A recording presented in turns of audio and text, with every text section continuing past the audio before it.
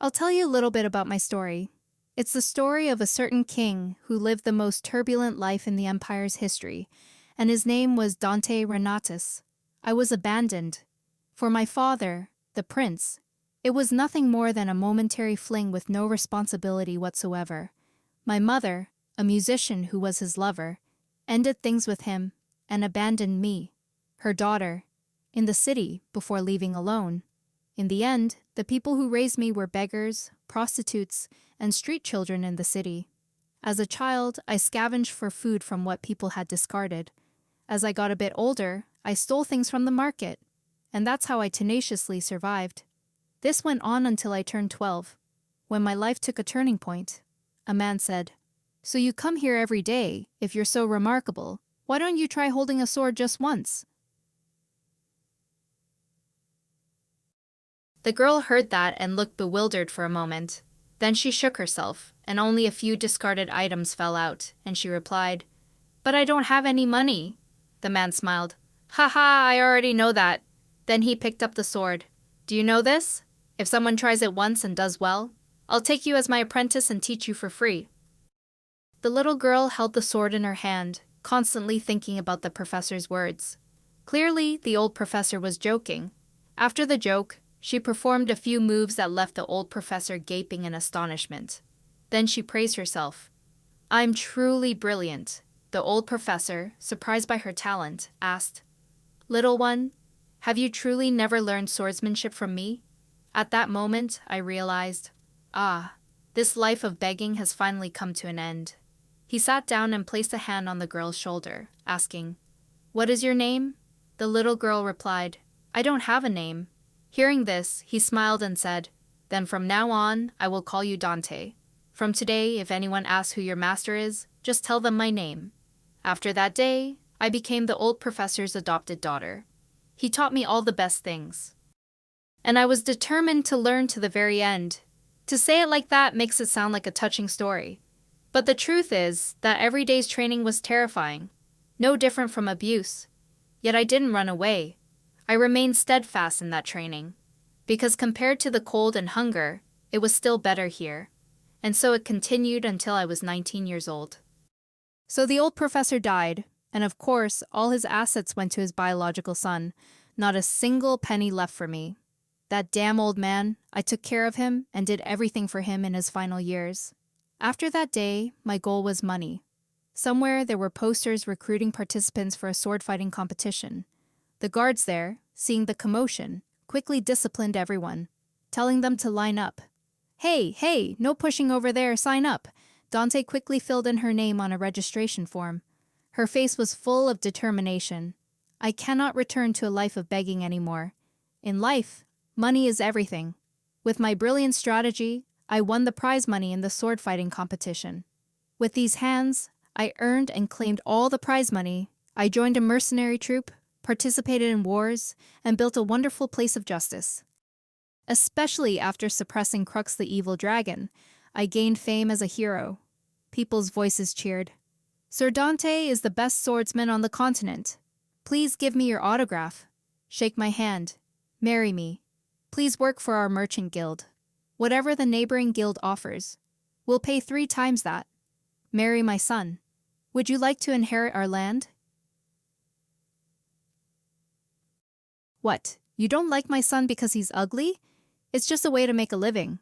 But I've become so famous that everyone recognizes me wherever I go. At this point, I could even build an empire. It seems I'm not the only one who thinks so. When I was 23, the king summoned me. That's right, he was my father." The emperor said to her, "My daughter, I grant you the surname Renatus. Return to the royal family." Dante frowned, because he knew nothing and still kept things like royal certificates. Therefore, the secret of my birth was revealed thanks to my fame. Damn it, I should have left earlier if I'd known. Dante's gaze fixed on him. The emperor asked, "Compensation?" Then he lowered his hand. What? Dante thought about his life. About his father who had casually slept with people of lower social status without taking any responsibility. And those people had given birth to about 15 children. But with so many children of poor quality, he had a huge headache. Then she snorted disdainfully and said, I don't just want one or two places. I yearn to live in such a place too. So, as soon as he knew I was his child, he jumped up and said, That's right. Knowing that the child he abandoned had become a hero was like finding a high-quality item at a cheap price. The emperor immediately yelled at Dante, You don't know what an honor it is to become a member of the royal family, Dante retorted angrily. I don't know about that. So, are you going to compensate me or not? The emperor clenched his trembling hands. So, what do you want? Do you want me to bestow upon you the title of princess? Dante raised her hand, rubbing her fingers together, and said, I don't care about the throne. Let's see, a private territory and a mansion are basic choices, plus 10 million gold coins, another 10 horses, and permission for me to command soldiers. And there's more. The emperor's jaw dropped. There's more. Dante then leaned closer to the emperor, clicking her tongue, and said, Your Majesty is my father, so I'll give you a cheap price. I also need to borrow the royal name to profit for myself. Well, what should I do, father? The emperor's face turned pale. Trembling, Dante smiled, thinking to herself, I still can't forget the expression on my father's face as he tried to endure the humiliation at that moment. The emperor had no other choice but to agree. All right, I accept your proposal. Couldn't he have done this better sooner? Then she spoke. Excellent. I will lend my reputation to the royal family. Yay! The agreement charted such an established historical path, and naturally, to save Renatus's face, it was embellished in historical records. Even if father had rejected the agreement, I would have had no regrets. But for the father who had lost the people's favor, I was a truly regrettable existence. Someone like me, who is both the continent's best swordsman and widely admired, cannot be overlooked, especially with a dramatic revelation like being Renatus's bloodline. I had intended to live the rest of my life in peace, without having to worry about food and clothing. My foolish half-siblings seemed to consider me a thorn in their side. Even though I had refused the position of heir, they still insisted on doing everything to eliminate me. But despite my annoyance, I had to live. So, in a fit of anger, I became king. Thus, the wandering child who once knew nothing overcame countless adversities and became the king of a nation, enjoying all the luxuries in the world and living a happy life. A fairy tale-like story was completed. If written as the story of a great person, it would certainly be a life with a perfect narrative arc and a bestseller. Indeed, I died at the age of 33. But that life wasn't too bad. Every moment was intense, and I gave it my all. I went through a lot, and got everything I wanted. Even if I were to live again, I couldn't live any more diligently than I did. I held no grudges. In fact, my slate was completely clean. That's how I was. 500 years later, I was born once again. I have brilliant platinum hair and blue eyes. I am the beloved youngest daughter of Duke Peresca's house, and everyone in the family loves me. My name is Helena Peresca. I even remember my past life's memories. It's truly insane. You're so mature for someone who's only been reincarnated for 10 years. That's the comment I hear most often. This is because, compared to my peers, I'm calmer and don't cause trouble. I read books alone, ride horses, and slowly solve difficult problems. That is the pride of my family. Well, that's true, but, Helena said, her face darkening. Life isn't interesting at all. Whatever I do is boring. I have no ambition. Life is very dull and tedious. When Helena's parents heard this, it was like a bolt from the blue. Her father, flustered, immediately asked, You're still a child. Why do you think like that, Helena? Helena replied, But that's the truth, isn't it? The Duke grew uneasy. Is it because nothing interesting is happening? Then we must go find it. Her mother, standing nearby, chimed in. Your father is right, Helena. Feel free to tell us what you want, and we will help you wholeheartedly. Helena remained silent for a moment, observing the two of them and pondering. Their boundless care and affection were so different from her parents in her previous life. She still hadn't gotten used to it. She wanted to tell them not to interfere. But doing so would deeply hurt them. Her mother then said, It's still too early to give up. Helena has so much potential ahead of her. The Duke beside her also said, That's right, Helena. Life is still long. Helena thought to herself. There are still many places to go. Am I going to die young? Then she forced a smile and replied, Yes, I'll pursue more passions in the future. Her parents finally left but didn't forget to say goodbye. All right, if there's anything you're interested in, just say so, and I'll help. If anything is difficult, ask your mother. After the door closed, Helena was left alone. They were worried to this extent, and there was nothing else to be done. In her previous life, she had lived extremely diligently, but if she were to be reborn again, it was natural to think that everything would be boring and meaningless. Then she sighed and flopped onto the bed.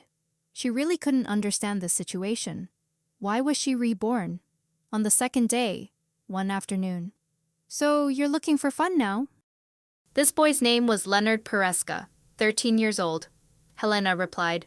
Just pretending to look? Leonard asked. You don't even feel like looking. Helena hesitated and replied. That's about it. Leonard sighed. Honestly, I'll take responsibility for Helena until you're old. Helena was surprised. Wow, that's ambitious, she thought to herself. So confident at 13? That's cute. Indeed, the greatest strength in this household wasn't power or influence, but Leonard's cuteness. My brother is the cutest. Then she spoke. But, brother, what's that sword for? Leonard looked at the sword and replied. Oh, I'm going to sword fighting lessons later, Helena asked again. Sword fighting lessons? Leonard brightened up. Yeah, father asked an acquaintance to teach me. That person comes from the most famous school in the capital. Helena snorted and asked. Is it fun? She thought to herself. It's about time Leonard learned to wield a sword, Leonard stammered. Well, I don't know yet. There are still many confusing things, Helena, puzzled, thought. Why? His comprehension isn't bad. He's a diligent student after all. Then she asked, How much do you understand? Leonard scratched his head. Let's see, how far have I gotten? Since I'm self-aware. I've just been continuously sparring, right from the start. Helena had a big question mark in her head. A beginner who doesn't even know the basics is already sparring. That's strange. Even if times have changed, this is a bit much. She had to go see who this person was herself. Then she spoke. Brother, can I join today's class? Leonard was surprised for a moment, staring blankly at Helena. Then he happily said, Of course, Helena. In the afternoon, in the Duke's second-floor hall, Leonard was beaming and very happy. Seeing this, Helena asked, You seem to really like this class, don't you? Leonard turned back in surprise. Huh, I thought you were very interested. Helena looked bewildered. Me? Helena recalled that earlier, Leonard had picked up the sword and told her, If you like it, let's learn together. It'll definitely be a lot of fun, Helena. Helena's face darkened. Well, that was a complete misunderstanding. I also have a good impression, but swordsmanship is one of the things I hate most. I'm completely fed up with swords now. I only came here out of curiosity about how that teacher is teaching my brother. Just then, someone approached. Oh, a lovely young lady is also participating today, I see, Leonard politely said. Ah, hello, miss. Leonard stared at the approaching person, thinking, Just try to trick me, and I'll immediately teach you a lesson for messing with Leonard. The person who approached waved their flowing robes and introduced themselves. Master Swordsman, I'm Victor. My younger sister is Helena, and she's here today to observe the class. Helena's face turned as cold as ice upon hearing this. It was utterly displeasing to look at. Even if he wasn't a fraud, she still wanted to curse him. Hold it in, Dante. No, Helena. Then she lifted her skirt, bowed, and said, I'm Helena Pereska, and I'm just here to observe today. Victor pointed to himself. Feel free to look around. But if it involves swords, remember to keep your distance. Helena, bewildered, wondered to herself, what is he saying now? Victor continued, Swords are very dangerous, my lady. They can be cruel, and this discipline isn't suitable for women. Helena remained silent for a moment, composing her reply. Then she spoke. So, I suppose you also know the secret that Dante Renatus is a woman, don't you? Victor waved his hand, laughing gleefully. Good heavens, my lady, that person is special. Looks like a mutation. Besides, can that even be called a real achievement? It's just bragging. All that praise is merely to honor the emperor's status, Helena pondered, clenching her hands tightly. Oh my, look at this guy. This scoundrel dares to call my pain bragging, and even if it's 500 years too late, I still want to kick this guy to death. Victor picked up his sword, wiping it as he spoke. So you shouldn't worry too much about it. Swordsmanship is a man's domain. Helena clenched her fists in anger. Ugh, how should we deal with this guy? Leonard stepped in front of Helena and said, Master, what Helena likes and what she wants is absolutely none of your business. Victor turned back in surprise. Huh? Faced with Leonard's resolute gaze, she thought in surprise. No way, my cute brother is truly a treasure of our house. So adorable. So strong. Victor chuckled. Even the young master is quite confident today, aren't we?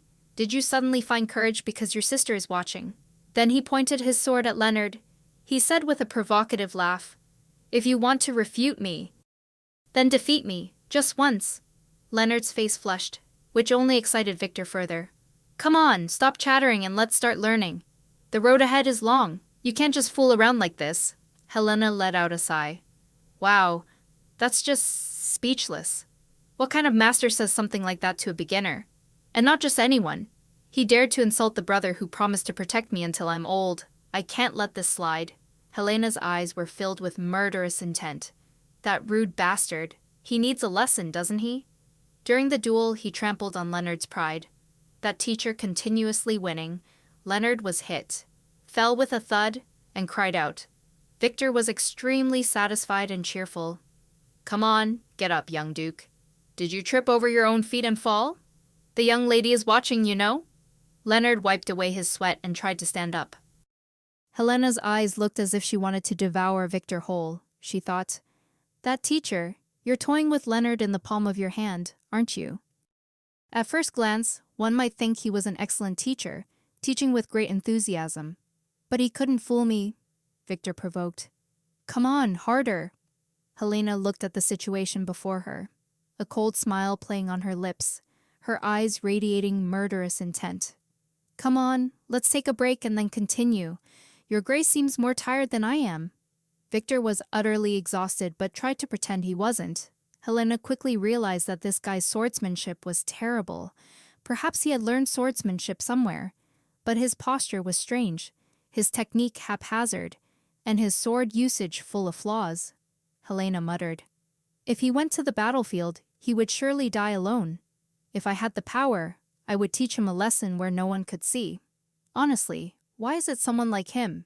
Seeing Helena waving, Leonard wondered. Helena. Helena patted Leonard's shoulder and asked, Brother, do you trust me? Leonard immediately replied, Of course I trust you, Helena mused. Just as expected, my adorable brother, answering without even listening. Then Helena whispered into his ear, Good, listen carefully. In the next match, look closely at the feet of that guy. No, of the teacher. Leonard turned his head to look at Victor and asked again. His feet, Helena continued. During the fight, there will be times when his left foot steps out, Leonard muttered. Steps out. Then she pointed at Leonard's hip and continued. At that moment, you must aim here and strike. Leonard looked bewildered. Helena encouraged him. You can do it. Leonard stared at her. Then he gave a bright smile and replied, I trust you, Helena. Victor, who was relaxing at the moment, asked, Are you two done talking? The break time is over. Shall we start the match? Leonard, holding the sword in his hand, calmly walked forward. Both quickly got into position for the next round. Victor burst out laughing. Oh, that's cool. You must have been cheered on by your sister, huh? It's good if the encouragement works. Leonard silently focused his gaze on Victor. Helena crossed her arms confidently. It works. It works too well, you trickster. The match immediately began. Victor advanced, attacking like a storm. Leonard tried to parry each of his opponent's sword strikes. Victor smirked, thinking to himself, These brats don't know how to fear adults and keep being insolent. This time, I'll make them scared.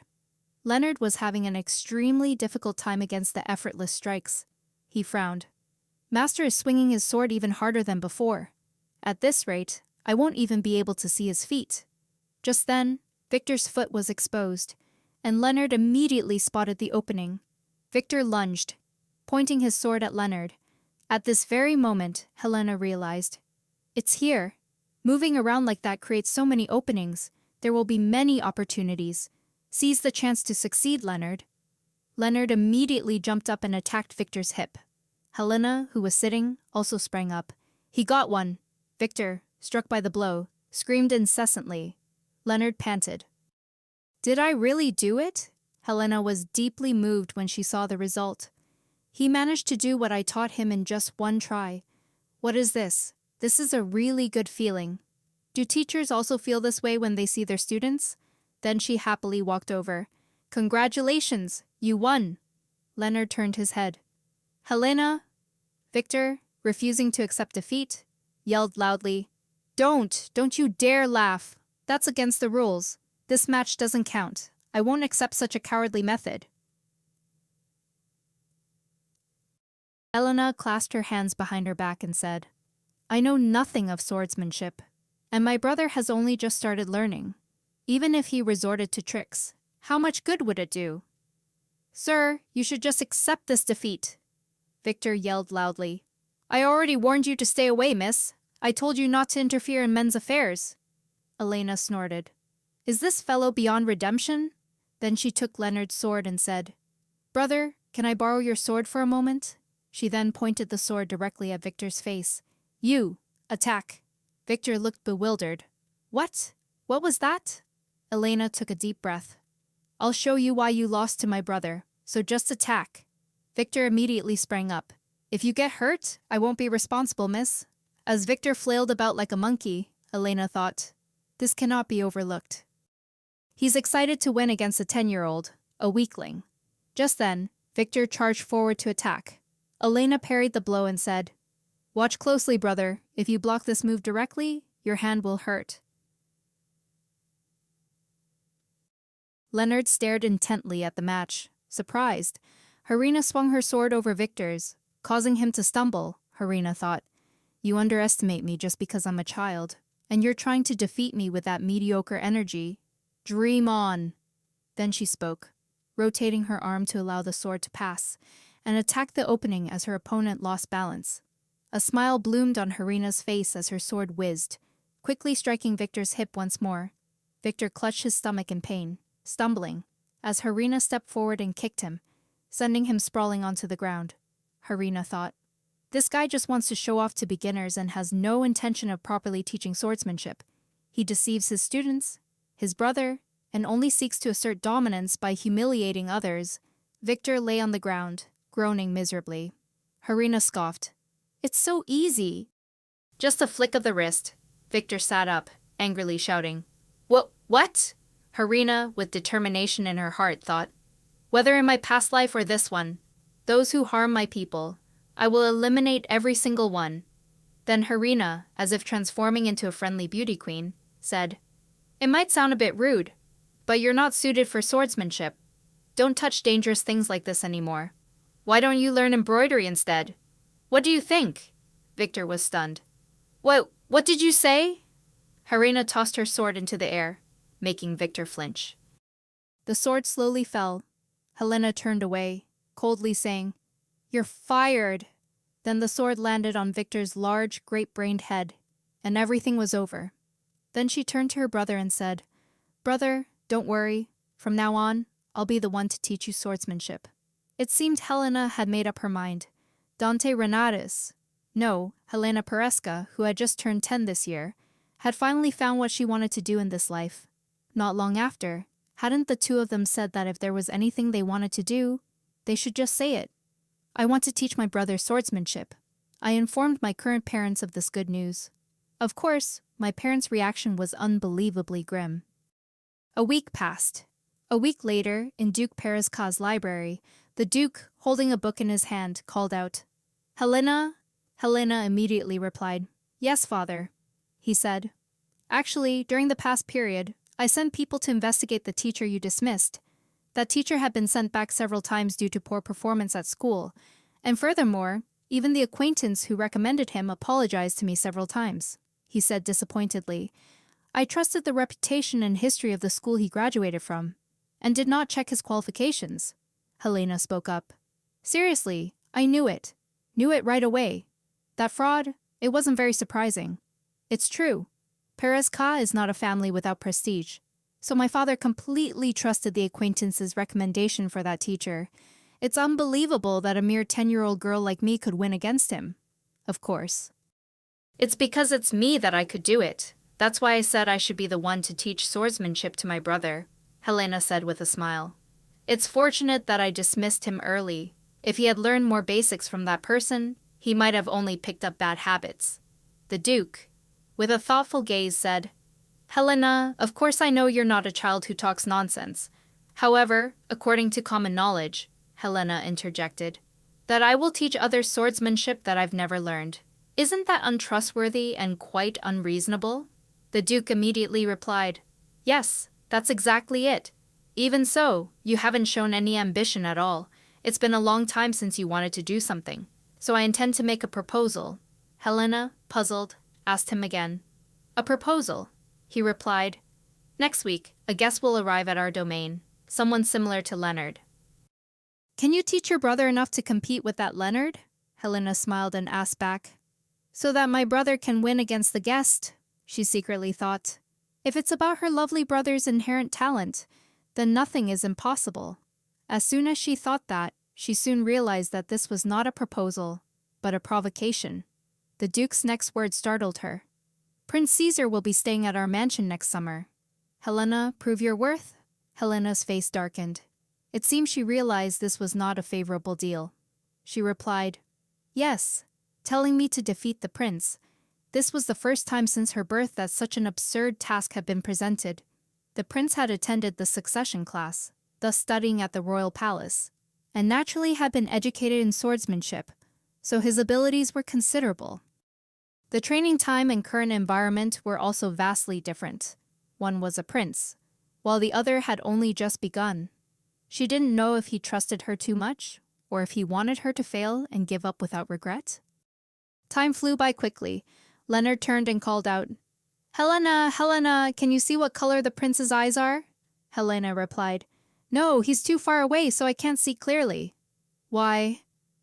Leonard said, Everyone in the Grey family has red eyes. Isn't that unusual? Helena mused.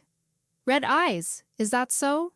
Thinking back before I died, I entrusted the imperial throne to Ares Grey, my close friend and a duke. Clearly his eyes, when he looked at me then, also glowed red. At that moment, the prince also approached and stood before them. Leonard placed his hand over his left chest and bowed in greeting. I am Leonard Pereska. It is an honor to meet your highness. Beside him, Helena also curtsied respectfully. I am Helena Pereska, your highness. I wholeheartedly welcome you. She then raised her head and stared at the prince. Up close, he looked astonishingly like Ares.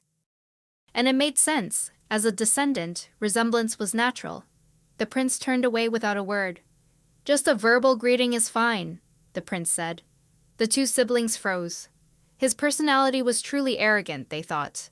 Of course, a greeting is always spoken with the mouth. The prince was like my only close friend. Normally, I would pretend not to hear and add more to the conversation.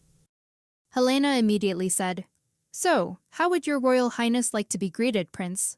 The prince, startled, turned back and asked, What did you say? Helena extended her hand and said, If you don't like a verbal greeting, would a greeting like this satisfy you? Everyone immediately started whispering. Her parents, in particular, nearly had a heart attack, crying out, Oh my God, save me, save me! The prince shrieked, You dare! At this moment, a man immediately ran over, took the prince's hand, and placed it on Helena's. Your Royal Highness, isn't it wonderful that the princess is so close to your Royal Highness? Indeed, what good fortune, isn't it? That's right, we must be close to each other. Close to each other. I apologize that the young lady dared to offer her hand, but shouldn't we all get along well during our time here? Your Royal Highness Caesar?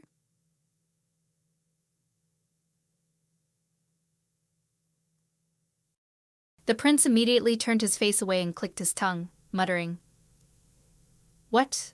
Fine. Let's get along for a few months, princess. Helena looked at him and thought, Becoming friendly so quickly, huh? I thought he would be more arrogant. Suddenly, her lips pressed together tightly. Caesar was now gripping Helena's hand tightly. Oh ho, you said you use a sword. You use strength to win, right? I didn't expect to be arguing like this with a child born 500 years later. Even so, I can't lose. Look, if you want to shock your opponent during a handshake, just gripping as hard as you can won't do it. The important thing is to grip the right position and the joints exactly like this. Caesar's arm gave a sharp crack, and he shrieked, pulling his hand back. The other man ran over. Why are you like this, Your Highness? Caesar shouted loudly.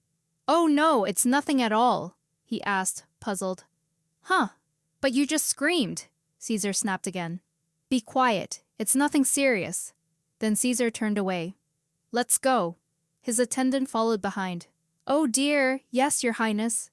Helena looked at him, smiling, and thought, he never tattles. A descendant of Ares. Even without my father's suggestion, I had already judged that he wanted to crush my brother. Helena, with a surge of spirit, said, I very much look forward to spending time with you this summer, Your Highness, she thought to herself. See, it's that one again. Leonard also parted his lips and replied, I also very much look forward to it. It will certainly be very enjoyable. His heart was filled with determination. Just wait and see. I will definitely get my revenge, Dubagachi. Both glared at each other as if they were fighting a battle to the death, making Helena's entire family break out in a cold sweat. This was truly the longed-for summer. Not long after, Helena's mother anxiously focused on instructing her precious child. Helena, listen to me. Even if His Highness is young, you must not be so disrespectful. His Highness must be going through a very difficult time now that he has lost his mother. Helena merely nodded slightly. With tears welling up in her eyes, she continued, You and Leonard are the only children living in this mansion. You must treat each other well. Understand? Helena nodded and replied, Yes, I will remember that. Helena recalled their meeting, like cats and dogs, and mused, I thought my first meeting with Caesar was quite successful, but it wasn't so for the adults. That's how I learned the reason why that fierce prince came to visit the ducal mansion. Last winter, the empress passed away, which deeply saddened the prince. He had requested me to soothe his heart and come here after seeking permission from the emperor. That was an act contrary to the intentions of the nobles. I thought the prince's visit was quite ordinary, so I didn't pay much attention to it. Now that the empress is gone, there will be no force in the imperial palace to protect this young prince. The emperor intends to leave Caesar in the imperial palace and organize forces against the nobles. Now I know why he's so arrogant. If someone is meticulously cared for in another person's house, do they become timid? Fine, but you'll lose when there are no adults around. Suddenly, he came over and asked, Did your mother scold you for what happened earlier? Helena froze, looking at Caesar, seeing him as if a halo of the party was sparkling above his head. Helena thought to herself, Is he waiting for me? Mom lectured me for a whole hour. Caesar snorted and said, Well, even though your attitude is a bit arrogant, I don't care, because I don't have time to bother with it. Helena Donkey replied, Yes, that's right. I don't care either. Caesar was startled. Oh, then he pointed at Helena and yelled, You need to pay attention. If you do that to an elder, you'll be in trouble. Helena calmly said, The prince is not my superior. Caesar yelled back. Yes, I am the prince, Helena replied. Is that so? But you told me that without peasants, there would be no nobles today, didn't you? Caesar gnashed his teeth in anger. But what could he do, Helena? Like a smug cat wagging its tail, thought to herself, Isn't that right? You're the one who came running here for our help? Even in this situation, you can't be arrogant as a prince and compare yourself to a duke? Then he sighed. Caesar mumbled, Ah. He was waiting for her to drop the misunderstanding. Helena, seeing his gentleness, gave him a puzzled glare. Suddenly gentle? Haven't we always torn each other apart until our last breath? Caesar continued. I know I don't like you, but if that's the case, I'll become the #1 enemy of Empress Baylor's family. I know I'm just a burden to Duke Peresca, even though he's no longer interested in politics. Therefore, I don't think there's a need to treat you too arrogantly. That's all I wanted to say. So, let's stop arguing. After that, he let out a tired sigh and left. Helena was left alone. deep in thought. Wait, if that's the case, am I the only one causing trouble? Helena put her hand to her chin. I've been causing trouble with a child. That was Helena Pereska's first mistake. I knew that aggressive prince just wanted to live happily, yet I put so much pressure on myself. It's too late for regrets now. I can't help him, since he's not exactly welcomed. But either way, I still have to find a way to defeat him in the future. It will surely be a battle of wits between equals. Helena just walked away. Suddenly she stopped and looked back. But by then, Caesar had truly left. Helena's eyes held a trace of regret for something. But then, she too departed. Not long after that. Helena, have you made up with His Highness yet? Helena scoffed. Make up? Make up what? Leonard reminded her. Huh, don't you remember? What happened last week? When we were in the hall, and the atmosphere was extremely tense. She replied, That was just a childish squabble. There's no need for reconciliation. Are you still concerned about him? Didn't you hear what Father said? Leonard said, Even though Father said that, I still want to make more friends, Helena asked, puzzled. Why? Leonard explained. Isn't it very difficult to make friends in the royal palace? But he looks very lonely. Helena's eyes lit up as she thought to herself, Oh my, how can someone be so kind and innocent? Then she spoke. There are still 298 more sword swings, brother. Leonard let out a cry and immediately returned to swinging his sword. Helena looked at him and thought to herself, After defeating a sword master like Anshin, he never questioned me at all. He truly is a disciple worth teaching. He's getting better and better, so it's time to assess the opponent's situation. Then she spoke. Well, if even you said so? Then I guess I'll have to make up and play with him again, Leonard asked joyfully. Really? Helena nodded. But in her heart, she said no. Leonard continued joyfully. Then you go ahead. I'll practice swinging my sword 295 more times, Helena said. I'll go. After a few days of observing Hamilton and Seza practicing sword fighting in the second-floor hall. Of course, making peace is just an excuse, and the espionage mission takes precedence. I must defeat him. Helena stealthily opened the door and peeked inside. Seeing this, Hamilton immediately asked, Huh, princess, what are you doing? Helena replied, I just want to watch them train. Hamilton then smiled brightly and said, Oh, princess, Sir Leonard is training with His Highness Caesar, isn't he? You must be eager to see their sword-wielding techniques. Helena nodded, thinking to herself, I'm learning. It's so hard to explain.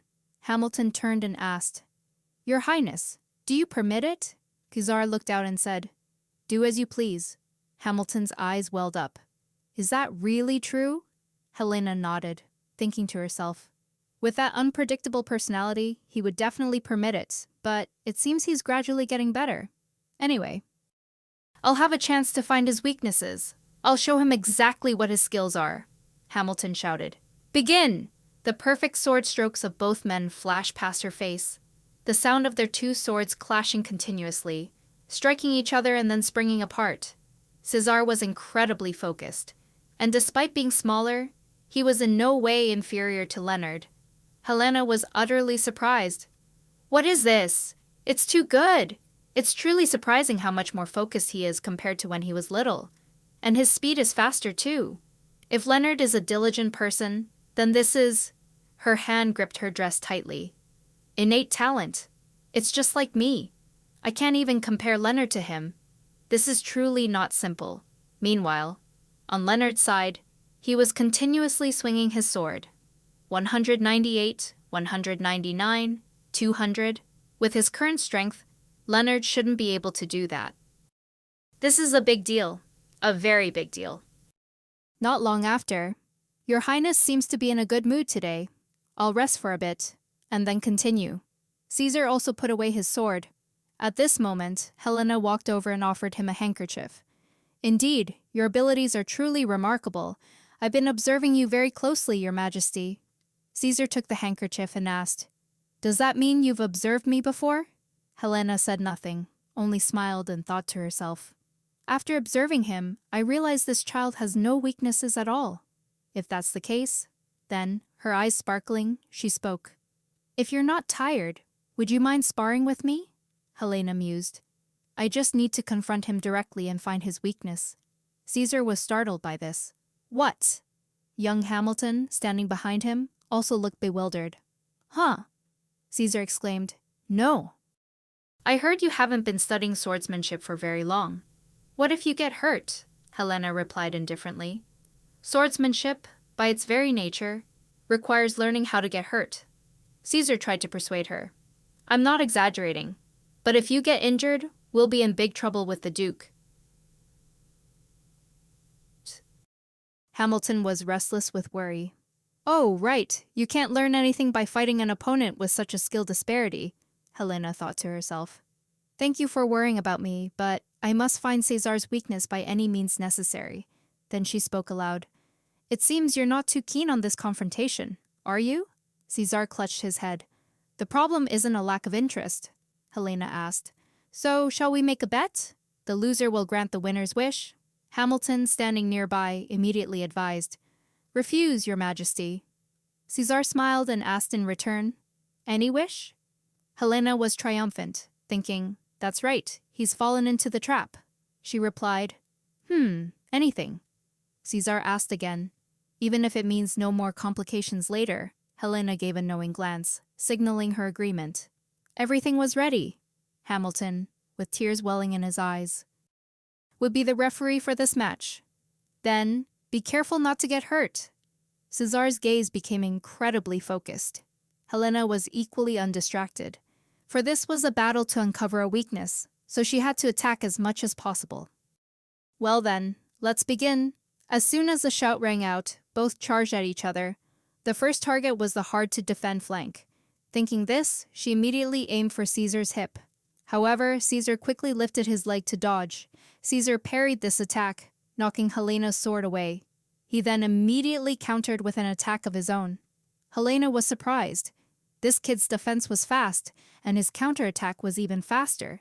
The sword shot towards Helena like a flash, and her feet moved, dodging to the side. Helena could completely defend against this attack. Caesar was also startled by her ability.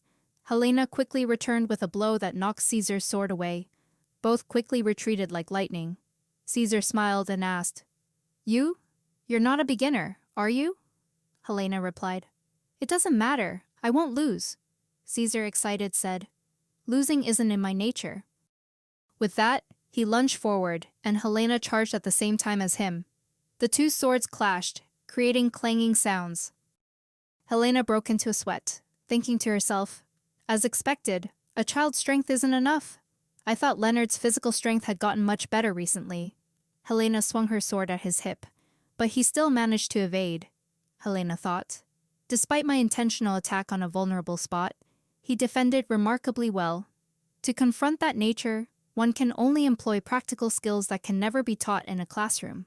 Helena gripped her sword tightly and took a deep breath. Her eyes widened, and she aimed resolutely at Caesar. Nothing could stop this strike.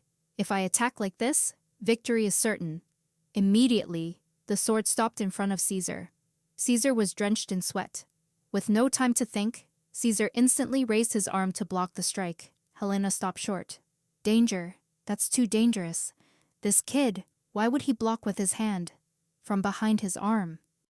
Caesar's sword shot straight towards Helena in a counterattack. Helena was surprised. Why is this so crazy? Hamilton immediately shouted. Stop, that's enough. Then he rushed to Caesar. Your Highness, are you all right? Caesar turned, panting, and asked. I was about to win. Why did you stop? Helena also panted and said. It was a draw. Caesar immediately retorted.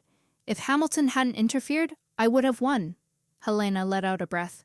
If this were swordsmanship, you would have lost an arm, Your Highness, Caesar asked. Why an arm? Of course the one whose neck was attacked is the loser, right? Hamilton panicked. You too, please stop talking about such gruesome things, Caesar said. Anyway, it's been a long time since I've had such an interesting fight, Helena replied. Me too, Hamilton immediately said. What's fun about it? I asked you two not to. You're injured. This. What should I do? After that, both of them left. And the door slammed shut. When she was alone, she smiled. Haha, that kid really isn't human, she thought. If Leonard's diligence in studying was commendable, Cesar's unpredictability was strangely so. Did my first teacher feel this way? That confidence that their students would become anything? So, should I try to teach them that with determination, they can achieve anything? If so, I want to be ambitious for once and see what happens. At dinner that day, Helena's mother asked, "Oh dear, I don't see His Highness anywhere." Hamilton smiled and replied, "His Highness is tired, so he will skip dinner." The Duchess replied, "Ah, is that so?" Helena was stunned, thinking to herself, Caesar refuses to come out for dinner. Sure enough, he was in a bad mood because of the incident where he was stabbed in the hand. He didn't show any pain but was stunned for a moment. A moment later, Helena irritably went to the room and knocked on the door. She thought to herself, "Just ask about his condition briefly and then leave." A voice echoed from inside. "Come in." Hearing the voice, she concluded, "His voice sounds relaxed, so he must be fine." Helena Peresca, for the first time in this second life, had to scrutinize another person's gaze. Then the door slightly opened, and when Helena stepped inside, she saw Cesare sitting on a chair. As Helena slowly walked in, her face immediately darkened. He needs a cast. Helena felt truly conscience-stricken. What have I done to a child like this? Wait, I deliberately stabbed him. But even so, Cesare chuckled. You look quite displeased, don't you? Helena plopped down on the bed and immediately asked, "Have you been properly treated?" Caesar replied, "Hamilton brought a doctor earlier. It will heal soon." Helena crossed her arms and shook her head. "You don't need to be too disappointed in yourself. I've also injured my finger once, so I know, every time it rains, it aches and throbs." Caesar asked in surprise, "What happened to your finger?" Helena recalled her past self and said, "Just like your Highness, I was parrying a frontal attack. Oh, I mean, it was just an accident while playing." Caesar, with a huge question mark in his mind, asked again, "Playing?" Helena turned her face away amused. "I almost accidentally revealed something from my past life. Time to change the subject." Then she turned back to Caesar and asked, "But you got injured because of me, yet you haven't tattled to anyone," Caesar replied. "Why would I do such childish things?" Helena asked. "I thought your Highness would hate me," Caesar said. "Even if I did hate you, I wouldn't do such foolish things," Helena asked bluntly. "So, you do hate me, don't you?" Caesar asked her back. "You're the same, aren't you?" Helena smiled and replied, Not at all. I actually like your Highness," she thought to herself. "I've decided to nurture a talent like you. This is truly from the heart." Caesar was silent for a moment, saying nothing. Then his ears turned red, and he stammered, "This..." Helena scoffed. "Oh my, look at you, all red-faced and flustered." Then suddenly, Caesar stood up abruptly and yelled, "But earlier, why didn't you finish the match properly?" Helena asked back, puzzled. "What about the match?" Caesar immediately asked. "At the end of the match, you intentionally went easy on me, didn't you?" Helena was surprised and thought to herself, "That's right. As soon as I saw Caesar was about to use his left hand to block the blow, I couldn't change the direction of my sword, because I had to avoid damaging his hand as much as possible." Then she pointed at Caesar and said, "So, you knew you would get hurt, yet you still intentionally put your hand out to block. Your Highness, are you a moth drawn to a flame?" Caesar replied irritably. "Who knows, if I lost, you would wish for all sorts of strange, bizarre things." Caesar let out a sigh. "What could a delicate lady wish for?" he then asked. "So, what exactly do you wish for?" Helena immediately gave him a dislike and said, "Sir, becoming my disciple. Isn't that reasonable?" Caesar snorted loudly. "I knew it.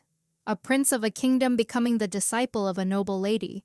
Helena burst out laughing. "What about your Highness then? If you win the match, what will you wish for?" Caesar suddenly froze. Then he turned his head away and said, "Forget it. It's just a silly bet anyway. Why ask?" Helena threw up her hands in exasperation. "I've already stated my wish, haven't I, you petty thing?" Caesar immediately replied, "You said it yourself. I wasn't curious." Helena immediately provoked him. "Oh, I get it. You're thinking some dark thoughts, aren't you?" Provoked, Seiza immediately flared up. Don't be dramatic. What kind of person do you think I am? Helena thought to herself. Teasing this guy is quite fun, Seiza stammered. I just want us to call each other by our names, Helena wondered. Names? What's so difficult about that you have to wish for it? Seiza replied. That's right, for you, it's a small matter. But people aren't easily comfortable with me. Even Baron Hamilton kneels down. At that moment, Hamilton bowed low and said, How can I call you by your name, your highness? If I have done anything wrong, please forgive me generously. Caesar asked, What's wrong with you? Hamilton said nothing, only weeping silently. Helena mused, Indeed, I know that feeling. I also once asked Ares to call me by my name, even though everyone respected and revered me. Power isn't everything, and I had no one truly close to me. So I told him that when we were alone, he should call me by my name. Ares had said, If you're going to joke, don't joke like that. That's what Ares said. That stiff-necked man. Returning to the present, Helena readily agreed to Caesar's request. All right, I'll call you by your name. Caesar, taken aback, asked, Are you serious? Helena calmly replied, Naturally, we'll speak casually, like friends. Caesar quickly said, Hold on. If it's to that extent, Helena chuckled. So, how about we spar with each other from time to time? Caesar stared at her with wide eyes, and silence fell between them for a moment. Caesar's face turned crimson, and he exclaimed, Ah! Then he became flustered again. If I'd known this, I should have wished for something much harder. Helena watched him, thinking, It's just calling someone by their name. Does he really need to be so ecstatic? Caesar was now blushing crimson, completely flustered. Helena thought, If only Ares had also agreed to call me by my name that day. What will become of me? She thought, and burst out laughing. Then suddenly she was clutching her stomach, laughing uncontrollably. Caesar, embarrassed, shouted, What are you laughing at? Helena didn't care. She kept laughing while Caesar kept shouting, Stop laughing! Sword practice was put on hold until Caesar's hand fully healed. Every day, the three of them gathered to play cards. Leonard had suggested visiting Caesar, but 5 days had already flown by. To make matters worse, the rainy season unexpectedly arrived. All three complained that they couldn't go outside. They felt sluggish, and the dampness was too uncomfortable. Suddenly, a thunderous clap echoed through the sky, and Caesar said, There's thunder and lightning. On days like these, something occasionally appears at the Duke's mansion. Leonard asked curiously, What appears? Along with the sound of thunder. A voice in the room spoke up simultaneously. Hamilton's voice deepened, taking on a spooky tone. Every summer rainy night like this, people say a woman in a blue dress appears in the basement. The two young men shivered. Caesar immediately retorted, Ah, you're lying, Helena suddenly said. Ghosts aren't real. Hamilton put on a mysterious air. It's not just 1 or 2 witnesses, Princess. That's why the Duke restricts movement on these days. Isn't it? Caesar's voice trembled. Is it true? Leonard, though scared, confirmed. That's right. They say we can't go down to the basement, Hamilton continued. I don't know what would happen if a ghost took you. But, do you still want to go in?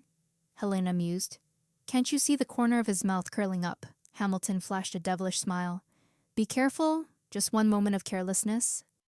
And the woman in the blue dress will chase after that person. Suddenly, at that very moment, someone knocked on the door, startling the two young men. Someone poked their head in from outside and said, Sorry to interrupt, but the Duke needs to discuss the carriage repairs with you. Hamilton nodded. Oh, I see. Please wait a moment. Then the room door closed, and both of them were still trembling. Helena mused. Hamilton, is that how you relieve stress? She then let out a sigh and said, What are you surprised about? When someone says they've seen a ghost, it means they've mistaken a shadow for one. Caesar seriously objected. No, ghosts are real, and it's in the palace. Leonard, his face pale, asked. The palace, Caesar replied. Yes, when the sun sets. The evil dragon Krusek, which Emperor Dante Renatus sealed when he was young, will fly across the sky, searching for a suitable body to revive, Helena said blankly. That's an unbelievable story, Leonard wondered. Is it true?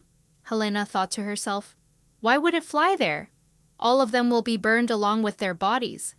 Then Cesar slammed his hand hard on the floor. Good. No more of this. We have to see that ghost with our own eyes tonight. Leonard nodded. Huh, that's right. Helena on the side shouted. I'm not going anywhere. Cesar pointed at Helena and said, What? That's your family's ghost? Helena pointed back at him. I don't believe in ghosts. Did you hear what I said? Cesar replied. Well, this is the perfect time to see if it's real, Helena asked. Even if it's not real, Helena pondered. No way. Why should I clean the house in this hot weather just because of some kid's curiosity? I hate trouble. Then she lay down and shouted, If you want to go, go together. I'm not going. A moment later, Is this the entrance to the basement? That's right, it's here. Cesar looked at the door and asked, The door is locked. What should we do? Leonard replied, Is there only one door? Helena was utterly exasperated. Oh my God, this is ridiculous. I'm dragged into these kids' ghost hunting game. Earlier, Cesar had scared her and asked, Oh, how do you feel? You're scared, aren't you? I was exhausted by that prank, and that contradictory personality still persists even after my reincarnation. That's right, it's not too late. Let's go back, Helena thought, then glided away. Leonard then said, I don't know where the key is. He then picked up his sword. There's no other way, should we break it? Cesar immediately cheered. Well done, Leonard. Seeing this, Helena ran over and separated the two of them. You kids, are you trying to make things more complicated? She spoke up. Move aside, I'll open it. Leonard wondered. Huh, do you have the key? Helena pulled a hairpin from her head and said, No, but this might help. Cesar was surprised. A hairpin? You can open a lock with that. Helena replied. I mastered this when I was a freeloader. Then she turned to Leonard and said, I read about it in a book written by a wonderful man. Leonard's eyes lit up. That's my sister. There's nothing you can't do. Cesar was utterly astonished by Helena's ability. Ha. After that, the door slowly opened, and all three cautiously stood above, observing. Helena spoke. Hey. Cesar beside her said, It's too hot. I'm finding it a bit hard to breathe. Leonard took the candle and said, From now on, I'll go first. Both of you follow me. Then Leonard went ahead with the candle, and Helena and Cesar followed step by step. Helena let out a sigh. The air is worse than I thought. It's humid, and the smell of smoke and dust makes me uncomfortable. I need to stay calm. If they get hurt, I'll be the only one who can take care of them. Upon arrival, Cesar said loudly, We're here. There's nothing to be scared of. I think inside the tunnel is a water conduit. Leonard beside him added, That's right. I hear the sound of flowing water.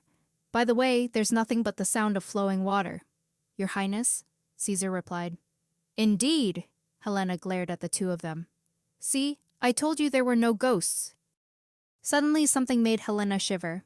But it's a bit cold. The stairs were quite stuffy. But it's cold here. There are definitely no ghosts now, right? Let's go back. The atmosphere became silent. Leonard stared at something. Huh.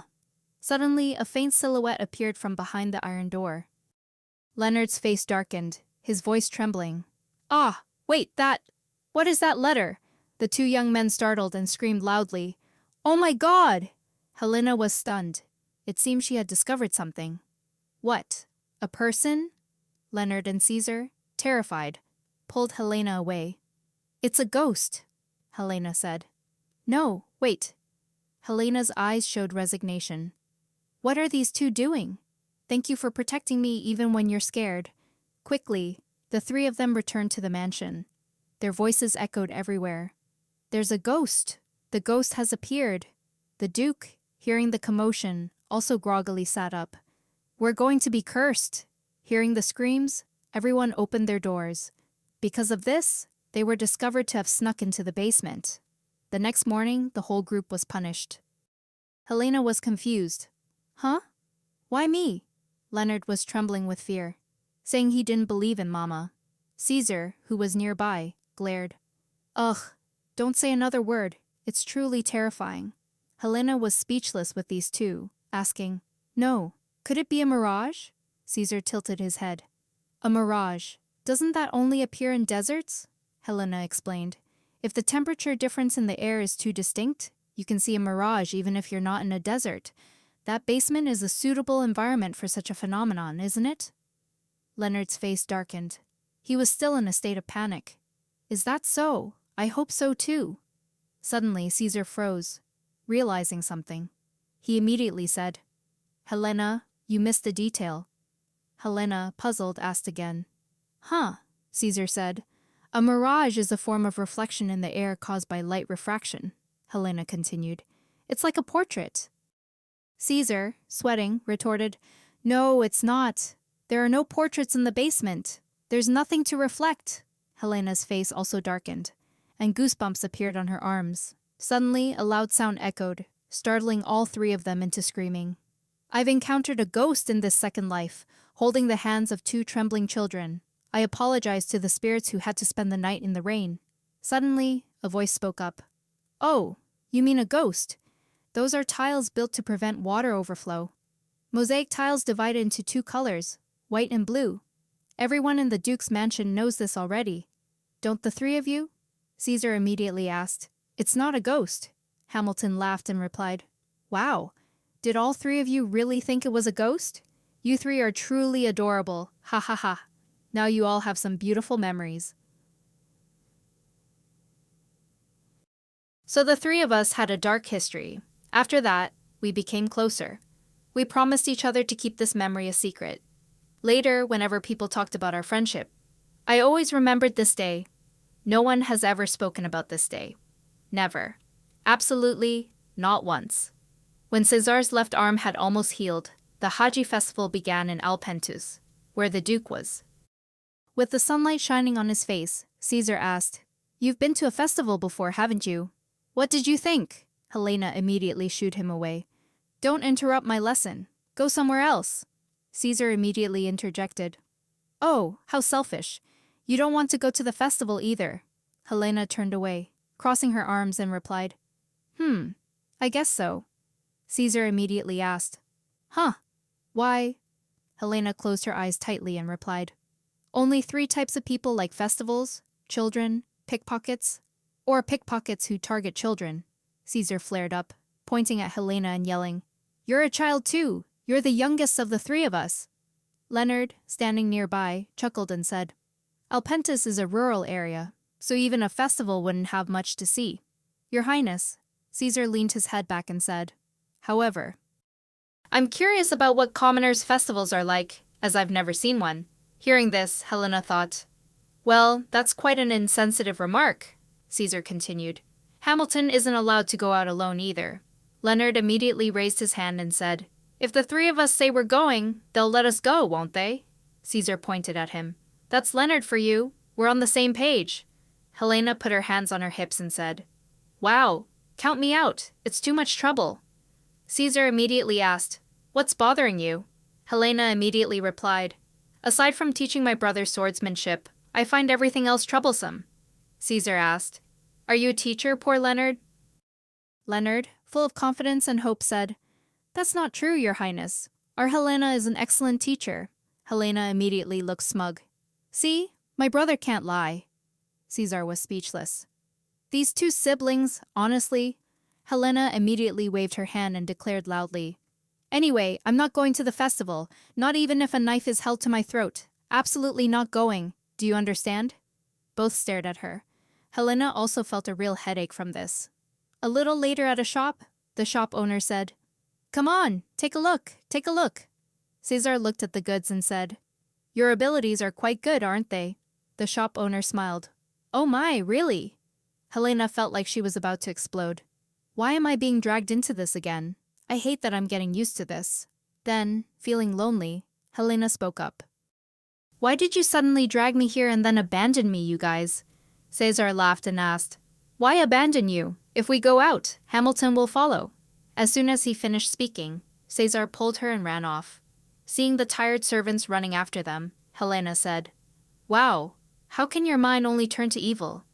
Don't you feel sorry for others? Caesar replied, It's because you don't know. That's why. How much teasing about trivial things bothers people, Helena pondered. I know him, it's annoying, but I also understand that if I did the same, he would be the same. Because someone is following us. Ever since saying goodbye to Hamilton, I've sensed it. Well-dressed children are walking around unsupervised. It's only natural to become a target for bad guys. Helena glanced. A pickpocket or a kidnapper, checking which one was following. Suddenly, that person also saw Helena. Helena was startled. They had already made eye contact. Looking straight at me. No, at me. Is this suspicious figure him? The other person saw this and immediately ran off. Without hesitation, Helena immediately gave chase. Where do you think you're going? Caesar looked confused. What's happening? Leonard quickly called. Oh, Helena. Helena replied as she ran. I'll be gone for a moment. You two stay here. Just as she reached the intersection where the other person was hiding, Helena stopped short. She looked around, peering this way and that, but there was no one. The alley was so long. Who exactly was this person? Suddenly the man appeared behind Helena and knelt, saying, I'm Noe. Helena jumped, startled, and turned around. When did you come back? Noe looked up. I truly wish to meet you. You have grown up beautifully. Helena, puzzled, wondered, who is this? I don't remember ever meeting someone like him. It didn't seem like he intended to attack her, but his mood felt off. Or perhaps he was a pervert. Tears began to stream down Noe's cheeks. I have been waiting for your rebirth. My God, my savior, my only king. Helena was stunned. Huh? Noe sobbed and wailed, saying, how can time pass so slowly? This decaying body is truly cruel. Helena, bewildered, asked again, what are you talking about? Suddenly, Leonard's voice echoed urgently. Where are you? Helena. Noe immediately sprang to his feet. The team members are looking for you. I will return immediately. Before I draw my last breath, I must meet you again. Helena immediately chased after him, shouting, Hey, wait! Explain this to me! She was puzzled. What kind of king? Do you know the truth that in my previous life I was Dante? Caesar ran over and grabbed Helena.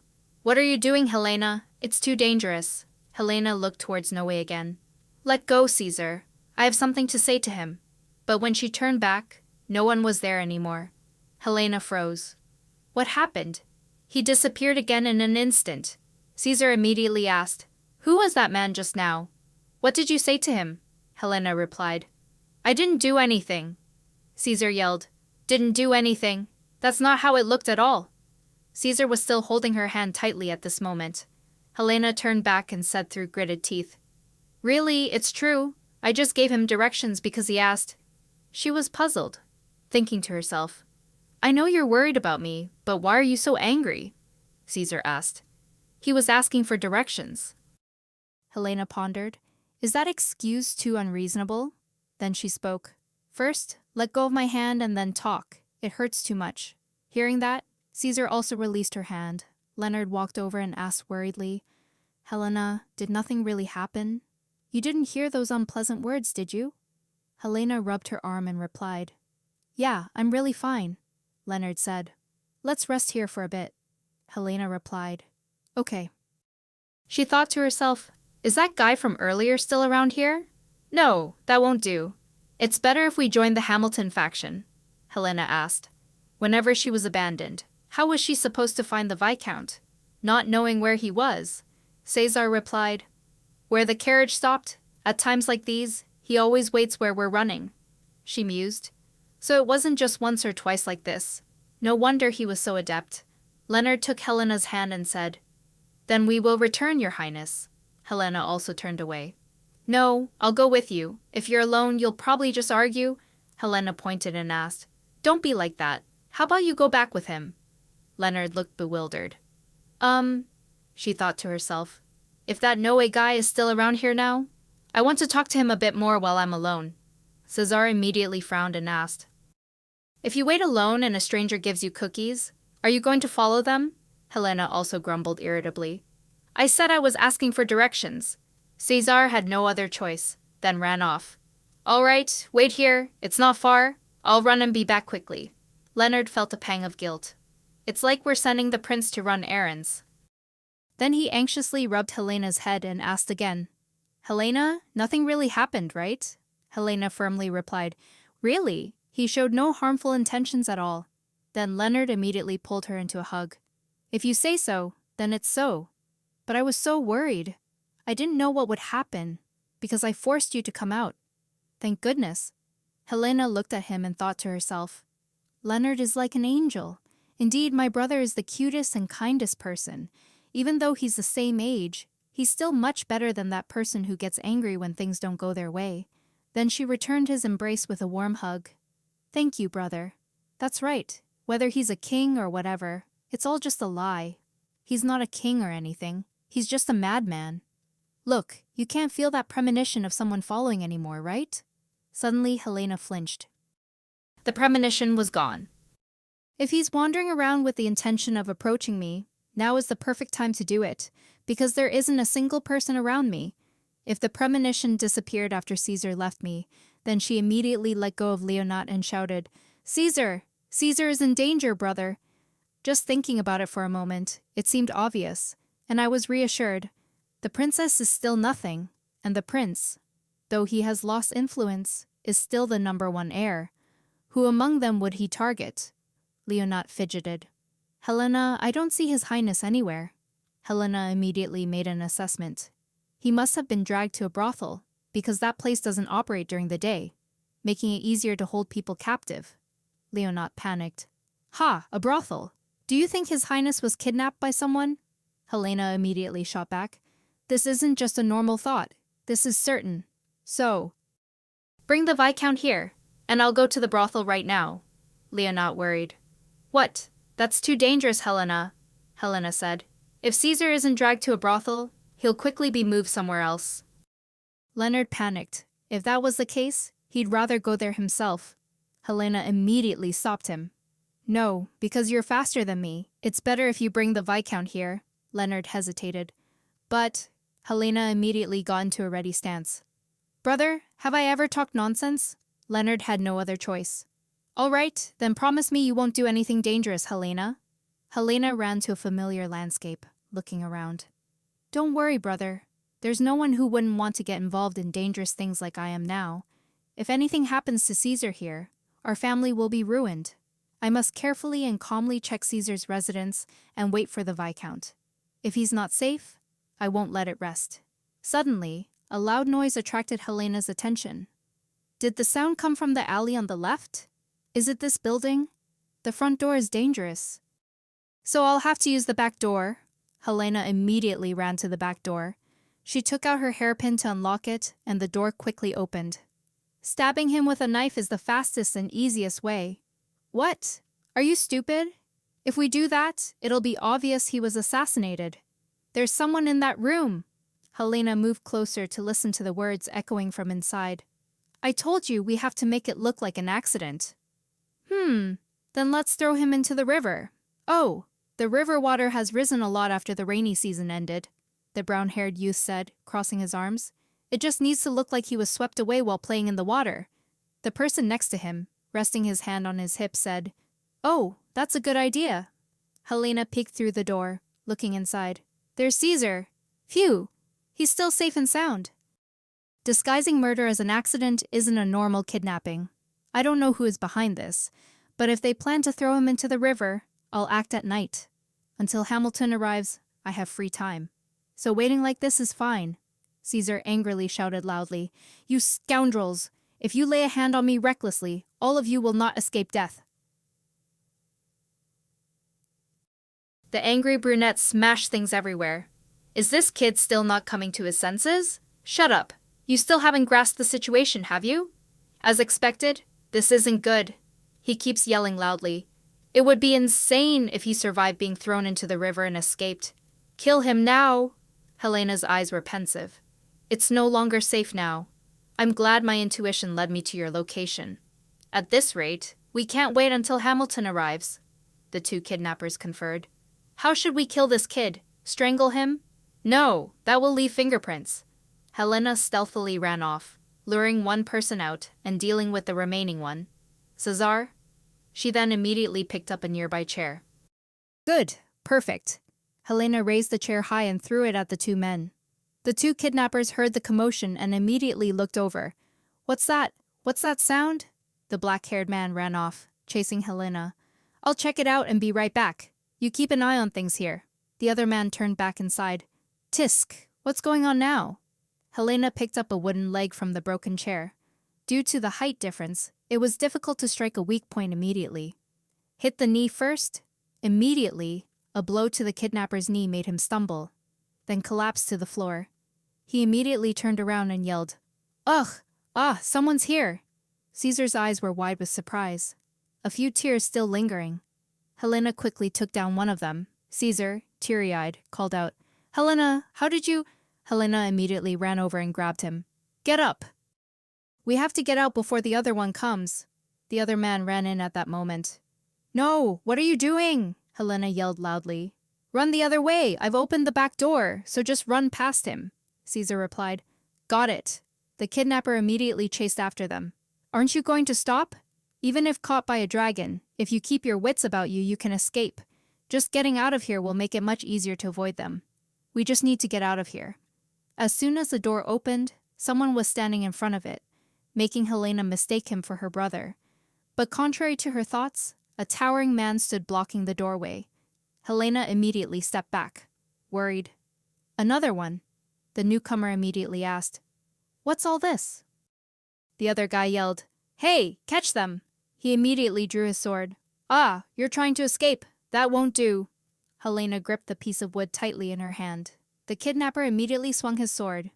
Don't even think about running away again. I'll kill you right here. Facing this attack, Cesar directly put his back out to shield her. Cesar cried out in pain. Helena, run! Helena was bewildered and stunned by what had just happened before her eyes. Cesar then collapsed onto the floor. The other guy put his hands on his hips and said, Now that you've cut him, what do we do? We were supposed to make it look like an accident. God, you've made a mistake. The blood from Cesar's back was smeared on Helena's hand.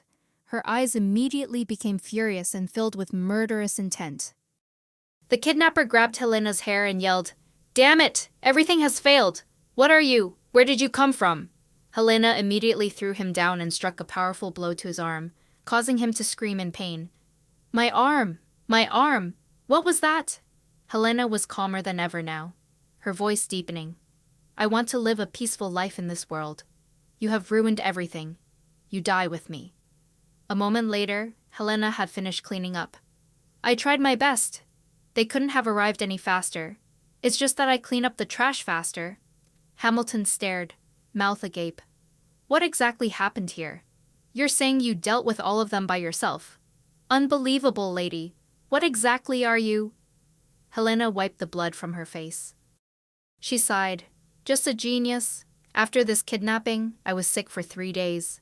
The doctor said that my ankle ligaments and arm muscles were injured. The kidnappers were lucky to have their lives spared because they were dragged to the capital, so their future wouldn't be very bright.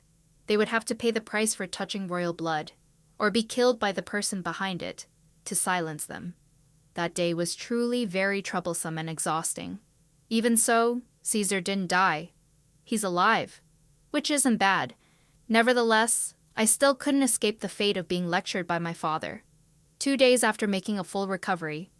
Helena, do you know why I called you? Helena tried to avoid his gaze.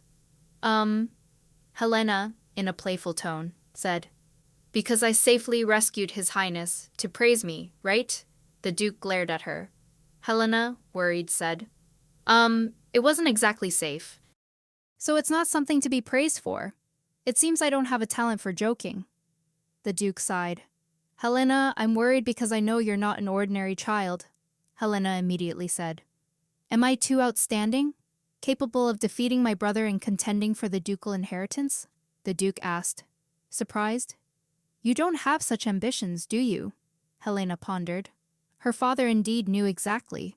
Then the Duke, worried, expressed his true feelings. Because I know you are outstanding, I'm worried that you will get caught up in unbearable matters. Even if you are smart and did it confidently, parents would not welcome their 10-year-old daughter running towards a kidnapper. Upon hearing him say that, Helena couldn't say another word. My father in my previous life said the story about a dragon I had sealed was the most interesting. the Duke continued. The Viscount is also eager to bring you to the capital. I mean, he wants to try raising an excellent teacher. Helena wondered in surprise. Hamilton, another person like my teacher from my previous life has appeared, the Duke continued. If this is allowed, I will acknowledge you as a special child. As a parent, I'm not sure if that's the right choice for you, but what do you want? Helena thought to herself. The life of a special child that my father constantly warned me about is clearly contrary to my ideal of wanting to live peacefully. But I couldn't find anything interesting to do. Whatever I did wasn't interesting or free. Only when Leonard swung his sword as I taught him.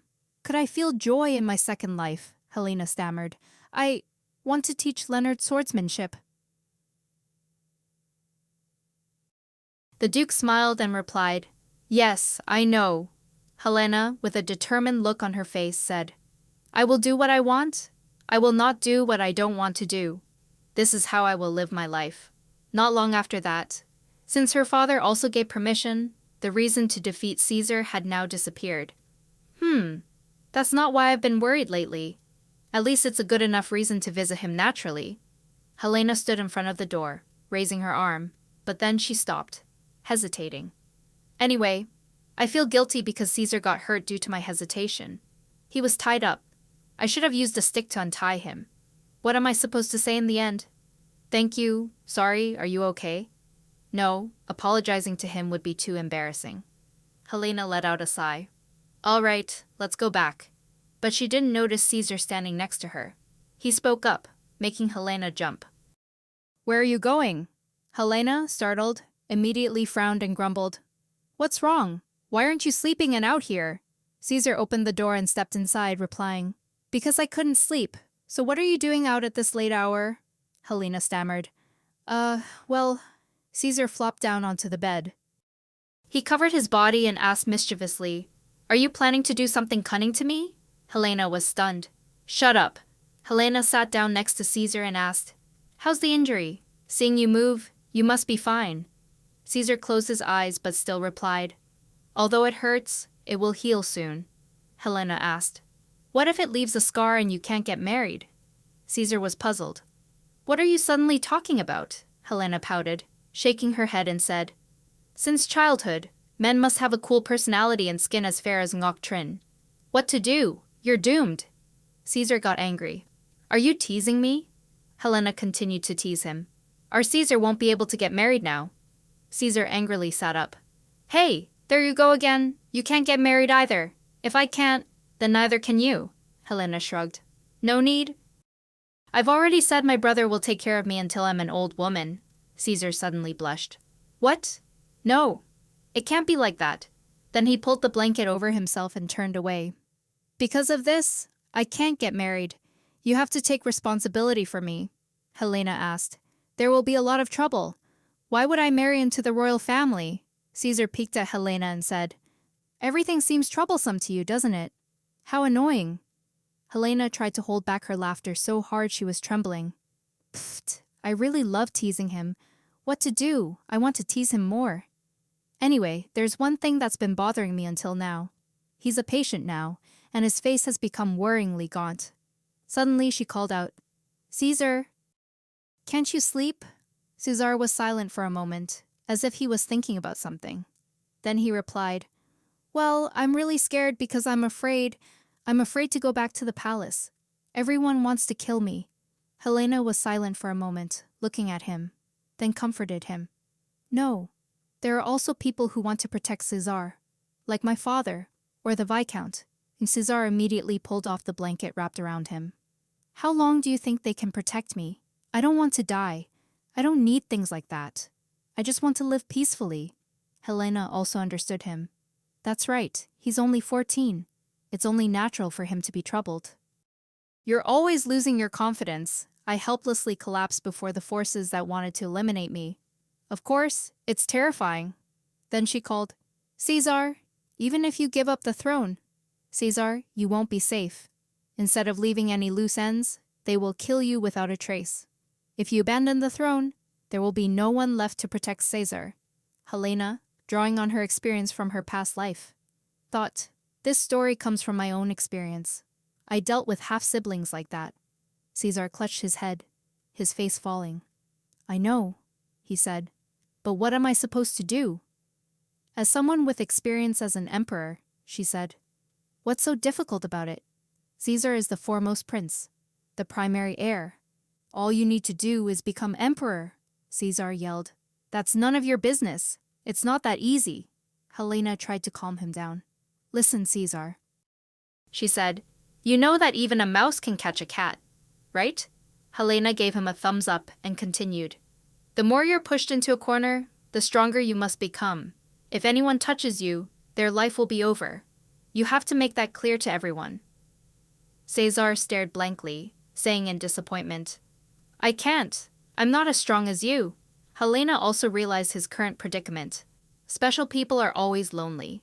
Because Caesar needed someone trustworthy. Helena confidently reassured him. No, Caesar is very strong. You risked your life to save me. She pondered. I know what worries father about me. Nevertheless, I still want to stand by this child. Helena reached out her hand towards Caesar. If it's a child, I'll listen as much as needed. So don't run away because of this. Become the emperor, Caesar. It's okay. I'll stay with you. I'll make you emperor. Caesar was surprised by her words, his eyes widening, recalling what had happened with the kidnappers, how Helena had bravely fought while he, exhausted, gradually drifted off to sleep. Helena continued. So you can rest assured. Caesar tightly gripped her hand. Thank you. Soon night fell, and Helena and Caesar fell asleep hand in hand after a tiring day filled with many events. That night was long and frightening, but we held hands and got through it together. The wound on Caesar's back eventually left a scar. Hamilton was eager to take me to the capital until the last day of our stay, Hamilton whined. My dear, Father decisively refused. The time for farewells had arrived. The two Perez brothers bowed in farewell. Return safely, Your Highness. Helena looked up at him, and he also gave her a friendly look and a faint smile. Caesar asked, Helena, is Leonas your only disciple? Helena wondered. Yes. Suddenly, he said. That's right, since I can't defeat your brother, I'll concede for the first time. Then he smiled. Teach me swordsmanship. Everyone who heard it gasped in shock. Helena asked, No, how? I won't go to the capital. Caesar replied, It's all right. I'll come down here every summer. Okay, Your Grace? Naturally, the Duke agreed. You are welcome any time, Your Highness. Then he turned to Helena and said, Did you hear that? Keep your promise. You will stay by my side until I seize the highest position. Helena was stunned for a moment. Then she gave a friendly smile. Helena took his hand and said, I can be a bit difficult. Do you mind? Caesar replied, I will try my best. Finally, Helena sealed the deal. All right, I will teach you. They exchanged smiles. The hustle and bustle found its way into their mundane daily lives, and that summer was fleeting. On a beautiful day, dazzling sunlight illuminated the entire mansion. A maid approached. Miss, young master, there's a letter for both of you. Helena immediately smiled. Ah, hand it over. Helena opened the letter and read, Dear Leonard and Helena, I will be arriving next month, so please have my room cleaned and change those rustic curtains as well. Caesar Gray. Leonard finished reading the letter and immediately said, The letter didn't even have a proper greeting. Since when did the living room become your room, you rascal? Leonard also came closer and asked, A letter from His Highness. Time really flies, doesn't it? Helena replied. Indeed, he's already coming back. It's been 3 years since we first met Caesar that summer. This summer will probably be very hot. His 4th summer is approaching. Not long after, at a blacksmith shop, a man wiping a sword in his hand said, Oh my, has the lady arrived? After Leonard won several local competitions, his teacher nicknamed me the ladies' teacher. Helena approached and asked, Are the items ready? The man immediately brought out a wooden chest and replied, Of course, please take a look. This one is for the Duke, and this one is for you, lady. Helena then opened the chest, and her eyes fell upon 2 exquisitely crafted swords. The man then said, Ah, yesterday, a servant from the parent household visited. I heard they wanted to meet the lady. Helena asked again, Someone from the parent family? He replied, Yes, they are looking for someone to teach swordsmanship to the people there. And the best teacher with good ability nearby is the princess, so they want to ask for your help, Helena asked as she drew her sword. So that's how it is. If it were Perrin, he told me last year, what kind of teacher game is a 12-year-old playing? Go play cow. He mocked me. Helena raised her sword and examined it. Better than expected, short and light. Then she spoke. However, I'm not so idle as to teach those who have no potential to be disciples. He replied. Then I will relay your message. Helena said. Yes, tell him to give up swordsmanship and go play cow. She hung the sword at her hip and thought to herself, this size would look good as an accessory for a dress, and is very suitable for self-defense. Helena's maid handed him a bag of money and said, Thank you for your efforts. The man took the bag of money, a smile spreading across his face. Ha ha, of course, I'll relay the message as such. Do look back. Helena walked out happily, remarking, What a fine sword! It's been a long time since I felt this happy. Just then, someone came rushing over. That person accidentally bumped into Helena quite hard, making her stumble. The maid panicked. Oh my, are you all right, miss? Helena remained calm and thought, I have a hunch. This is a pickpocket. Helena raised her hand and said, It's been stolen. The maid was utterly distraught. Huh, should I report it to the security forces? Helena refused. No, no need. It was just a few coins. Helena shook her head, thinking to herself, In my previous life, I did a lot of pickpocketing myself. But being robbed still makes me furious. The maid was touched. Our young lady has grown up. Helena turned away. She dashed off, saying, I'll just get it back myself. The maid called out to her in despair. Ah, miss, such people are so dangerous, you mustn't. Helena flashed a bright smile. By the way, pray that I don't get hurt. Seeing the dumbfounded reactions of the other two, she thought, I really don't have a talent for jokes. Clearly, a parasite like that could hide anywhere in this tiny rural town. Meanwhile, elsewhere, voices took turns shouting loudly. You say you robbed a noble's purse, and that's all you got. Are you even trying to steal? No, really, this is all there was. If you steal even a single coin, you're dead. The blue-haired person who had just bumped into Helena shouted, I'm one of Burns's men. I didn't pocket any money. The other guy picked up the bag and burst out laughing. What's he saying? So this is money earned from begging? The blue-haired one stammered. That. Because nobles have a lot of money, I just borrowed a little. Do you think you can just steal any bag? At this moment, Helena also appeared. From above, she looked down thinking, He's speaking nonsense. The others shouted loudly, What? If it weren't for us, you would have died on the streets a long time ago. Helena put her hand to her chin, thinking to herself, Ultimately, I think they came here to take money from the beggars. I know it happens sometimes. And when it comes to Burns, we're talking about old Earl Burns. Blue Hair clenched his fists and said, That's why he pays regularly. Helena also recognized this family. It was quite famous, but she hadn't heard of them having a young daughter. Clearly, the Earl also had dark blue hair. He's illegitimate. The others started beating Blue Hair. Do you want to be educated like this? Blue Hair could only endure and scream, Helena thought. I'm starting to understand the discipline here. They're definitely going to be in trouble. This child reminds me of bad memories. How annoying. Helena immediately jumped down from above. Excuse me. She snatched the bag from the hands of the group. The guy turned around, mouth agape. Who are you? Helena calmly replied. Me? I'm the owner of the purse. The guy shouted again. Don't lie. Give it back now. Without another word. Helena stomped hard on the guy's foot. She patted the sword in her hand. Use beautiful words, kids. I'm your senior, after all. The captain, having been kicked, rolled on the ground, making the small fries worried. Captain! Then they all scrambled to their feet and ran away. What? What is it? This is crazy. Run, run. Helena sighed. Why do these wandering boys have no spirit these days? Except for one. Blue Hair, panting, was now holding 2 stones in his hands. Seeing Blue Hair's hand clenching the stones, Helena thought, Is he going to charge? Children with nowhere to hide know no fear. Immediately he lunged at Helena. That purse is mine. Give it back. Helena gently stepped back. Why is this yours? It's mine, Blue Hair replied.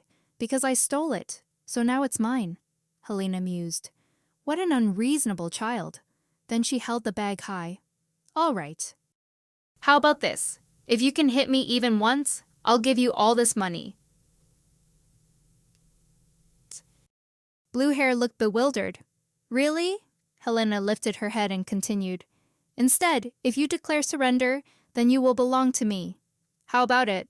Blue Hair took quick breaths, staring intently at Helena with sharp eyes. Helena smiled, thinking, his gaze is sharper now.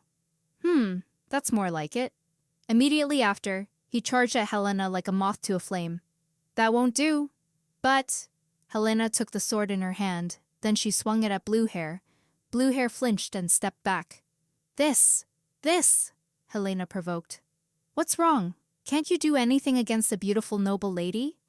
Blue Hair immediately said. Hey, you didn't say you would attack me, Helena replied. I never said I wouldn't attack. The blue-haired person was struck a few times and screamed, Damn it! Wait, I was wrong, please forgive me.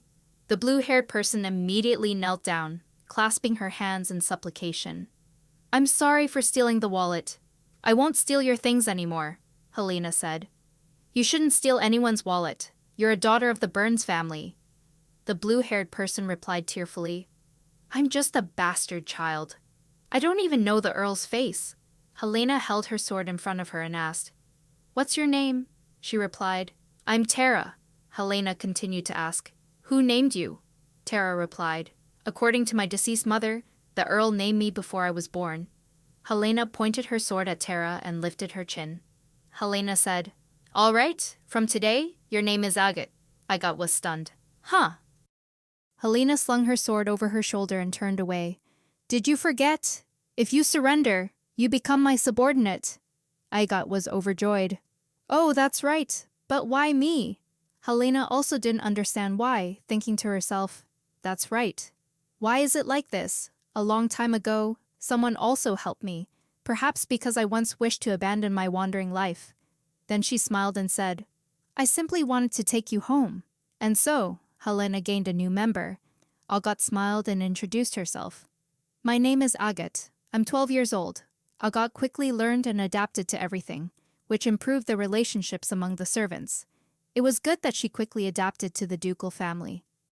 Agat saw Helena tying her shoelaces, then immediately bent down and said loudly, Are you tying your own shoelaces? Oh no, you can't do that, Helena replied. No, it's fine. I can manage this. Agos immediately knelt down and placed Helena's shoes on herself, saying, Your ladyship's shoes are covered in dust. Please use me as a footcloth. Then, at mealtime, Agos also proactively fed Helena, saying, You don't need to hold the fork yourself. I will feed you. Come on. The problem is that she is overly devoted. Agos enthusiastically followed, but Helena stopped him. Wait. Don't follow me to the training grounds. Wait here. Just like a pet puppy, Leonard, standing nearby, asked, Are you all right? Helena tied her hair back and replied, Agos will calm down after a while. Leonard said, That's not it. His Highness will be here soon. Helena asked, Caesar, why is he coming? Leonard chuckled. I'm sure the relationship between His Highness and Agos won't be good. Helena got a headache after hearing that. Sigh, perhaps back then, I shouldn't have denied that strange premonition. And then, the day arrived. A carriage slowly entered the mansion. A young man stepped down from the carriage. Leonard, Helena, are you two doing well? Helena and Leonard were so surprised to see him that even the plants nearby seemed to gape. Caesar was now much bigger than both siblings. Helena, bewildered, said, This is almost like a chrysalis breaking open. That's not the Caesar I met last year. Then she immediately asked, Your Highness, just how tall are you? Caesar ruffled Helena's hair like she was a little girl and replied, Let's see, I think I'm over 6 feet. Am I too tall? I'm like Leonard. But you seem to have gotten shorter, haven't you? Helena glared. Your hands are huge too. Let me go, you giant. She immediately said, Hey, aren't you going to take your hand off? Caesar smiled, his personality becoming more aggressive. Before he could finish speaking, Helena immediately jabbed him hard in the stomach. Caesar was in pain. collapsing to the ground, trembling. In this empire, only she would treat the prince like this. Helena immediately replied. Humph, where did you learn the habit of putting your hand on a teacher's head? Leonard, standing nearby, asked worriedly. Are you all right, sir? Caesar lifted his head and replied. Even though I come here at any time, this place remains unchanged. Which is very good, but... Caesar's eyes darted to a maid in front of him. He asked, What's with that person? How can anyone believe that? In the living room, which Caesar claimed as his own, Helena sat down, resting her chin on her hand, and said, The only way to prevent the theft of valuables is to have someone here, Caesar said. You're really quick too. Helena rubbed her chin and asked, I've never caused any problems, so why should I follow your orders? Caesar immediately stood up abruptly. I hate it. Leonard couldn't help but do it. But now I have to take care of myself from start to finish, Helena asked thoughtfully. So, why is Caesar concerned about Argos? Caesar's face flushed red, and his words became hesitant. Of course, it's because of you. He clicked his tongue, then sat down and continued. No, all right. Besides, what have you been staring at this whole time? Helena replied bluntly. Your thighs. Caesar was utterly shocked by what he heard. He shielded himself with his hands and exclaimed, Are you crazy? How can you be so shameless? Helena replied. No, how did you get such muscles in just 1 year? Do you have any secrets for building muscle? Caesar said awkwardly. I don't know. Those things, Helena suggested. Let me touch them. My brother should have muscles like these too. At the same time, Agat opened the door from outside and walked in, while Caesar's face was flushed crimson with embarrassment. Stop teasing me, stop teasing me. Agat approached, placed the plate of cakes down, and said, Miss, I've brought the cakes. Helena replied, Thank you, Agat. Then Agat lightly touched Helena, making a rustling sound. Seeing this, Caesar immediately looked extremely displeased. He immediately pointed, dismissing Agat. You, once you're done, go outside. Helena and I have important matters to discuss. Helena immediately interrupted.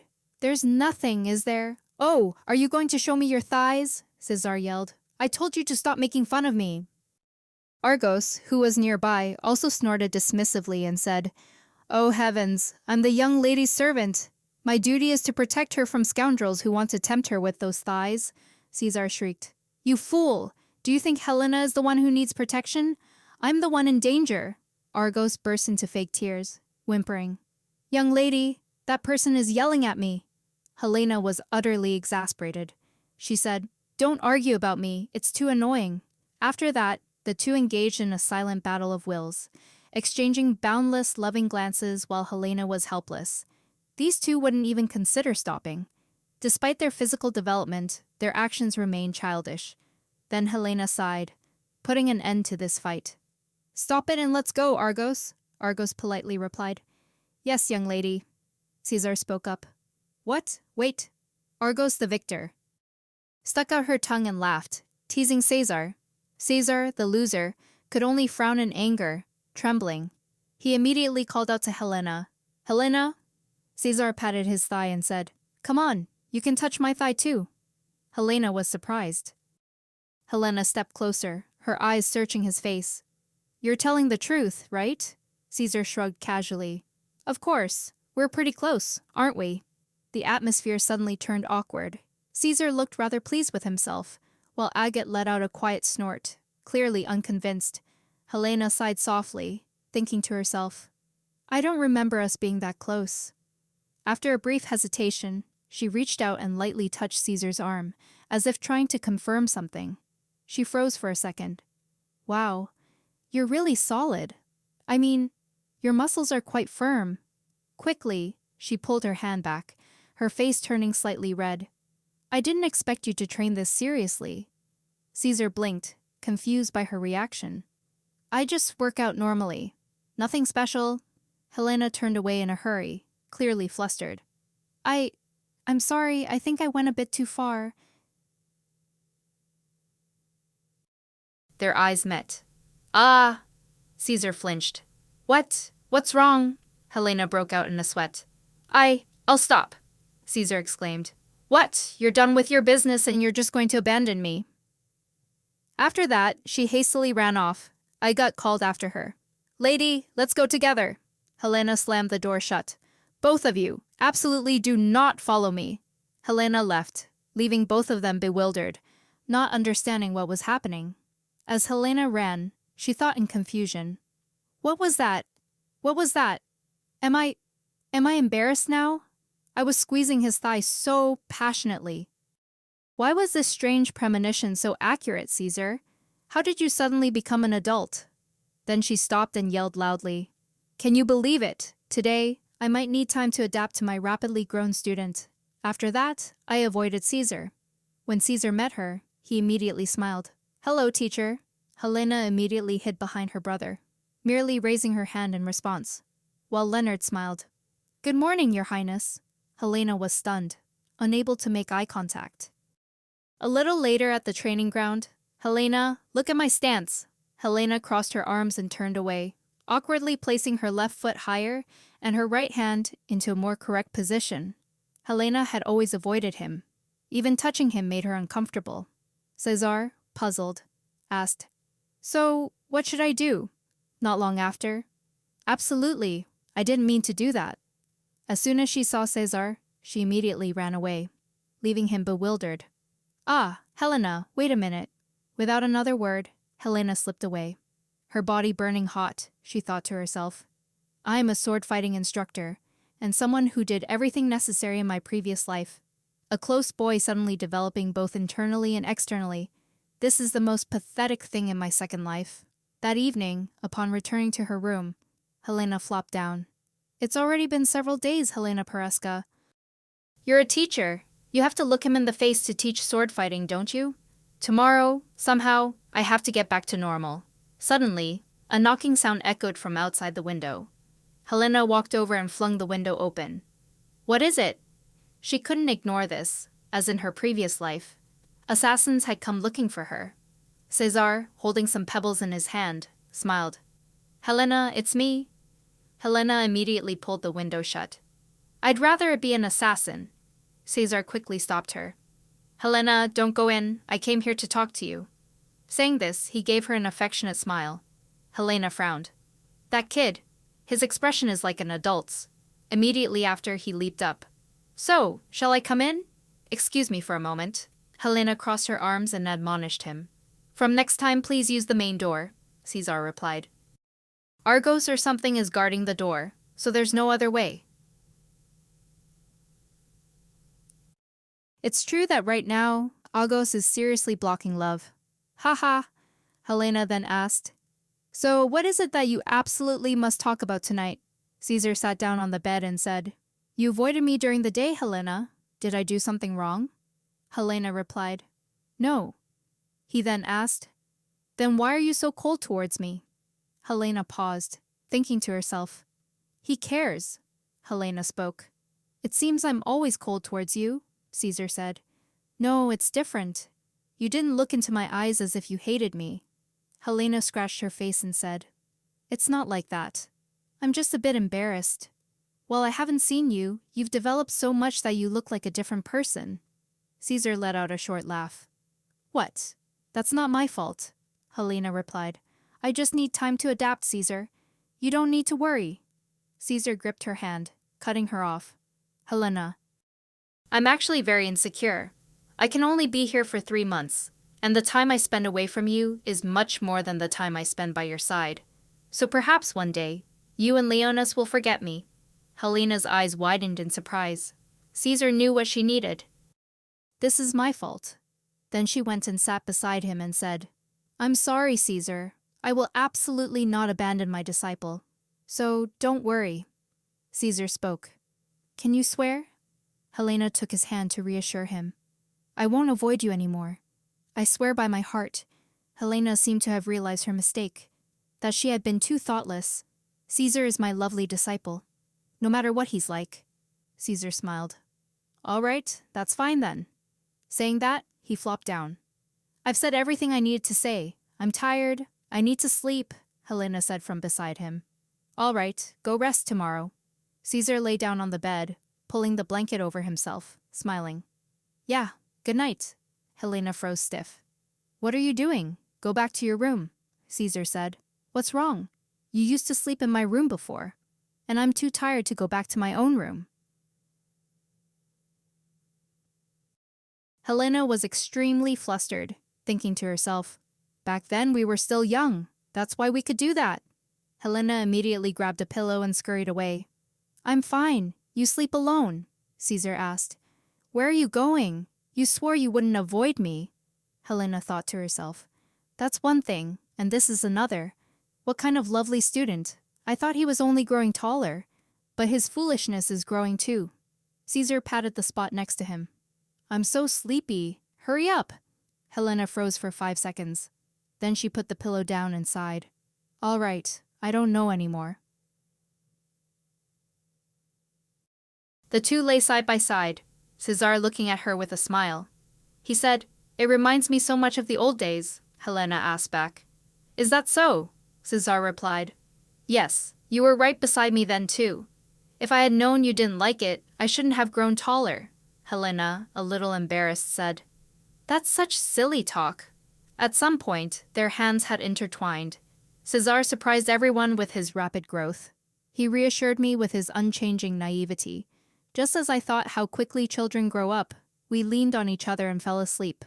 With Caesar joining, the swordsmanship class, which had only consisted of Leonard and me, was back.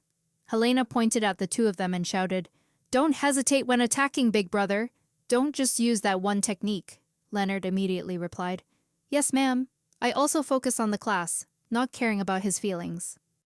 Outside of class, whenever we met, we would talk about swordsmanship and how quickly children truly grow up. Helena picked up a pile of documents, frowning. The abilities of both of them are increasing rapidly, Caesar. This one, his learning speed far exceeds my predictions, doesn't it? Because of this, I'll have to revise the entire teaching plan. Were the teacher's feelings in his previous life also like this? There's no other way. As a teacher, I cannot abandon the class. Suddenly a voice spoke up. You're still busy, aren't you, lady? Helena was startled. Oh, Viscount. Hamilton walked over and asked with a smile. Are your Highness's abilities progressing well? Helena replied. Even so, because of that, the workload has increased. Oh no, it has improved a lot. The royal palace also provided another good teacher. Didn't it? Hamilton continued. That is thanks to the implementation of the training plan that you, lady, gave me over 9 months. Helena pondered. It was truly meaningful to provide the training plan, Hamilton expressed. I can only thank you for becoming his good friend. Helena picked up the paper and said, Ha, is that so? Hamilton continued. Those aren't just empty words here. Your Highness also laughs and talks comfortably like peers. Helena was surprised. What does that mean? She wondered, was it rare for Caesar to laugh and talk? Hamilton continued. Do you know what His Highness is called at the Imperial Palace? Helena asked curiously. What do they call him? Hamilton replied. He is called the Grey Wolf. I heard he's the one who bites to death anyone who approaches. Helena found it hard to believe. Caesar's groans from last night still lingered in her head. If she had known, she wouldn't have scratched him. Hamilton continued. No one trusts him. No one is by his side. Ever since he was nearly assassinated, he has grown colder. Helena was stunned. Assassination? She thought to herself, I don't know at all. He didn't say anything. Hamilton sighed. Currently, the situation at the Imperial Palace is not good. Please keep what I've said a secret. I wouldn't want to make the two of you worry. Helena also understood. It was clear even without looking how difficult it would be in the Imperial Palace. Hamilton continued. However, his will to become emperor remains unbroken. It's truly very firm. It's all thanks to the princess. Helena, surprised, immediately asked back. Huh? What do you mean? Hamilton smiled. I heard you promised to make him emperor. At first, I was worried about you calling yourself a teacher, but that was my mistake. Then Hamilton bowed his head low. Please continue to look after His Highness.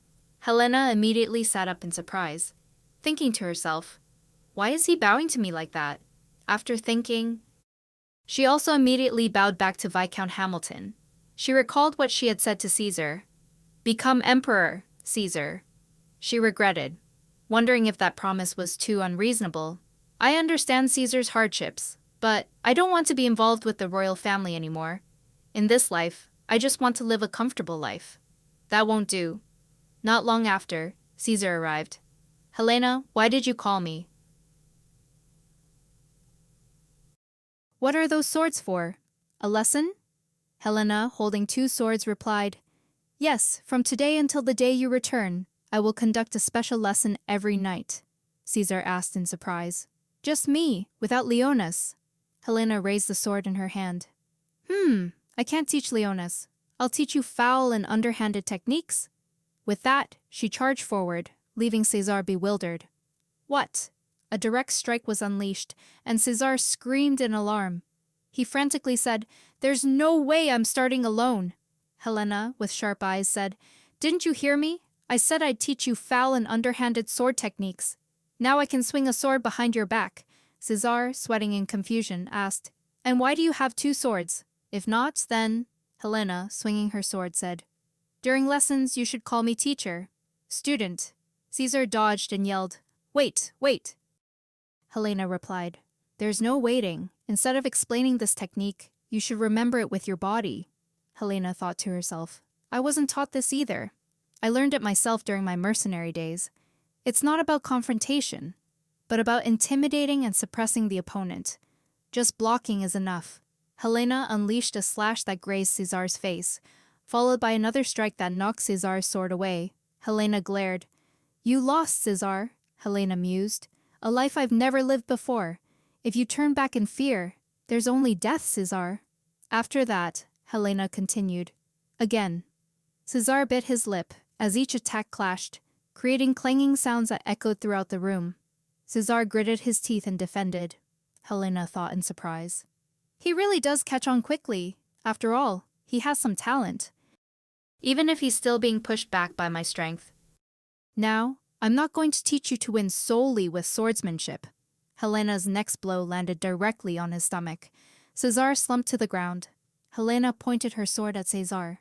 You've lost again. Looking into his eyes, she thought to herself, what magnificent eyes, filled with resentment and a fighting spirit. But a fighting spirit alone isn't enough to kill. Then Helena declared, Until I am the only one who can kill you. No, you must be able to kill me. Caesar, panting, said, What are you talking about? Why would I kill my teacher? Helena said coldly. Only then will you be able to survive in the imperial palace. How can I become emperor among my half-brothers? I killed them all so that I couldn't dream of the assassination. Caesar, I said I would help you become emperor.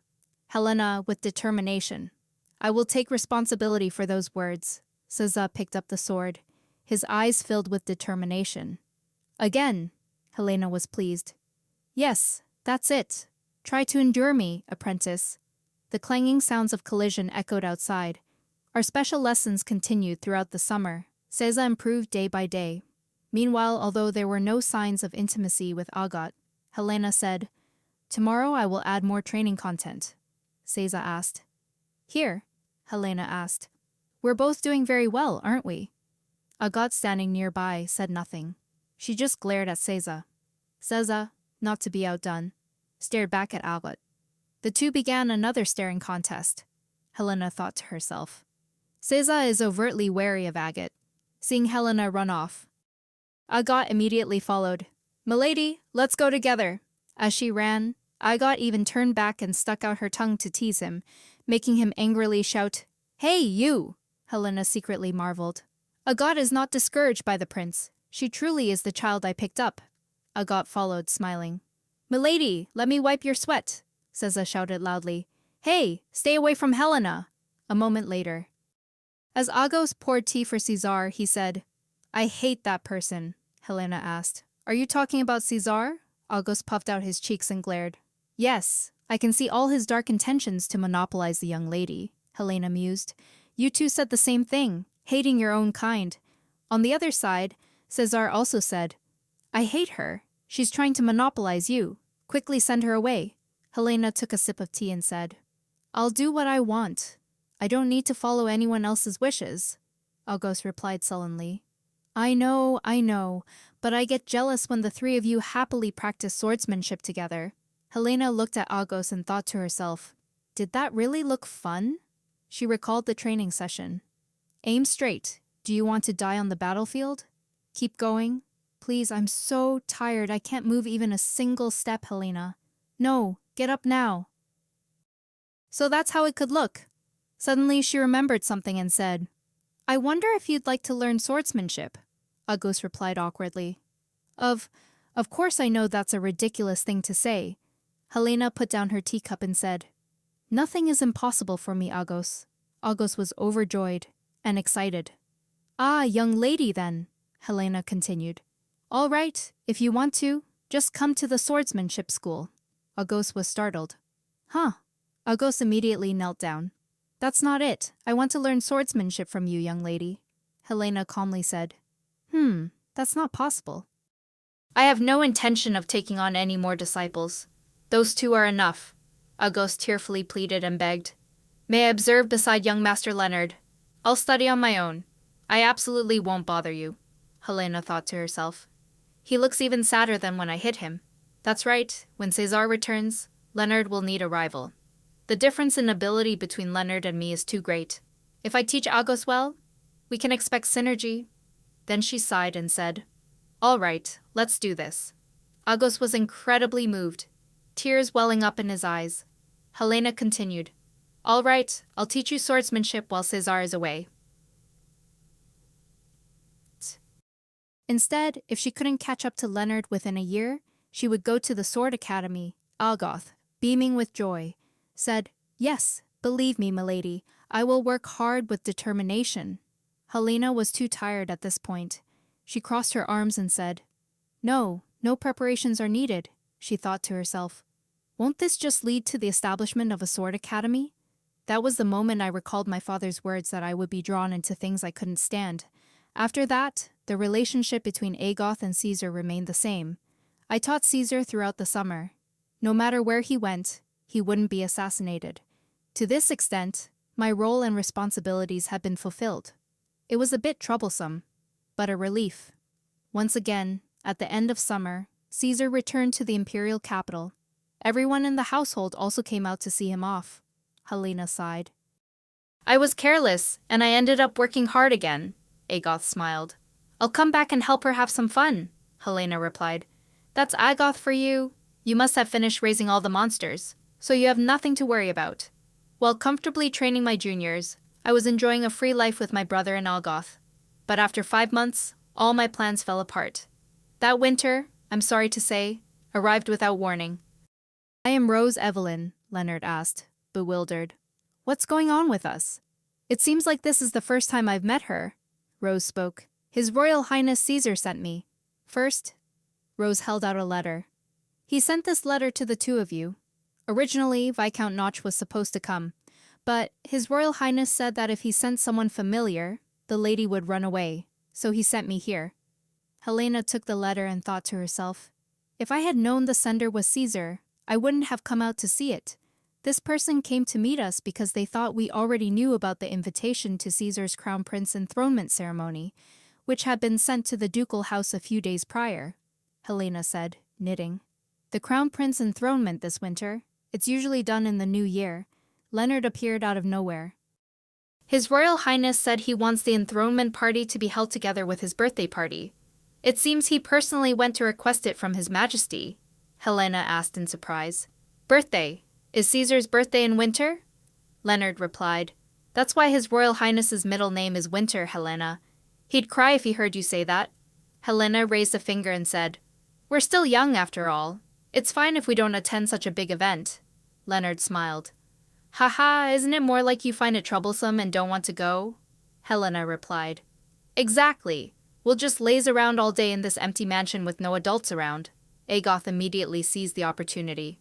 Oh, lady, please play with me. Back in the present, Helena put away the letter and mused.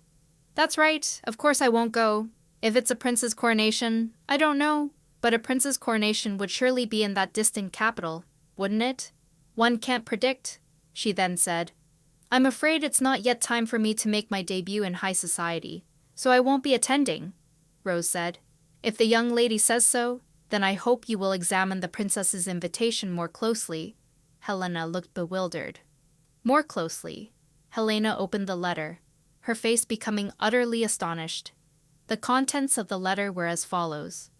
P.S. If I publicly reveal at this party that Master happily touched my thigh, then everyone will surely know who that thigh-touching Helena is, won't they? Upon reading it, Helena immediately crumpled the letter. She then sprang to her feet and threw the letter into the fireplace. Leonard asked in alarm. Hey, Helena, what are you doing? Helena scoffed. If there's no invitation, does that mean one absolutely cannot attend the party?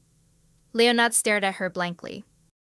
Tada, surprised, Ro pulled out a few more letters and said, To deal with this situation, His Highness told me to prepare extra backup invitations. Leonard's jaw dropped, and Helena was incredibly shocked to see this, clenching her hands until they trembled. Helena said, Brother, you're really looking forward to this party, aren't you? Leonard also asked back in a panic. Helena, are you planning to attend the party? Helena replied, her anger flaring. Yes, I must go, to meet César, she thought to herself. It would be best to meet him and then kill him. Ro pushed up his glasses and said, How fortunate. His Highness is very much looking forward to both of you attending. For the main part, I have already prepared your official debut. Due to the tight schedule, instead of finding designers, I contacted them and had the outfits made in advance. Please look through this design book and choose, and I will prepare them one by one. Furthermore, I have also arranged the list of attending nobles, so please familiarize yourselves with them beforehand. Leonard was dumbfounded. All of this? Do continued. His Highness has ordered that both moral and material support must be provided to make your official debut perfect, and I also received the Duke's permission beforehand. Helena felt like collapsing completely. Joanna's appearance had utterly ruined her plans. A servant immediately approached Helena. May I take your measurements? Helena painfully slumped, realizing that while she was busy with that girl's machinations, the day of the coronation was also drawing near.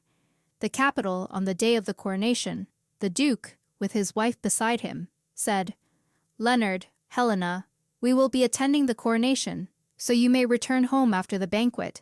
Since this is your first banquet, speak less and listen more. Leonard nodded in response. Yes, father, I will remember, Helena asked curiously. Won't the two of you be with us at the banquet? The Duke turned and said, During the day, we have many places to visit, so we will meet you at the mansion later, Helena then realized. So they'll be circulating to socialize with the nobles. Leonard beside her said, Let's go in. Hearing this, Helena nodded. She thought to herself, even though Pereska doesn't need to be directly involved in politics, they are still a ducal house. Social gatherings are very important for nobles, even if it's just a fleeting get-together for gossip. Factions will emerge, and information will be exchanged during those conversations. Once inside, Leonard spoke. So, even if we have a close relationship with Her Highness, we don't need to directly attend the coronation ceremony, Helena replied. That's right, she thought to herself. Well, that's normal. Leonard guided his sister as they walked and continued. In that case, will we have a chance to meet Her Highness? Just meeting and greeting the political figures alone would be enough to keep her busy, Helena mused. Is that so? When I ascended the throne, no one approached me. They must have been afraid of me right after I purged all the princes. That's true, because I didn't ascend to the imperial throne by conventional means. Even so, yes, there was one person, my only close friend, Duke Aries Grey. In that uncomfortable atmosphere, the feeling of disgrace gradually faded. He extended his hand first, so I was very happy. In those days, of course, something like that would make one's heart pound. Surely that's no longer the case now, Helena spoke up. I will definitely meet Seja, Leonard asked again. Even so, you still want to meet Her Highness? Helena replied. Of course, I've come all this way with such pent-up frustration. She clenched her hands, recalling the contents of the letter, and thought to herself, no matter what happens, I must kill him. Leonard turned around and asked, Is that so? Is that all? Helena asked him back, Are there any other reasons? Leonard smiled and replied, "No, Helena, you think I'm the best person in the world, don't you?" Helena immediately replied, "Of course my brother is always the best." She looked at her brother and thought to herself, "Honestly, even if you combine this life and the previous one, there's no man as handsome and kind as Leonard. That's right, for my brother's debut in high society, I'll postpone extracting Caesar's soul until later." "Leonard, let's go. The party is about to begin." Anyway, in my previous life, I was always fed up with parties like these. I always had to stand in a hidden corner, as per my father's wishes. 30 minutes later, drops of water splattered down her dress. A voice spoke up, much to Helena's surprise. "Oh dear, how rude of me. What shall I do? I accidentally spilled it? The young lady must go change her clothes." Helena glared, thinking to herself, "This truly cannot be left alone." The party had begun. Even after hundreds of years, the etiquette at parties remained unchanged. Beauties and those in power were still the center of attention. This meant that when people saw Helena and her brother, they would come to introduce themselves. "Lady, do you not intend to join our book club? The Duke's investment in our family's business will certainly—" "Young master, I watched your last fencing match. We would become the center of everyone's attention." Helena forced a smile. "It's truly a pleasure to meet such kind people as yourselves." But inwardly, she thought with annoyance, "How utterly annoying! Leonard is doing quite well. If he keeps this up, I can slowly slip away." Then she turned to the people around her and said, "Please excuse me for interrupting for a moment. Although I'm a bit embarrassed, this is my first time at a place like this, so I'd like to rest for a bit." In her heart, she wanted to just tell them to leave. The young men, seeing her wanting to leave, immediately seized the opportunity. "Then, let me escort you to a temporary resting room. I will bring you drinks." "No, please come with me to an important place." Helena was extremely distressed. "What's wrong with these people? I have no reason to refuse them. This is truly difficult," she thought. Then she stammered, no. Just then, Leonard stepped forward, took her hand and rescued her. "Excuse me, but I will be escorting her." Helena turned in surprise. "Brother?" Leonard smiled, making the young men wary, their faces darkening. "Of course," he said. Helena let out a sigh of relief. "I'm saved." A moment later, they both returned to the room. Helena plopped down. "Thank you, brother. At that moment, I just wanted to run away quickly." Leonard chuckled. "Yes, I saw." "Helena, no one has been bothering you, right?" she replied. "No, no one." Helena was also surprised by his attitude. Even my angelic brother uses the word thang. Who did he learn that from? The only one who uses such words in the Duke's household is me. Did I teach him? Leonard smiled, but his words were sharp as a knife. "If anyone dares to bother you, tell me, and I'll deal with all of them," Helena thought to herself. "This is the first time I've seen my brother so savage." Leonard turned to leave. "Then I'll go get you a drink." Helena waved her hand and replied, "Go quickly and come back soon." She mused. "He'll probably be held up by those young ladies for a long time out there. Poor Leonard. Phew, this quiet is really nice. Now I can finally get some comfortable rest." Before she could even rest, someone approached. "May I have a word with you, princess?" Helena opened one eye. What now? These people gathering like this already suggest trouble. Then Helena spoke, dismissing them. "If you're looking for my brother, you'll find him towards the main hall." The young lady denied it. "No, I've come to see you.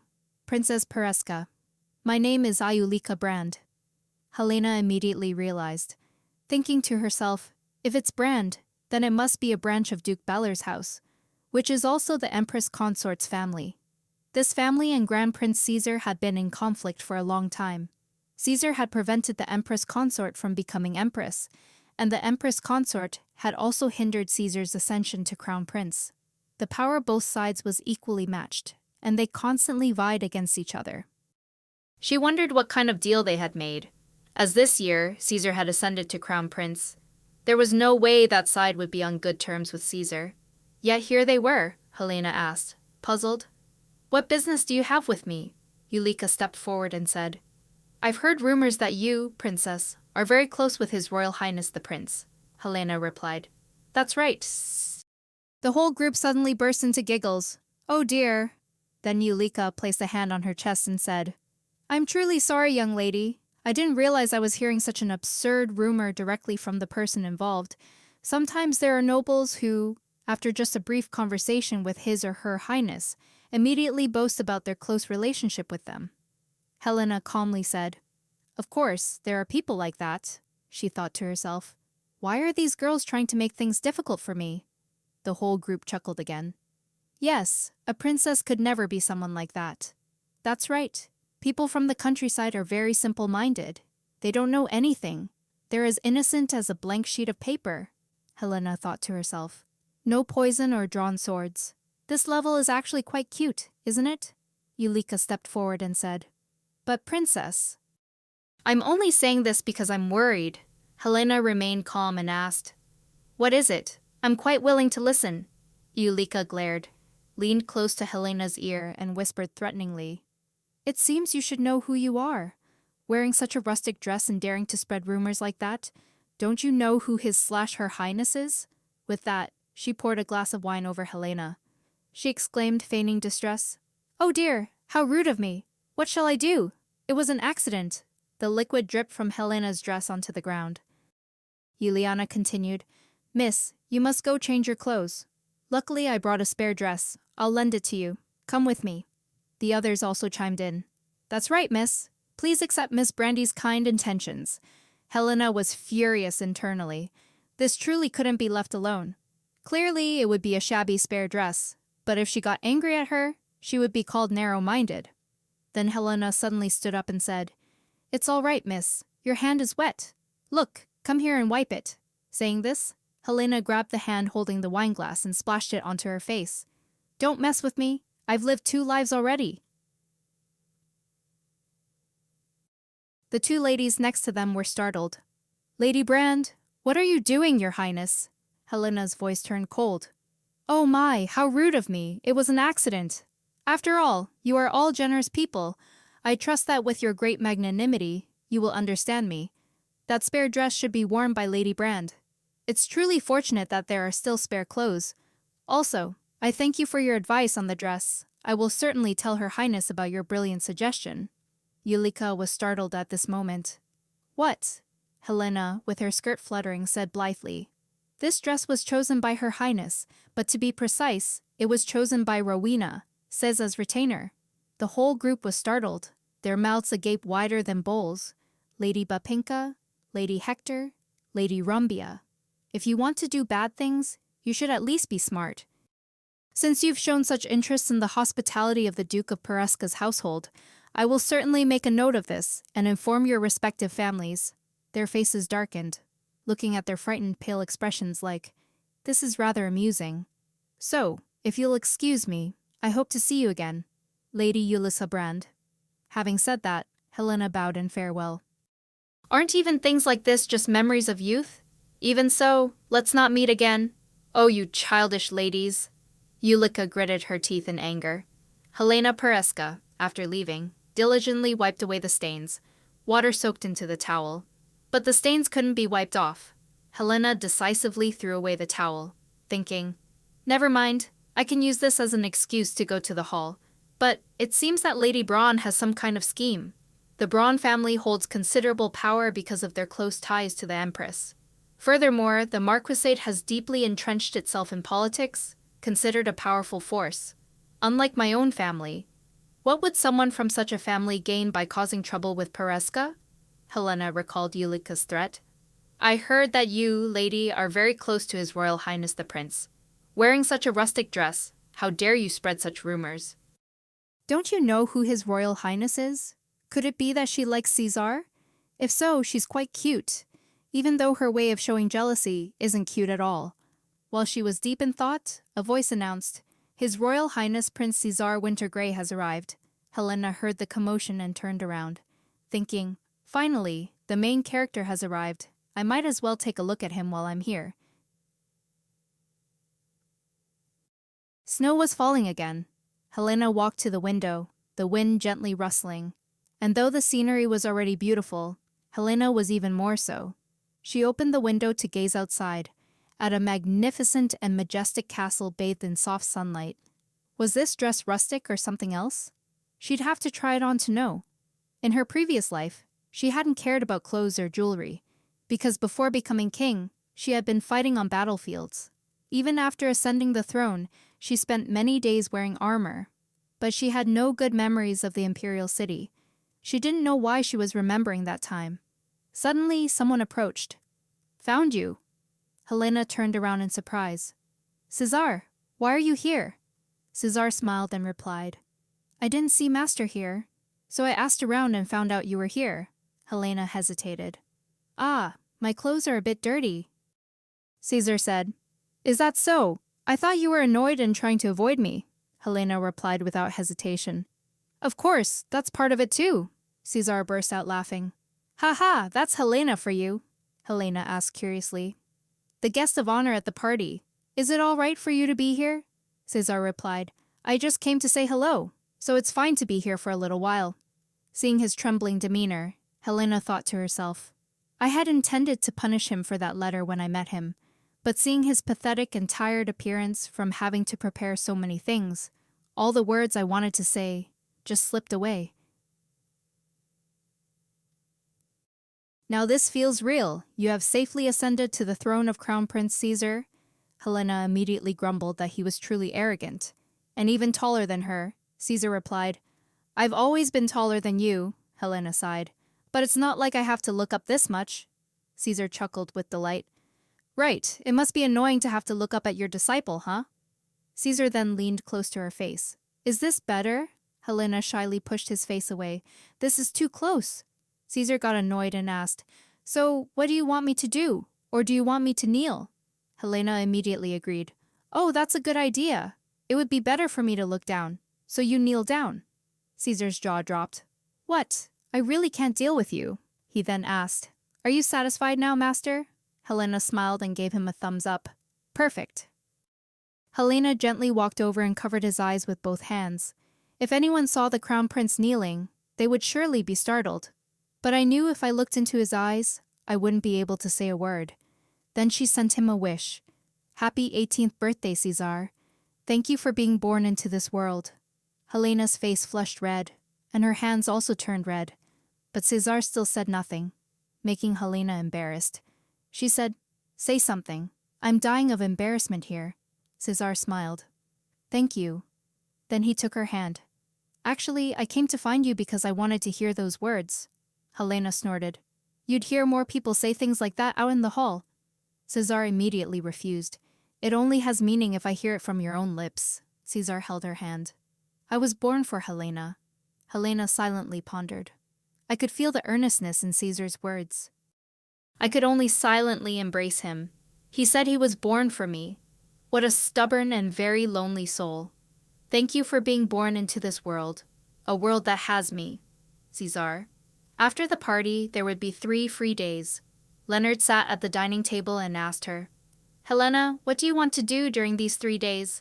As expected, Helena immediately replied, "I want to go home and sleep." Leonard burst out laughing. "I already guessed you'd say that," Helena asked curiously. "Are you also planning to attend social gatherings like Mother?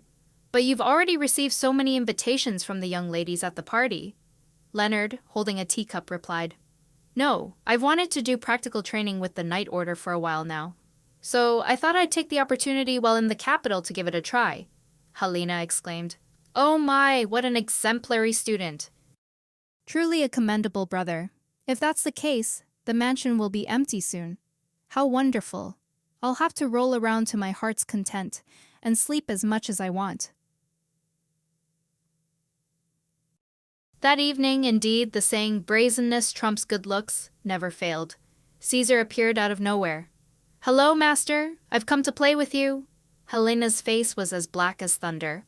"Oh God, so I've been dreaming in vain."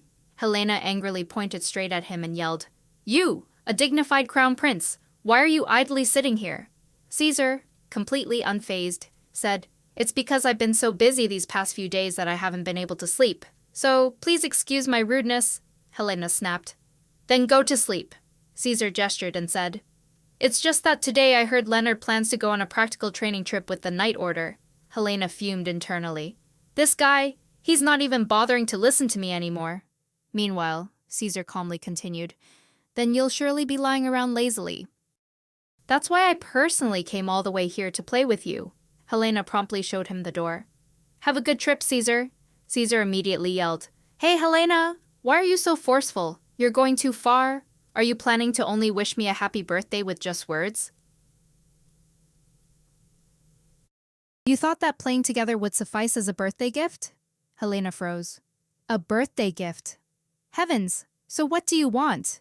Just giving a gift is enough, right? Caesar asked in surprise.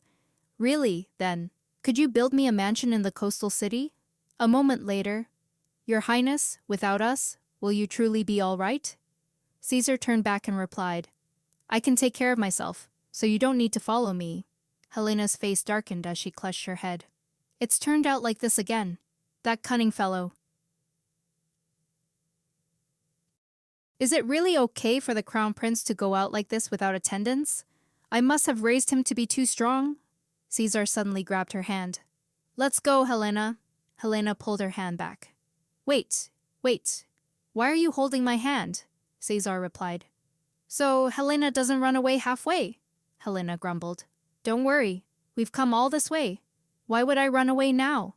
Caesar recalled their time at the festival and said, How can I trust you back then? At the festival, you left me alone and disappeared. Don't you remember? Helena was speechless, unable to justify herself. Caesar flashed a triumphant smile. Helena looked at him thoughtfully without saying anything. All right, I'll indulge you today then, Caesar urged. Helena, come here and look, Helena replied. Okay. Helena had no other choice, as this was his birthday gift. A moment later, the two entered a luxurious restaurant. The waiter placed a teacup down and said, We wish you a pleasant time. Helena spoke up. Hey, Caesar. Caesar wondered, What is it? Helena, holding a pile of items, asked with a sullen face. Why did you buy only things for me? Isn't today your birthday? Caesar took a sip of his tea and said, So what? Buying things for Helena makes me happier? Helena immediately continued. Even so, we came out because of you, so please buy something for yourself. Caesar laughed and replied, I only use items made by artisans, so I don't really need those kinds of things. Helena's face fell. Oh, what bad luck. Helena took a piece of cake and asked, Do you really not want to buy anything? Caesar smiled brightly. If I could buy something, I'd want Helena. Helena, still eating, frowned and retorted, Do you want to die? Her question made Caesar burst into uncontrollable laughter. Helena sighed, thinking to herself, When did this kid become so cunning? Back then, if he joked like that, he'd immediately get furious and angry. The older she gets, the worse her temper becomes. At least she's beautiful. The land of the imperial city must not be good, Caesar asked. Helena, what did you think of the party yesterday? Helena replied, Nothing much. At first, only my face was radiant. Then I just stayed in the room, and he kept trailing behind me the whole time. Caesar put her hand to her chin and asked further, Didn't you make any friends? That's typical of you, but it's quite serious. Helena angrily. What does that have to do with anything, you? Caesar's expression hardened. No young lord has been bothering you, has he? Helena brought her teacup to her lips and replied, No. Suddenly she remembered something. Caesar flinched. What is it? Helena continued. Now that I think about it, I did get acquainted with Lady Brand a little. Caesar asked skeptically. Marquis Brand. I see, it's Brand.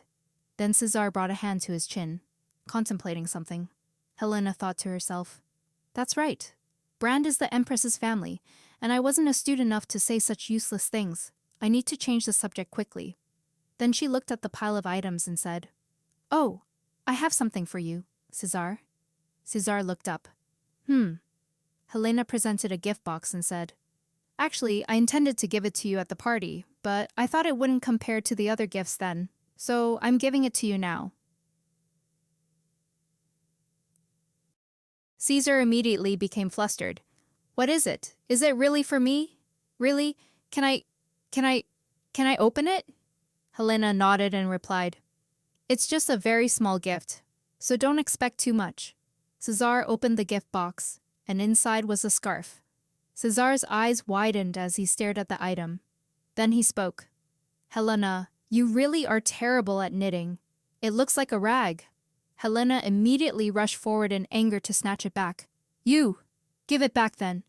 Cesar wrapped it around his neck and said, "But this is my favorite among all the gifts I've received." Helena sighed. "Ridiculous. Is it really more than all the treasures you received at the party?"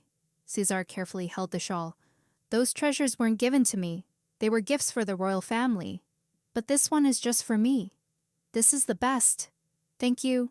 Helena looked at his expression and immediately realized that, because she had known Cesar for a very long time, she could tell he was truly happy right now. Then she spoke. "I didn't know you liked knitted shawls so much. Your taste is stranger than I thought." When Cesar heard that, he couldn't contain his laughter. He laughed as if he had never laughed before.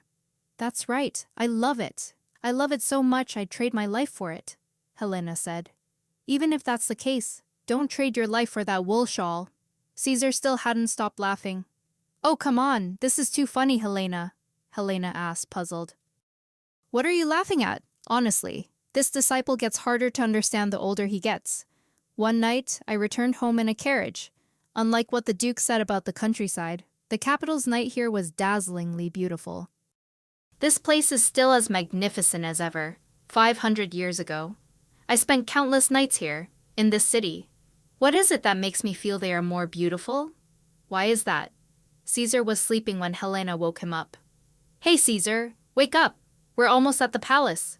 Cesar was still breathing steadily, snoring deeply. His stomach was rumbling. Just how tired must he have been? He should have taken some time to rest before coming to see me. Then she sat down next to him and shook him awake. "Cesar, wake up! We're almost there." Cesar slowly stirred awake. Helena." Just then, of all times, the carriage hit a stone by the roadside. The carriage swayed violently, causing both of them to stumble. With a thud, the coachman laughed. "Oh dear, inside the carriage, what was bound to happen, happened. Eyes met eyes, lips met lips, but a bit too forcefully. Ha ha." Helena, embarrassed, covered her face and pushed him away. The coachman spoke up. "Oh dear, my apologies. The road here is quite dangerous." Helena was flustered. They had touched. No, instead of a romantic scene, they almost lost their teeth. Helena exclaimed. "No way." Cesar, also trembling, said, "Unbelievable." He whined, "This won't work." Helena's teeth also hurt. "Huh?" Cesar yelled. "I already told you it wouldn't work." Helena also flared up and yelled back at him. "So what?" She fumed, thinking to herself, "This idiot. Do you hate touching me that much?" Just then, the carriage arrived. The coachman approached. "We've arrived, sir/ma'am." Helena immediately flung open the door. "I'm going first," Cesar yelled. "Heavens, Helena!" As she ran, she felt annoyed. "You scoundrel!" Helena quickly ran back to the mansion. Cesar was still sitting in the carriage, his lips stinging. He mumbled, "Helena?"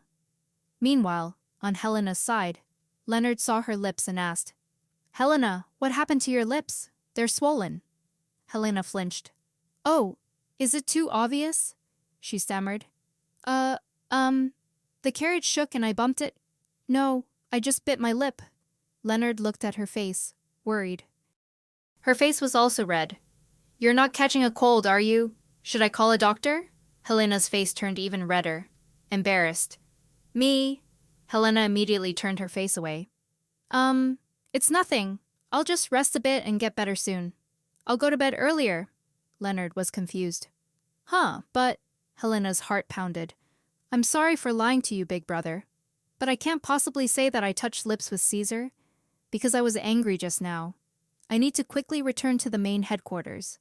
There's no reason to run into that Cesar there. I will forget this, and not think about it at all." 2 days later. Snow had fallen heavily across the capital. Clearly, her schedule would be disrupted at this point. Helena let out a sigh. Meanwhile, Hamilton kept babbling. I heard the princess. I told His Highness there was practice for the coronation ceremony starting at noon. But, he'd been practicing all morning and his body was drenched in sweat. What's wrong with that? Practice makes you sweat, that's all. Honestly, it's so noisy. Hamilton pointed at him and said, No, you must wear your full uniform properly. How can you not wear it? Caesar said nothing, casting a glance at Helena. Helena took a sip of tea, thinking to herself, These guys just barged into the mansion this morning. Why is it always like this? Clinging to me and causing a ruckus? Please just go home. When Leonard is the only one on Hamilton's side, do they really have to come to me? Normally. I wouldn't have any opinion on Hamilton's complaints, Helena continued. Anyway, because of His Highness, I'm heartbroken and living a life worse than death, Princess.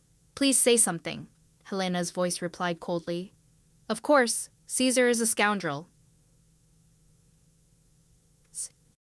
I don't know the full story, but that Caesar guy is definitely wrong. Caesar immediately reacted strongly. Of course, but what does that mean? Hamilton stammered. Quite unexpected. The princess must have realized my plight. Helena also nodded. You've been through a lot until now. Hamilton's eyes welled up with tears. It's all right. This isn't the time for me to quit. Caesar snorted and said, I'm not stopping you. If you want to go, just go. Hamilton then turned to him. Don't talk nonsense. Look, how can you be so harsh with me? A few days ago, you left me alone and disappeared. I don't know what you were biting, but your lips are all swollen. The two people involved were startled to hear that. Caesar immediately yelled, Stop it! Shut up! Helena also yelled, Don't say anything, don't talk about it. Hamilton asked, puzzled. Why are you suddenly so flustered? If I noticed correctly, it seems the princess also has a swollen lip. Helena flinched when he called her name. Hamilton, full of doubt, said, Don't tell me. Both immediately panicked. No, that's not it. Hamilton was confused. I haven't said anything yet. Meanwhile, both of them were scrutinizing Hamilton, sweating. Helena awkwardly thought to herself, This is really... I'm so embarrassed that I overreacted again. Absolutely must not let this busybody know. Then she stammered, Well, do you know if there's a Bailong library in this mansion? Hamilton was startled and exclaimed, What? The scribes at the Bailong library are famous for their elegant, flowing handwriting. You know what I mean? The books here are very expensive. Helena pulled him along, running. I'll show you. Let's go right now. Hamilton also gleefully followed. What an honor! What an honor! Caesar startled awake. Helena, I'll come with you. Helena immediately turned and glared at him. Only he and I are going, so you stay here, okay? She fumed, thinking, You idiot! I've been trying to avoid you already. If the person whose lips you touch keeps trailing after you, how are you supposed to face it? Hamilton placed a hand on his chest and said firmly, Your Highness, please wait here for a moment. If a crowd makes a commotion, that expensive book will be damaged. Caesar froze. Helena stared at him. Caesar recalled the scene after their lips met. When she covered her mouth, Caesar turned away. Fine, do as you please. Hamilton happily ran off. Come on, let's go, princess. Caesar remained seated, turning away thoughtfully. Helena, worried about him, also turned back to look. Caesar, you jerk. Caesar, lost in thought, gazed into the distance. Why does my heart ache like this? Not long after, the two of them went inside. Hamilton's eyes sparkled with immense delight. I get to see such precious books too. This is such an honor for me, my lady. While Hamilton carefully read each page, Helena beside him was bored stiff. He's been reading for so long and isn't bored at all. It seems he's completely immersed in these books. But why was Caesar heartbroken? It was all an effort to cover up what happened then. She kept screaming that it wasn't true. Then she spoke. It seems he's busy preparing for his ascension to the throne. So is it all right for him to appear like this? Hamilton replied, It wasn't supposed to happen, but, he sighed, it's been tough. As expected, Caesar was forced to make an appearance again. Hamilton suddenly said, Actually, today I used the excuse of complaining to the lady to come here.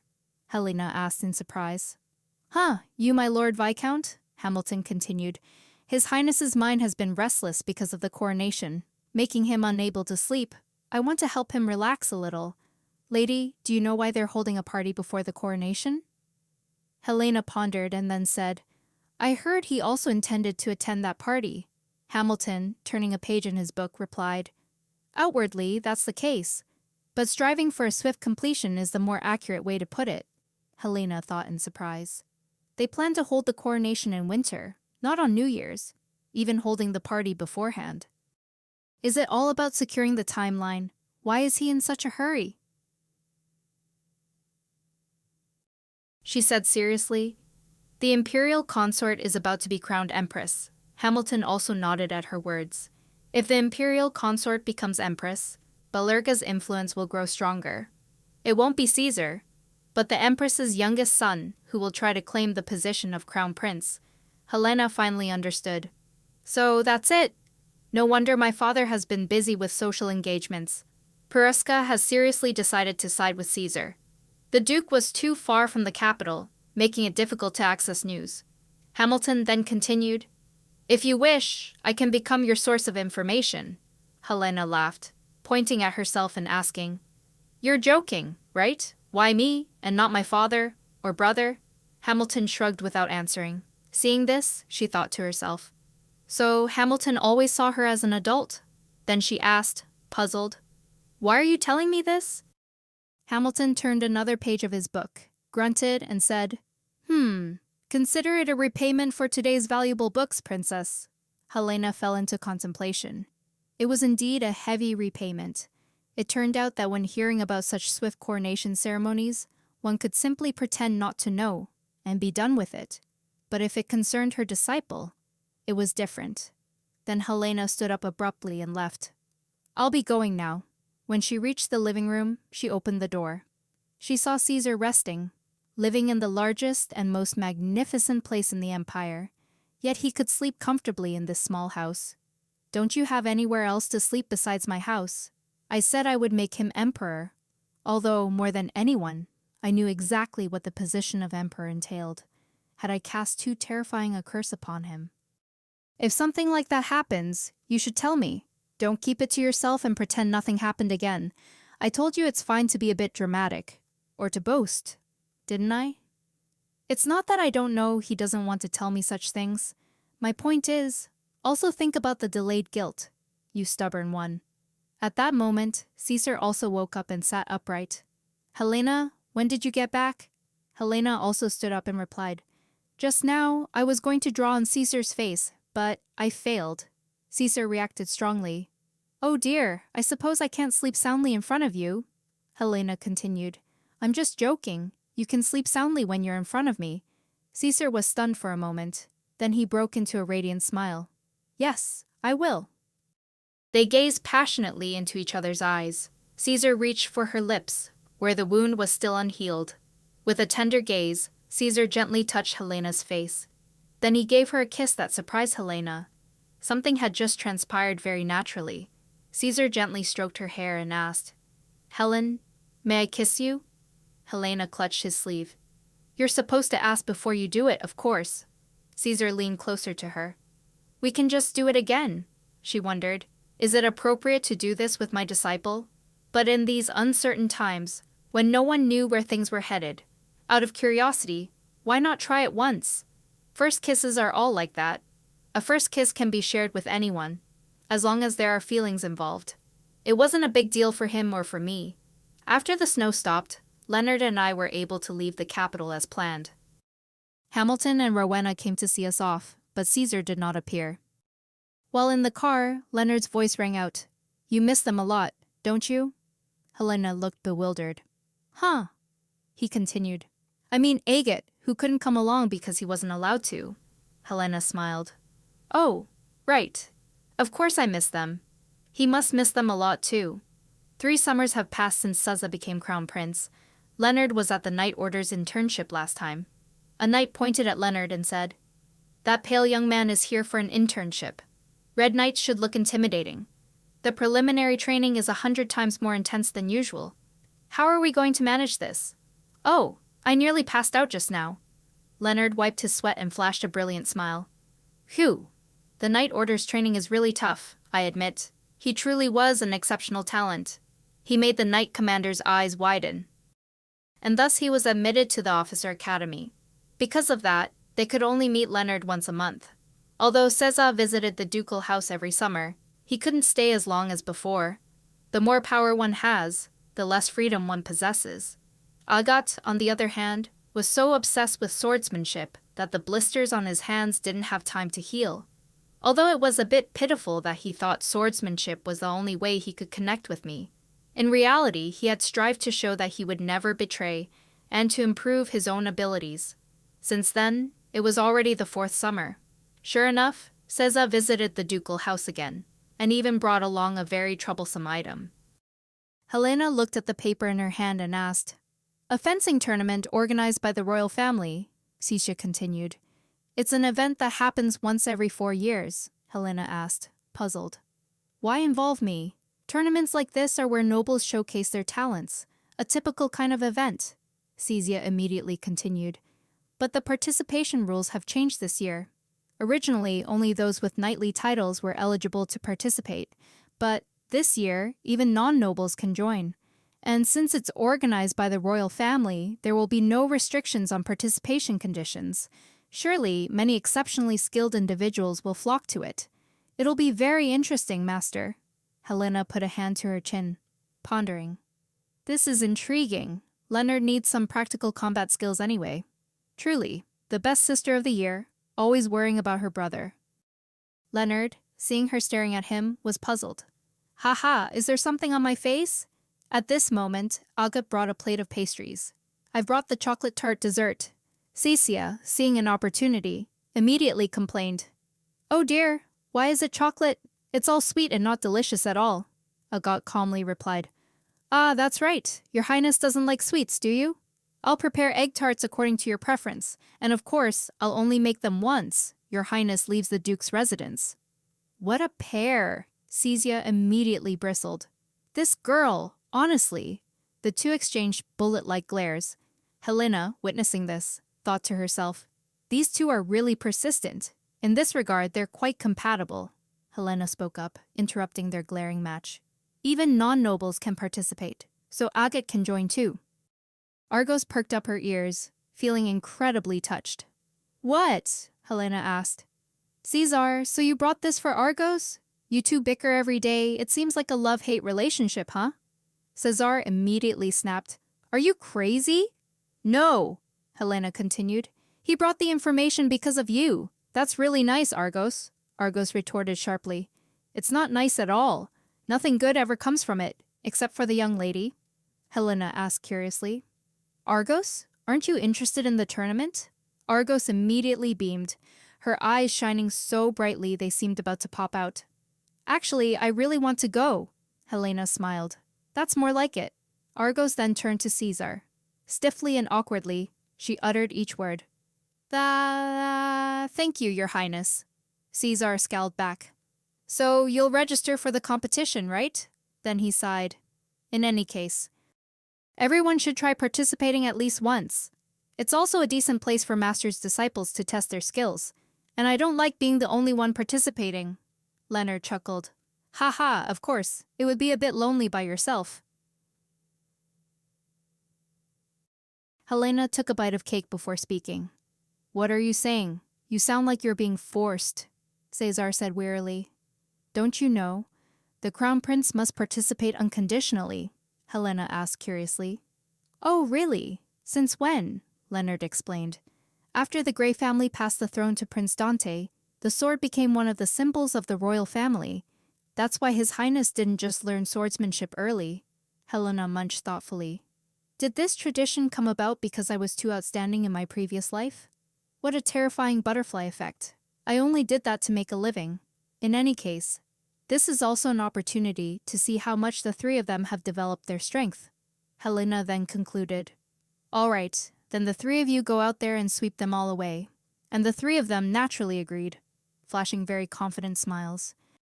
That evening, the carriage was waiting, and Caesar was preparing to leave. Helena approached and asked, "Why don't you stay the night and leave tomorrow? Traveling by carriage at night is very dangerous. Cesar was surprised. What? I've been waiting for it to be this late so I can leave in silence? I just stopped by briefly on my way back to Salisbury, so I have to return quickly, Helena said as she walked towards him. So, becoming the crown prince will be this busy. Cesar replied. It's all right, that's something I had already anticipated. Helena choked up. So, you won't be staying at the Duke's mansion this summer either?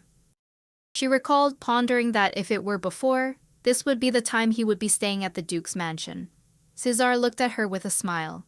Then he spoke. I'm sorry. Hearing that, she thought to herself, I asked a useless question. Of course he's busy. It's like I'm grumbling. Exactly 3 years after that day for the two of them. She gradually felt strangely awkward. No one spoke first about what happened then. Was I afraid our relationship was changing too quickly? But if two people gradually drift apart like this, due to their individual circumstances, it would be even more regrettable. Then he spoke, surprising Helena.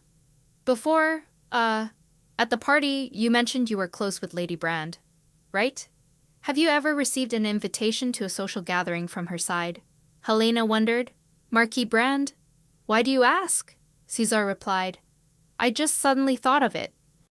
Helena thought suspiciously to herself. There's no way he just suddenly thought of it. Something must be going on with Brand. Even Lady Brand, who's prone to sudden outbursts, is the same. While I'm in the capital for the fencing tournament, I must secretly ask Hamilton. Cesar turned away, saying, All right, if there's nothing, I'll take my leave.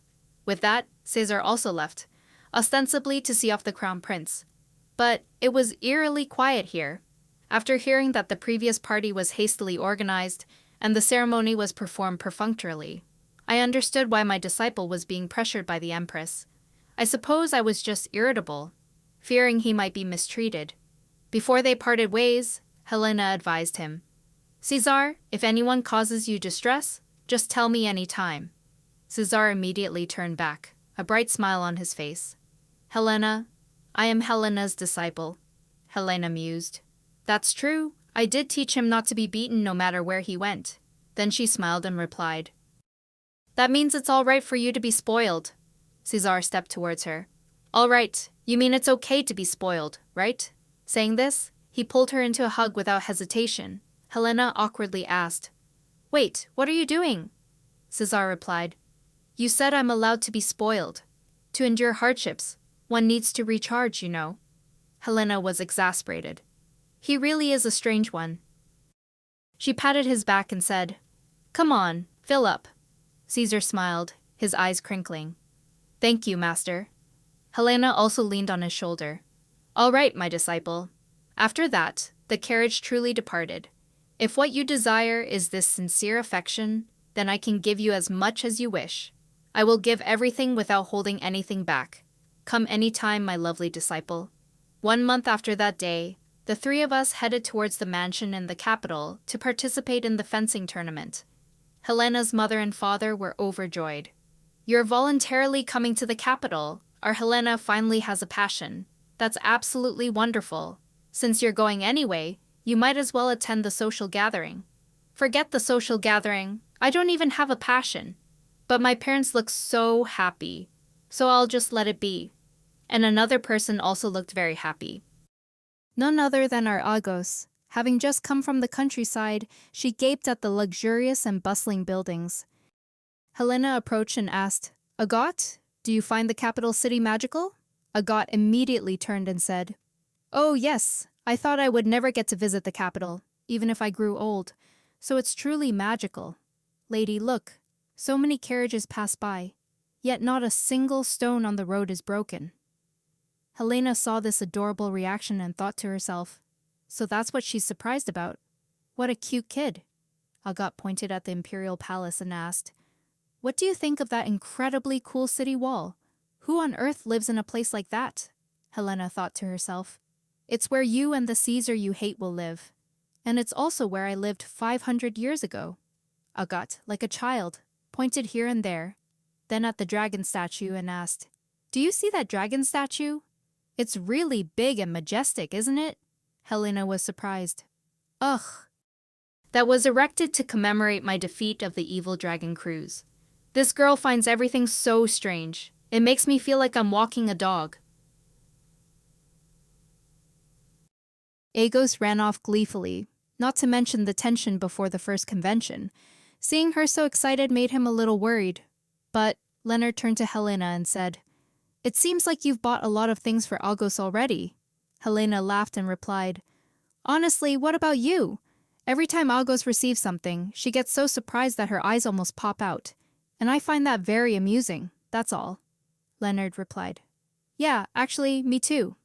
Agos clenched her fists. "Thank you, young lady, young master. I will work very hard, even if I don't win. I will do my best not to tarnish the young lady's reputation." Helena spoke up. "What are you saying? Since you're here, you have to win. I already said we have to sweep everything." Agos reacted strongly. "The young lady is absolutely right. I will aim for victory." Helena forced a smile. "That's right." "You need that kind of spirit." Leonard also smiled cheerfully. "No passion, but plenty of spirit." Helena closed her eyes tightly. "Of course. Even though it's annoying, since we've joined, we have to win," Leonard replied to her. "Then I also have to try hard for Helena," Helena thought to herself. It's rare to see Leonard so confident. Of course, they have to win. Whose disciples are those three anyway? The winner will definitely be one of my 3 disciples. Suddenly she looked at her watch and paused. "Oh, I just noticed the time, brother. I have an appointment with someone here, so I'll be gone for a bit."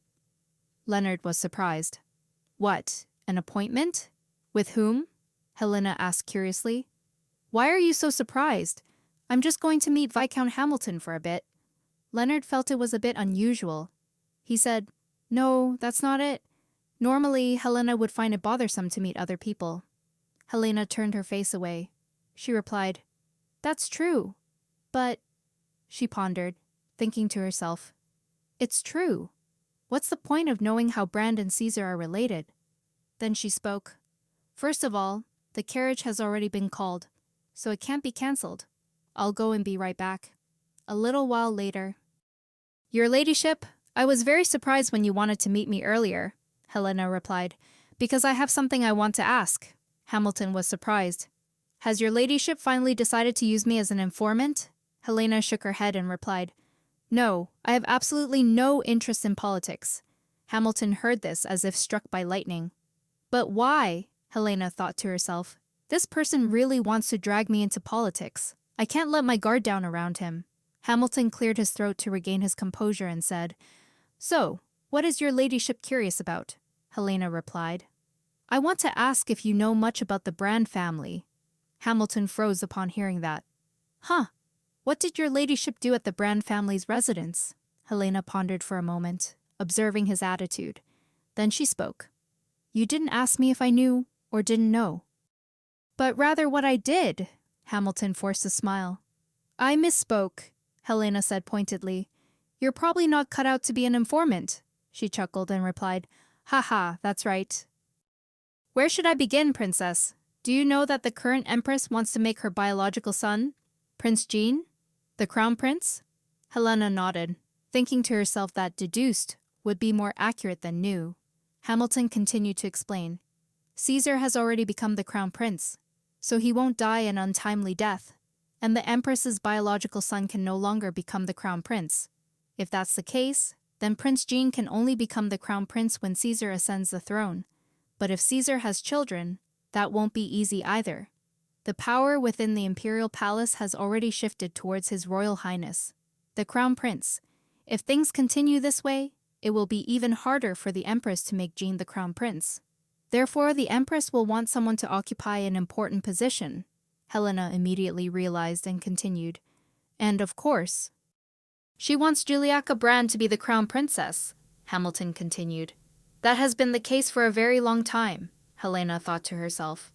"Now I finally understand that declaration of war without a countermeasure. Though it seemed pointless, in the end, it was still political maneuvering," Helena wondered aloud. "It's time to discuss Caesar's engagement, isn't it?"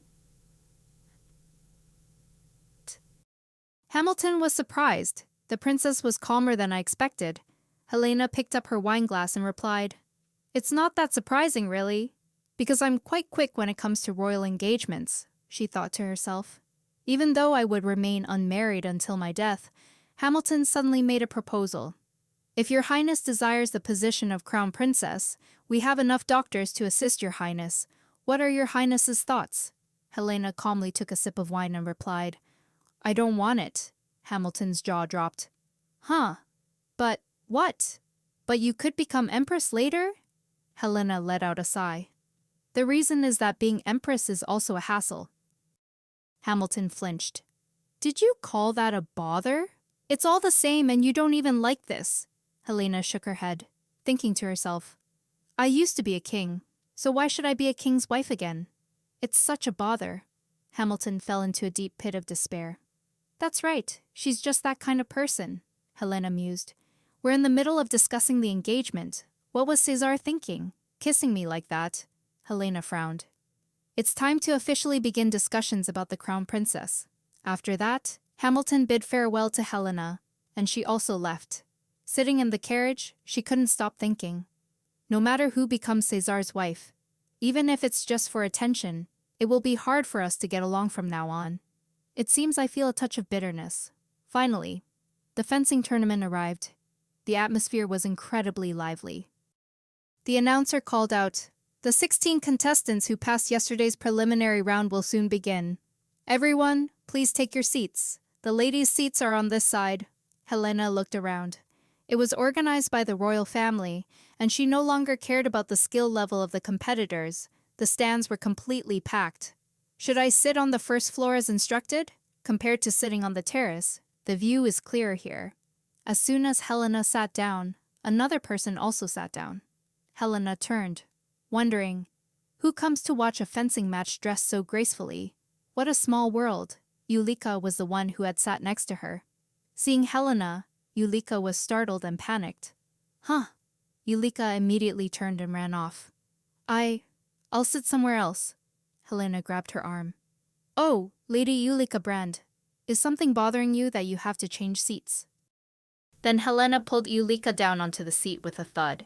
Helena smiled and greeted her. Long time no see? Ulika trembled uncontrollably. Oh, that's right. Is the princess still well? Helena patted her shoulder and said, Why are you so tense, young lady? Thanks to your concern, I'm doing very well. Come on, young lady, smile. Don't ruin the atmosphere.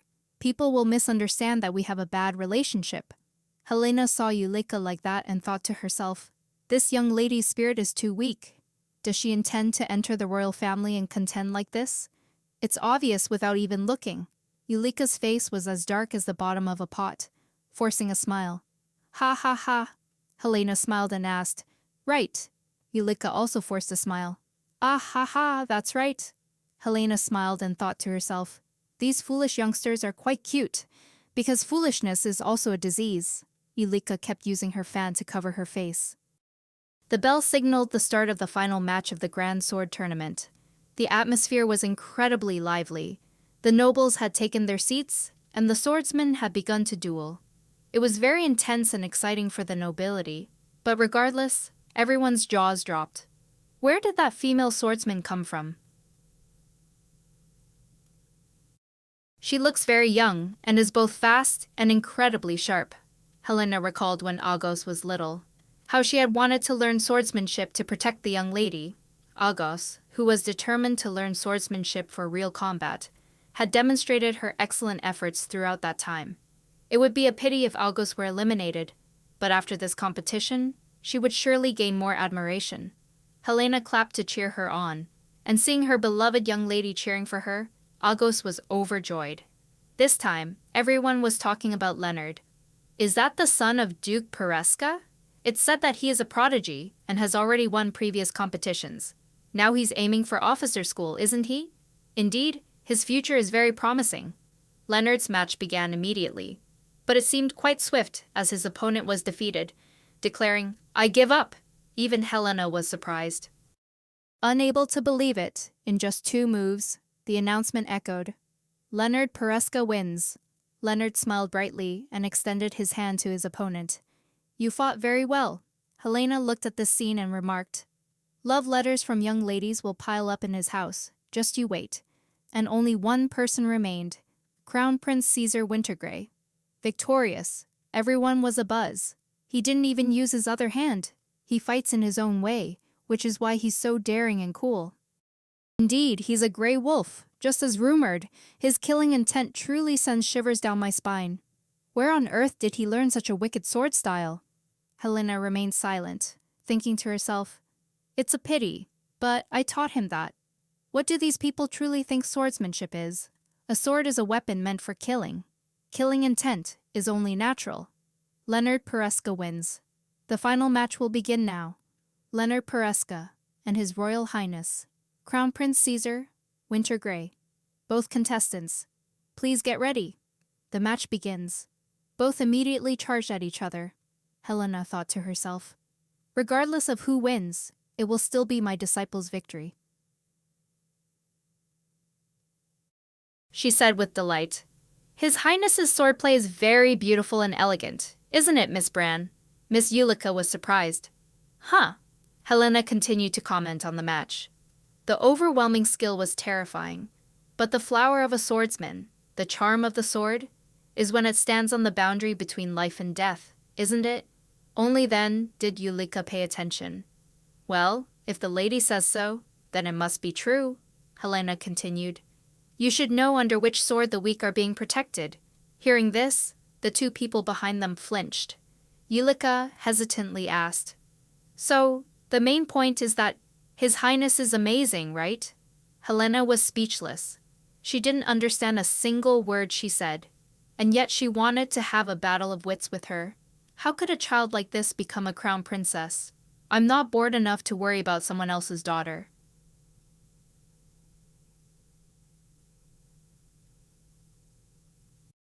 Ulika suddenly flinched and cried out, Oh! Leonard had finished the battle by then.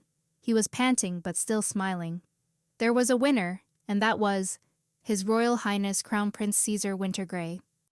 Ulika's jaw dropped. This was the first time His Royal Highness the Crown Prince had won that fencing tournament. Helena, with a hint of pride, thought to herself, Of course, Crown Princes throughout generations have been forced to participate, so they just cooperate in the matches to make it seem reasonable before leaving the arena. But my disciple is not like that. Back below the stands, Caesar was presented with a wreath, the victor's wreath. Everyone clapped loudly. Congratulations, Your Highness, Helena, puzzled, asked. What's going on? Why are those young ladies so flustered? Why is he walking this way? Ulika immediately explained to her. Oh my, your ladyship doesn't know. There's a tradition that the victor presents the wreath to the lady of their heart, Helena thought to herself. This child, truly, knows nothing about swords but is so well versed in these matters. Helena tensed. Wait, could it be? Caesar approached, and Ulika primly awaited the wreath from his hand. Helena irritably turned her face away. I chose the wrong spot. Ulika, with a cheeky smile, placed her hand on her chest and said, Your Highness, congratulations on your victory. I was certain Your Highness would win. Caesar smiled and replied, It's fortunate that I was able to repay that trust. Helena saw his smile and found it incredibly cheesy and annoying. What kind of commercial smile is that? From above, the Empress also wore a satisfied smile. Helena mused to herself. Right, this is politics after all. How utterly boring. Caesar then took off the wreath from his head. Ulika fluttered, her face flushed, and she closed her eyes tightly, waiting. Hold on, turn around. The wreath was placed by Caesar onto Helena's head instead. Leaving even her bewildered and astonished, Caesar smiled. All the glory of today, I wish to bestow upon my esteemed master. The young ladies there gaped, their jaws dropping to the floor. The Empress was astonished. Good heavens! Ulika's face was red, tears almost falling from embarrassment. The entire arena erupted in loud cheers, making Helena anxious. My peaceful life is completely shattered now. Oh, it's over. Everyone there immediately started gossiping loudly. Did you hear? They say His Royal Highness the Crown Prince placed the wreath on Lady Perez. It is said that that noble lady is the swordsmanship master of His Royal Highness the Crown Prince. What? How could that young lady possibly be? The rumor spread in the blink of an eye. However, in the Western capital, that story is quite famous. It is said that the young master of that household was also taught by that very lady. That's just a baseless rumor. How could that be true? Putting that aside, isn't the act of wearing the wreath implicitly acknowledging the crown princess? If it's the crown princess, if it's Pereska, then there's truly nothing she can't do. There's always a question like that at the end of the story. So what will happen to Miss Brown? Cesare knelt down in remorse. I have committed a capital offense. Helena held the sword in her hand. Cesare, what do I hate the most? Cesare replied. Annoyance. Helena, her anger flaring, asked a chilling question. So, shall I kill you? Cesare immediately cried out, pleading. Helena, please spare me. Helena angrily shouted. What on earth were you thinking? Putting a wreath on me? Cesare raised his hands, forcing a smile. Wait a minute. Listen to me. Helena once told us to come to her when we achieve victory. It's not a bad thing for a disciple who achieved results to express gratitude to their master. Suddenly, the sword plunged into the ground, startling Cesare. She stepped closer to him and said, You're not wrong, but I'm very angry right now, so don't smile. Cesare broke out in a cold sweat. Yes. Helena let out a sigh. Are you trying to drag me into political infighting?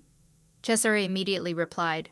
I had no such intention. Helena crossed her arms and turned away, her voice weary. But, in an instant, everyone is already saying that the relationship between me and Miss Brown has become a rivalry for the position of Crown Princess. If you want to control the princess, use a different method. Don't drag me into it too. Cesare stared at her for a moment, then spoke. If Agat or Leonat had won, they would naturally have been allowed to put a wreath on you, right? Helena asked, puzzled. Why bring that up now? Cesare lowered his gaze and replied, Because I am your disciple, and I just wanted to show you what I have learned. Helena glanced at him and replied, That's true, but... Caesar, feeling aggrieved, asked, Then why am I the only one who can't? I'm also Helena's disciple. Do you hate me wearing a wreath that much? Do you hate being involved with me that much? To the point where you feel disgusted by anything you receive from me? Helena, seeing him on the verge of tears, became flustered. Wait, calm down. It's not that I hate it. It's good. I mean, it's very good.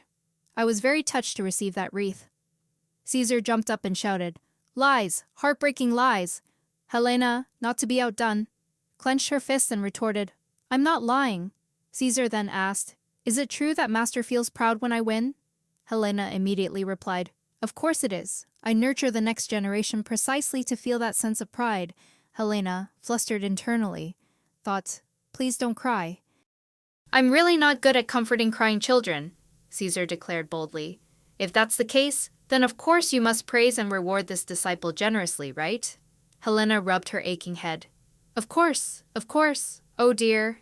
Caesar, calmly joyful, said, Phew, that's a relief. Actually, I was determined to win for that very reason. I was almost hurt, Master. Helena froze. Huh. Caesar took her hand and kissed the back of it. I will obediently wait for the praise and rewards to come. Then he turned and left, leaving Helena completely bewildered. The door swung wide open, and Caesar walked along, chirping, You don't need to worry anymore, everyone. Go back to work. No one's going to die. Helena inside was still rooted to the spot. She'd been tricked. Not long after, Leonard crossed his arms and asked with a smile, So you were indirectly dragged along in such a vague way? Helena hung her head, then didn't respond. When Caesar opened the door and poked his head out, he said, That's right, Helena. You once said that after my birthday, many private invitations were sent, so you wrote rejection letters every day, right? Helena asked curiously. So what? Caesar replied, You won't have to work so hard like that anymore, so this is something to be praised for, isn't it? Saying that, he smiled and left. Helena wondered, What did he just do? Back in the present, Helena crossed her arms and snorted. It's surprising that he still remembers something from 3 years ago, but it really was completely cut off. Apart from letters wanting to recruit Agos, no other letters were seen. Leonard rested his chin on his hand, wondering, Isn't that great? Writing rejection letters is always a hassle, Helena pouted. But I'm a little bothered. But then she shook her head. No, that's not right. If I think positively, everything is a hassle. Leonard said thoughtfully. But what you're saying really is strange. Then he took out a letter and said, Because from now on, invitations like this will be sent to you, Helena. Helena took the letter in her hand and wondered. It's the royal seal. Did Caesar send it? Confused, she thought to herself. What's going on? Is he perhaps using some trick to stop this? It's a letter sent by the prince's consort. Since it's an invitation from the empress, no matter what excuse, it cannot be refused. All of this is because Caesar gave me the wreath. At the imperial palace, Helena walked, reassuring herself that she should stop worrying. But as the person involved, she still felt a bit bewildered. The door then opened, and a man invited her in, saying, Your Highness has waited for a long time. Please come in, Your Highness. As soon as she entered, the Empress smiled. Welcome, Your Highness. Thank you for accepting the invitation. Helena gracefully and politely replied. It is truly an honor for me to be invited here by Your Majesty. Then she looked at the person next to her. We meet again, Lady Brand. Yulika smiled and greeted back. Indeed, it seems we meet quite often, Your Highness Perezga. The Empress was surprised. Oh my, you two know each other. I didn't know your relationship was so close. Yulika snorted and said, I have only spoken with Your Highness a few times. The Empress burst out laughing. Ho ho! Lady Brand, you're quicker than I am. Today, I only invited you two young ladies here to chat, so don't be too formal. Helena replied. Not at all. I'm simply happy to be invited here. The Empress chuckled, covering her face. Even though you have received the Crown Prince's favor, Your Highness remains truly humble. Helena forced a smile. Favor, Your Majesty exaggerates, she thought to herself. Me, favored by Caesar. It's more like I favor Caesar. What a bunch of fools, the Empress continued. I'm not joking. Didn't the wreath of this grand assembly belong to Your Highness? Yulika immediately exclaimed. Your Majesty! The Empress's voice was sharp. Perhaps Lady Brand needs to try harder. Yulika turned pale from fright. She lowered her head and quietly replied, I am deeply ashamed. Helena felt a bit sorry for her, but she just shrugged it off. What else could she do? She then said, Because His Highness studies swordsmanship with me, he merely shared that joy with me as a fellow student. The Empress, with her arms crossed, replied, The princess is truly modest. If that's the case, then Miss Brand should perhaps learn swordsmanship instead of magic. Helena thought in surprise. Learn magic. Magic is a complex and difficult subject to master, and it lacks practicality. Hardly anyone uses or studies it these days. Yulika was feeling extremely self-conscious, but Helena felt a slight interest. I thought she was an incompetent, naive person, but she's different from what I imagined. The Empress looked out the window and said, The sun is beautiful today. Let's both go to the back garden. It just so happens that I have some things I want to show you two young ladies. Helena smiled and replied, I'd be delighted to accompany you, Your Majesty, although she wasn't particularly curious. A moment later, in the back garden, an arrow was shot by an archer. Helena looked at him and wondered, shooting arrows so suddenly? The archer saw them and politely bowed. The queen introduced, This is the youngest archer in the imperial city. I called him here to enjoy with those two young ladies.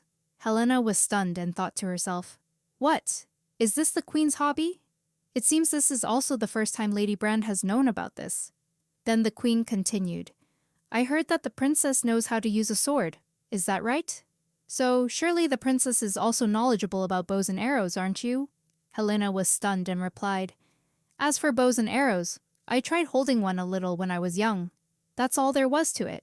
She thought to herself, When I was a mercenary, I learned a little with my comrades. Of course, to use it as skillfully as a sword would be very difficult, so I gave up. Yulika seized the opportunity and began to lecture the person who had lived two lives. Isn't holding a sword enough for you that you also try to hold a bow? Isn't that just like a careless and impulsive person? You should know that from ancient times until now, instead of learning swords or bows and arrows, a lady of dignity should consider dancing and poetry as a weapon. Helena, secretly provoked. Keep saying those boring things, little girl. Then she smiled and said, Yes, lady, you are absolutely right. Yulika realized as if she had just lost something, but not knowing what it was, she also held her tongue. Helena picked up her teacup and thought to herself, There's no need to argue with such trivial provocation. The Empress smiled, looking at Yulika, and said, Lady Bran has been a talented person since childhood, trained to be the crown princess. In contrast, the princess seems to have grown up more freely. Helena immediately replied, Because I was in a place far from that battlefield of power, Your Majesty. The Empress nodded. Indeed, that is the privilege of the ducal nobility. I only hope that the Duke continues to maintain that honorable position. That's all. What about you, Princess? Are you, like your father, without ambition for power? Helena asked doubtfully. Do you mean politics, Your Majesty? The Empress's voice was sharp. My meaning is positions of power. Such as Crown Princess, for example. Yulika suddenly stood up. Your Majesty, you mean... Suddenly a loud sound startled Yulika. Another arrow had just been shot into the target. The Empress raised her hand to calm Yulika. Helena replied, That's right, I don't care about royal matters. It was then that Helena realized that in this quiet backyard, the Empress had deliberately let them hear the sharp sound of arrows to threaten them into saying nothing more. The Empress smiled meaningfully. Princess, can you swear to that? The world would not pay attention to the position of the royal household's female head. Another arrow, like a threat, was shot. Helena thought irritably to herself. This is utterly vexing. Then she spoke. Your Majesty, before I answer, may I perform a small demonstration of my humble skills to express my gratitude for the delightful tour? The Empress smiled and agreed. Princess, feel free to do so. Helena stepped forward and picked up an arrow, thinking to herself, the target's distance is short. Compared to the archery I learned as a mercenary, this is much easier and more relaxed. This is just child's play. But, more importantly, this will be a subtle warning not to threaten me again. But it wouldn't be enough to convey the full meaning. After releasing the arrow, Helena said, Your Majesty, I'm truly sorry, but I can only deal, not just speak. Yulika immediately jumped up. How dare you speak of dealing when addressing the Empress? The Empress immediately stopped Yulika. Lady Brand, please go fetch the earrings from my room and bring them here. Yulika, being sent away, flushed with anger and pressed her lips tightly together. After Yulika left, the Empress called out, Princess Pereska, you are so young yet possess so many talents and such courage, to the point that I can hardly believe you are the same age as Lady Brand. I really like you, Princess. This is also fate. What do you think about establishing a close relationship with me? Helena's expression didn't change. She replied, I am a close friend of His Royal Highness the Crown Prince. The Empress tilted her head and smiled. He is both your close friend, Princess, and my lovely son. If you become close to me, Princess, you will absolutely not be at a disadvantage. Helena pondered. As expected, she won't let me go. I responded fully to that threat, yet she's truly persistent. Do I have to overturn the teacup now? Suddenly, someone walked over and placed a hand on Helena's shoulder. So, you're here, Helena. The person who appeared was none other than Caesar, his gaze fixed on the Empress. A moment later, Caesar pulled her away. He sat down on a chair and let out a sigh. I'm sorry. I didn't mean for things to become so troublesome. I didn't know the Empress would get involved. Helena felt annoyed internally. She really wanted to tell him that it was wrong from the moment the wreath was given. Flashback to when Caesar first arrived. His sharp gaze fixed on the Empress as he said, If I had known there was a place like this, I would have come sooner, Princess. Helena was stunned, thinking to herself, Caesar, if I'm here, what will he do? The Empress smiled brightly. Ha ha, Crown Prince. Since you're already here, why don't we have a cup of tea together? Caesar gently interjected. Please don't tease my close friend here. She's not accustomed to a place like this. The Empress continued. Good heavens, am I teasing her? I merely wish to make her acquaintance, Caesar asked. Then may this building of friendship be postponed for now, so I can take the lady away." The empress turned away and replied, "Of course, to avoid angering my son, this mother must naturally retreat. The time spent today was quite useful. Until next time, young lady." Helena watched her retreating back, thinking to herself, "Son, mother," she said it all without batting an eyelid. What a sharp tongue. A person with a deceptively gentle smile. A smile that seemed to exude malice. And Cesar was facing such a person. Back to the present, Helena called out, "Your Highness, if your Highness wishes, I can stand by your Highness's side in this place." Cesar was astonished. "What?" Then he shook his head. "No, there's no need, Helena. Just live normally as you are now. You don't need to use honorifics when in the Imperial City, because I won't choose Helena." Helena, puzzled, asked again, "Choose?" Caesar lowered his head and said, "Because this matter is very troublesome." She thought to herself, "Indeed, if I stand by your side, it means I will enter a war without swords or blades, and it's truly troublesome and pointless." But Helena had probably made her own decision. She spoke up, "Caesar, it's not you who chose, but I who made the choice myself." She fell into thought, including the matter of having a disciple like him, and the matter of me promising to help him become king, and the matter of me wanting to help him escape the queen's threat. All of it. Her gaze was tender. This master will help him. Caesar was stunned in surprise.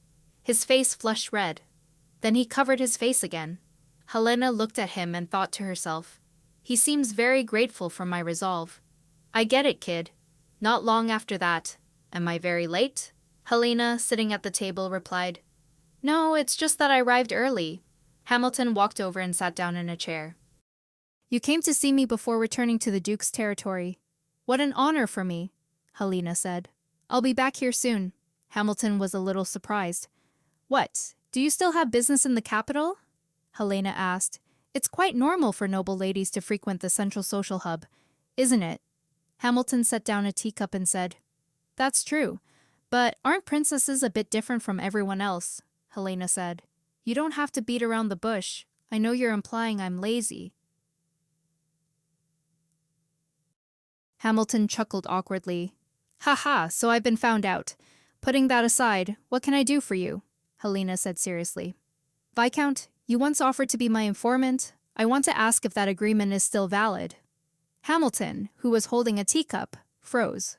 He immediately put the teacup down and said, "Of course it is, but if it's information regarding the relationship between His Highness and the princess consort, I have none." Helena pondered in silence for a moment. Then she spoke. "Viscount, do I look like that kind of person?" Hamilton smiled. "My apologies. I've been rude. Please understand my concern and desire to protect His Highness." Helena picked up her teacup and nodded. She understood his feelings.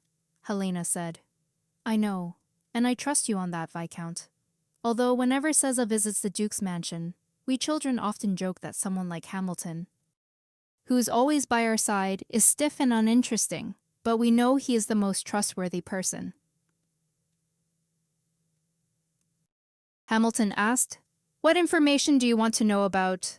Helena placed a stack of papers on the table and said, This is a list of nobles and organizations that have sent me invitations." Hamilton picked up the list. "I also heard that you received many invitations, but I didn't think it would be this many." Helena took a bite of food and said, "Merchant guilds or craft guilds, artisan organizations or schools. There are plenty of them. A significant number have come since the fencing tournament, but I don't know what Caesar did, because now they've stopped sending them. So I'd like to ask you, Viscount, to tell me where I should go and where I don't need to." Hamilton's eyes widened so much they almost popped out when he heard her say that. He wanted to shout, "Are you serious? You're actually going to attend social gatherings?" Helena picked up her fork and said, "What Caesar lacks is backing power, but currently, among the nobles on our side, there isn't anyone trustworthy." Hamilton agreed. "That's right. These people only follow because of the crown prince's status. If anything unfavorable happens now, they'll abandon us at any moment." Hamilton, disbelieving, asked again.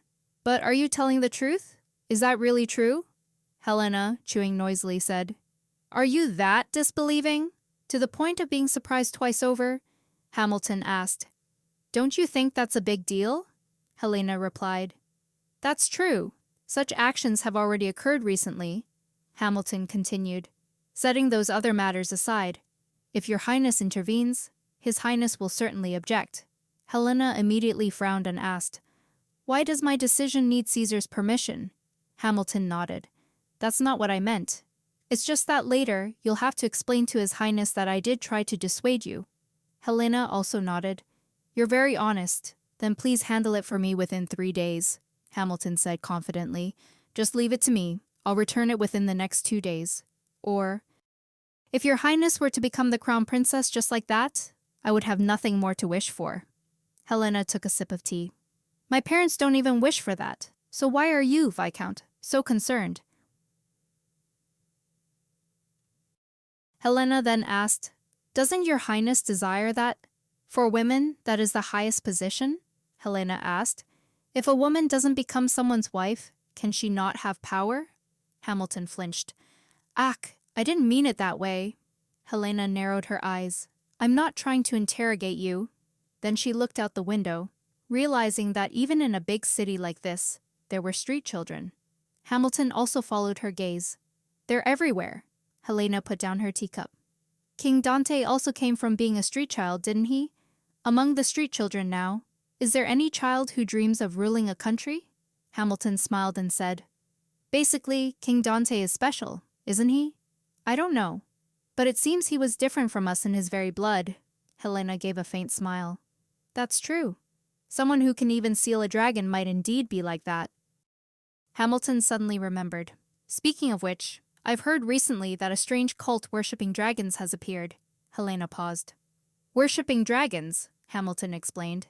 It seems that cult gained influence among commoners, but its scale isn't large, so the kingdom doesn't pay it any mind, Helena said. The church certainly won't let that stand, Hamilton shrugged. Of course, they wouldn't deal with such riffraff, Helena thought to herself. But I didn't seal the dragon away just to witness something like this. Hamilton smiled brightly. Anyway, that cult will probably only be popular for a short while and then disappear. If King Dante were to see this nonsense, he might even rise from his grave. Helena's lips twitched slightly, and she smiled. It was originally her own story, yet now it sounded as if it were someone else's.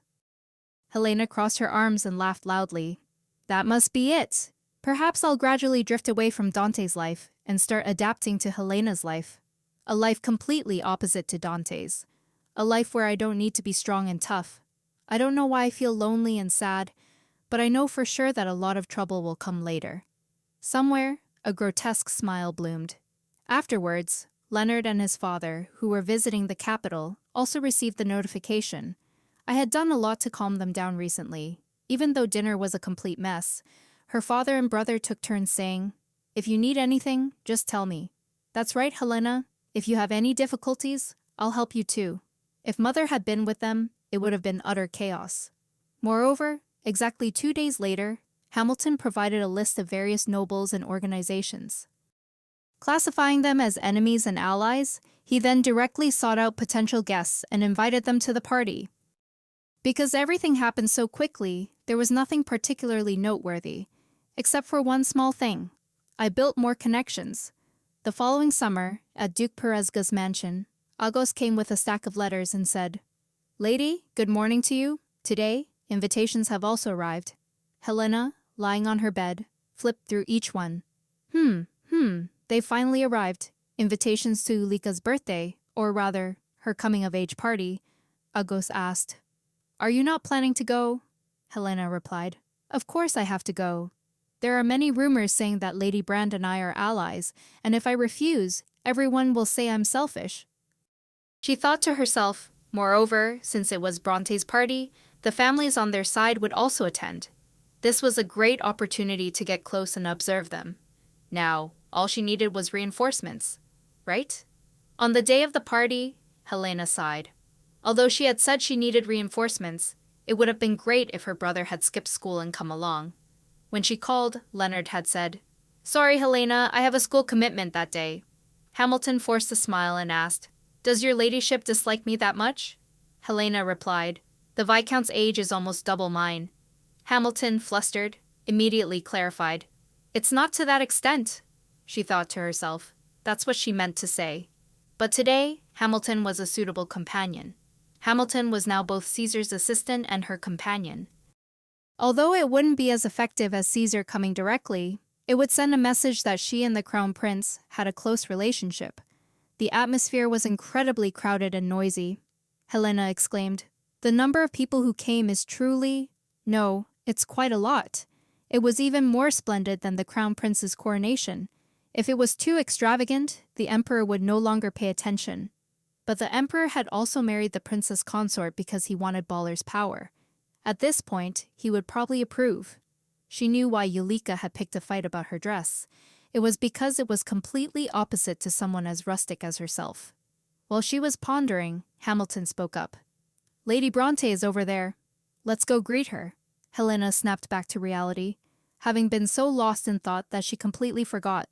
Hamilton approached Yulika. Happy birthday! Lady Yulika Bronte. Yulika turned around. Oh, thank you both for coming to the party.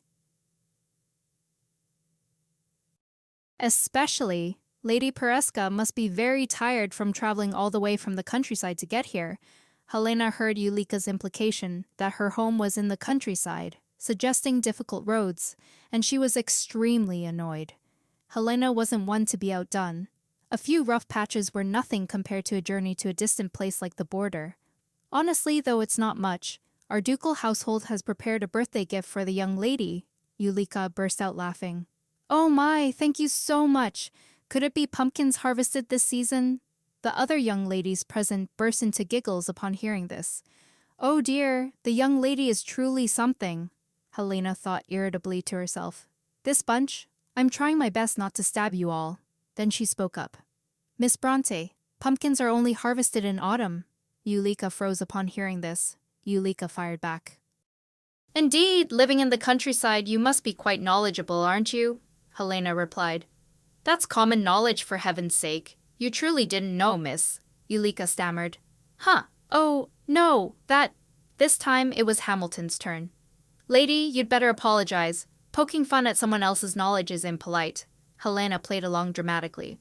Oh, really? I've been so rude, miss, Yulika immediately said. No. Who needs your apology? Helena quickly waved goodbye. We should probably excuse ourselves now.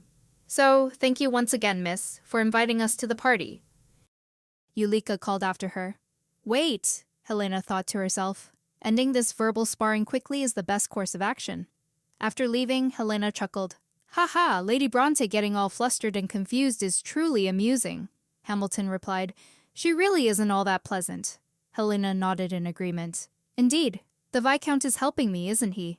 He clasped his hands behind his back and smiled. That's true.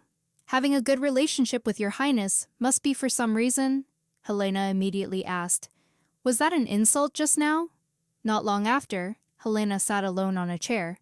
She looked towards Hamilton and thought to herself, Everyone is talking to Hamilton, but no one is coming to me. That's right, there's no point in pretending to be close to me in front of a Yulika. As expected, this party, where no one pays any attention to me, is the most suitable for an attack. I can clearly see who belongs to the neutral faction, and who supports the Queen's faction from the start. But where are Bronte's guards? Helena called a servant and asked, Excuse me, I'd like to wash my hands. Could you call someone to escort me? The servant nodded and replied, Yes, I will call someone right away. Soon, a servant led her away. As Helena walked behind, she wondered aloud. By the way, the Count hasn't appeared in the Great Hall today, has he? The maid turned around.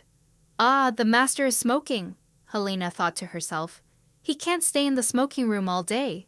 As she passed a room, she saw the door open and asked, Why is the door open? The maid replied, Ah, it's to air it out. Otherwise the books would get damaged, Helena exclaimed. The books in here are packed so tightly, aren't they? They seem to be well preserved, and so many books are crammed into such a small space. Suddenly, someone spoke up, startling her. What are you doing here, lady? Don't snoop around other people's homes. It's very rude. Helena turned and replied. I was just going to wash my hands. I happened to pass by, Yulika said in a loud voice. That's not where you wash your hands, Helena began to praise. Because the family's library looks so tidy and well-appointed, I apologize. It seems the Count loves reading, doesn't he? Besides the study in the central area, he even built another room like this. Yulika was surprised and began to say, That? Helena, not understanding, asked again. Huh, Yulika yelled. It's my study, Helena remembered. Ah, that's right. You used to study magic, didn't you? She was puzzled, thinking to herself, What's so hard to say about that? Yulika mumbled. It's not yet at a usable level, but I quite like theories and specialized books on magic. All of this is for my studies. A perfect lady of talent and beauty should be at this level, shouldn't she? Then Yulika flared up again and shouted, It's more useful than things like harvesting pumpkins, Helena thought to herself. Seriously, is she still bitter about that incident? Yulika said proudly. How about that? Lavi Rose's summoning rituals, consecutive magical theories, Vonti's sealing spells? You don't know a single word of any of that, do you? Helena clapped her hands patronizingly. Oh, that's absolutely amazing. The young lady is truly knowledgeable in the field of magic. For this one sentence, Helena was truly sincere. Everyone, haha. Yulika looked down on everyone with a smug expression. Of course, even if everyone says it's nonsense, once you study it, you'll know it's all useful knowledge. Helena, puzzled, wondered, Everyone says it's nonsense, right? It's not wrong. Magic is slowly disappearing now. And even if you're good at theory but don't know how to practice, what can you do? But Yulika's eyes when she spoke of magic were the most brilliantly sparkling thing in the world. Then Helena spoke. No learning is ever nonsense. You are doing something truly admirable, young lady. Yulika, hearing these words from Helena, was incredibly surprised. For some unknown reason, Yulika turned around and said, You should go home now, lady. You need to relearn the etiquette of a young lady, accepting an invitation to someone else's home, and then peeking into their room. A young lady shouldn't do that, Helena said. I have been very rude. I hope you can forgive my clumsiness, young lady. Then, if you'll excuse me, Helena left deep in thought. I was just paying Yulika a casual compliment. Eureka is the princess's retainer, and Cesar's enemies are her own. Even so, if she has friends, they should inquire more about what the girl truly wants to do. Not long after, at the Duke of Peresta's mansion. You also know autumn is approaching, don't you? I know, the young lady's first birthday after coming of age is in autumn. Therefore, no matter how meticulously we prepare, it will never be enough for Bronte.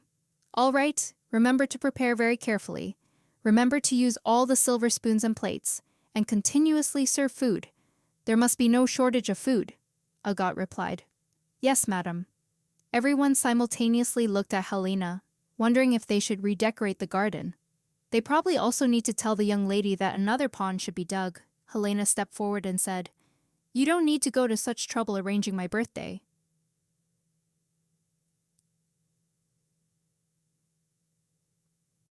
Agat clenched her hands. We servants are merely having a battle among ourselves, young lady. Helena asked, puzzled. Did something happen at the Bronte's mansion? The maids nodded, Agat looking as if she wanted to spit fire. Yes, the servants there are so arrogant. If our young lady could become the crown princess, then at her wedding, who would get the first seat? Helena chuckled at that. Agat immediately said, Good heavens, I wasn't telling a joke, Helena thought to herself. Helena was actually Yulika's rival ever since she left that place. But the servants also have their own pride. That evening, as Agat was folding the blankets, she asked, Oh, by the way, will Sir Caesar be coming?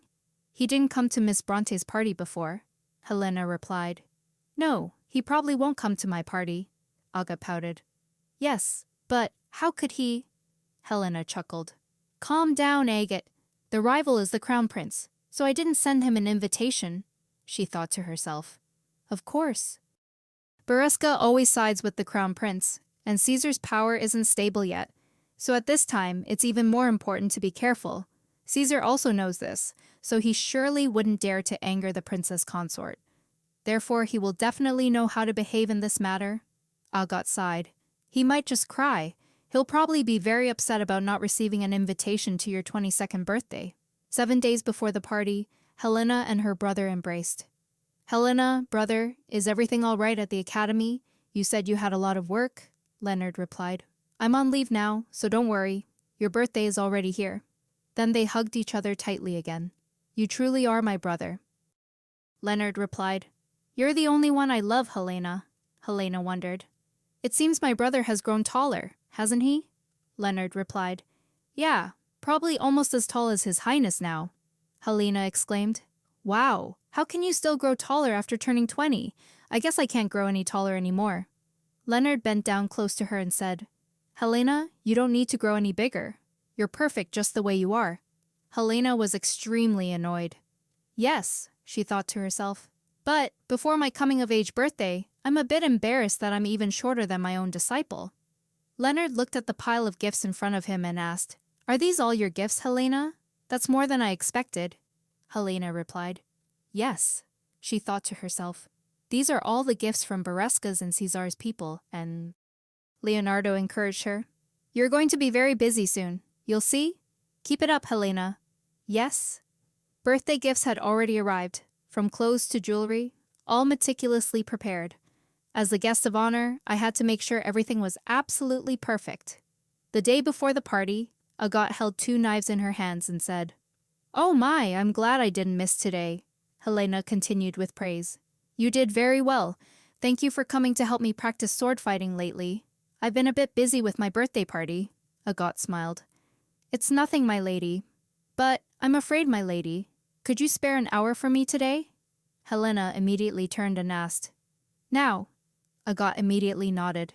Helena pondered, thinking that she didn't have much time left, as the party was tomorrow, but this was also the first time Agat had ever made such a request.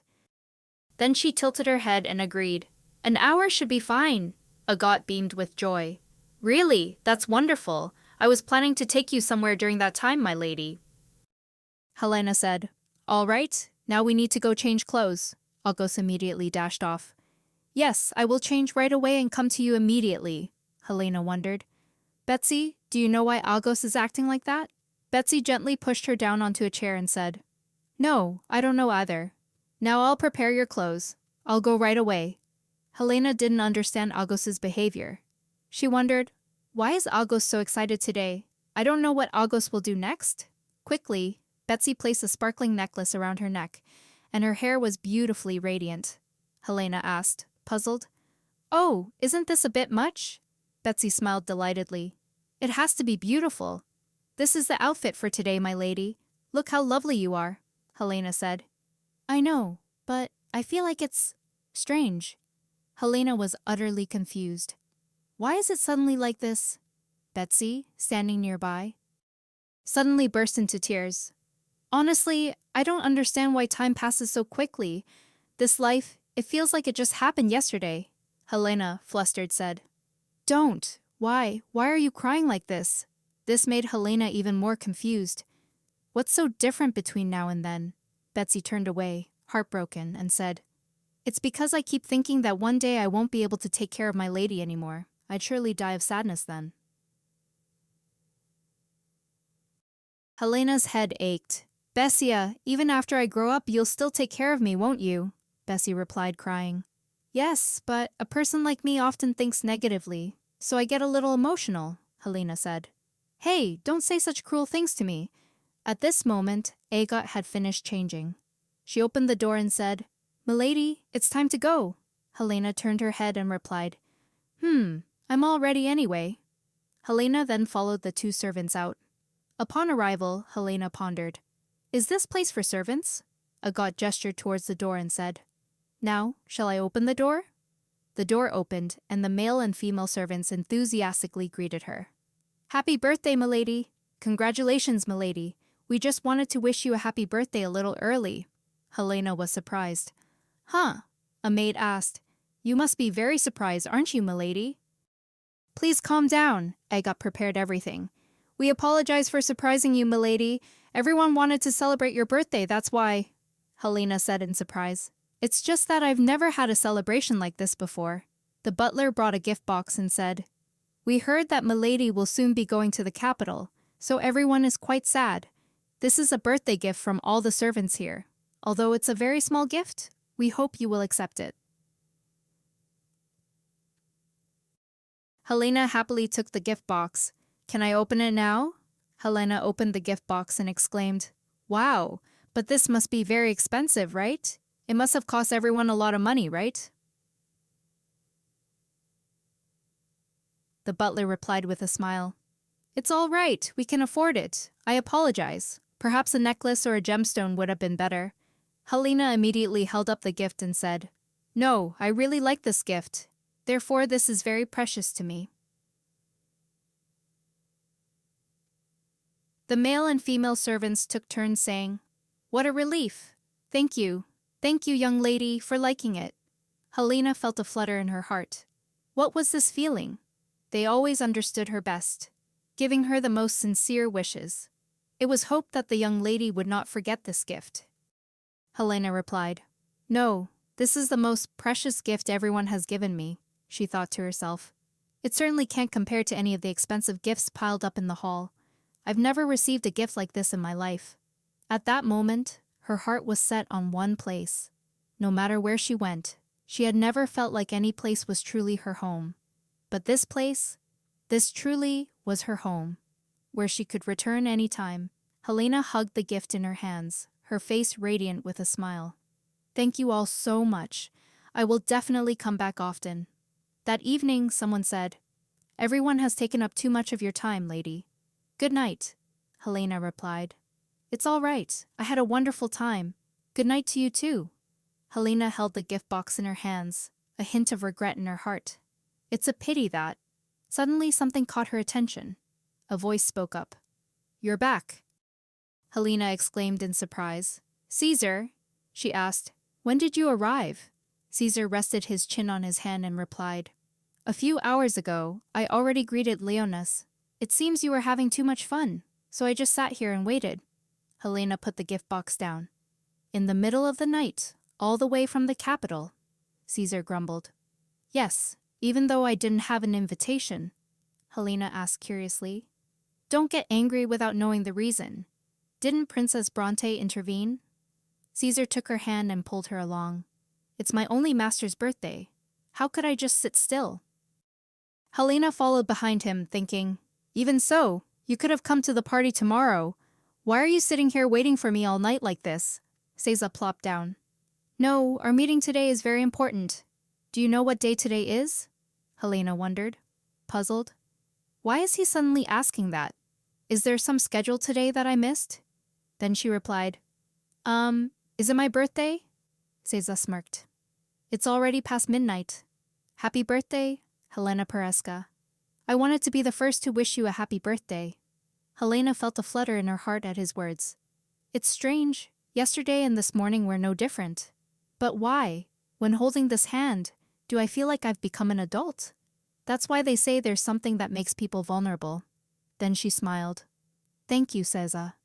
The next morning, I sincerely thank everyone who helped me shine. And I wish all those present here today abundant happiness and peace. A young lady spoke, gesturing politely. Lady, do you remember me? Time truly flies. You look very beautiful today, lady. Helena smiled brightly. Thank you for the compliment. Helena looked around. Many important figures were present. She could see nobles like Valor and Peresca. However, no one here had truly come to sincerely wish her a happy birthday. While she was deep in thought, someone approached, saying, The lady looks just like a swan.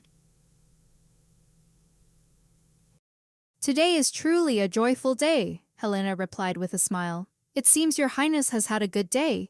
Caesar also smiled brightly. Of course, because today I get to see the princess smile like this. Helena flared up. And whose fault is that, you rascal? Helena tried to hold back. A birthday only comes once a year, so your highness must be quite regretful, aren't you? Caesar kissed the back of her hand and said, That's fine, because I like all the expressions on your face. Once again, congratulations, princess, on coming of age. With that, he left, making Helena furious. That scoundrel! Just you wait! Another young lady approached. It's a pleasure to meet you, princess. Helena had to smile again. It's a pleasure to meet you too, young lady. A moment later, Helena sighed. It's been a long time since I've seen such a carefree sight. This time, I'm the main character, so I can't sneak away. What are Caesar and Leonard doing? He's entertaining the nobles, probably to draw attention to Leonard, who has received the title of young duke. And the young ladies are interested in other matters. At this moment, a young man approached. Princess, you seem a bit tired. Helena also recognized the young man. Ah, this is Earl Luke's eldest son, Leonard's classmate, isn't he? Then she spoke. Thank you for your concern. I hope you can enjoy the party. The young man held a glass of wine in his hand. Thanks to your diligent preparations, this party is truly wonderful. Furthermore, if you don't mind, may I invite you for a dance? I've heard Leonard speak of you a great deal, and meeting you in person today, I see that Leonard's words were absolutely true. I'm very curious to know what kind of person you are, as he only ever speaks highly of you. Would you grant me the honor of being your first dance partner? Helena playfully asked. What if I clumsily step on your foot? The young man, with a radiant smile, flirted back. You're as light as a feather. I wouldn't feel a thing. Helena also extended her hand and agreed. Very well, then. Suddenly, another hand reached out and took hers. Caesar smirked, his eyes like bullets. Excuse me, but the princess here has already promised me the first dance, the young man stammered. Huh, your highness. Helena pondered, confused. No, since when? This is the first I've heard of it. The young man immediately grabbed his sandals and ran off. Oh dear, my apologies, your highness. I'll take my leave then. Helena was bewildered. What is this? This is absurd. Caesar took her hand, smiling brightly. Without such spirit, one wouldn't be worthy of being Helena's first dance partner. So, my lady, I hope you can grant me that honor. She thought to herself. This is actually to show everyone clearly who Valga and Bronte will have to face later. Then Helena stood up and stepped forward. What if I clumsily or accidentally step on your highness's foot? Caesar replied. That's fine. I can dance continuously until I help you improve. In the romantic setting, to the melodious music, everyone was dancing together, including Helena and Caesar. Holding her hand, he said, Helena, you dance very well. When did you learn?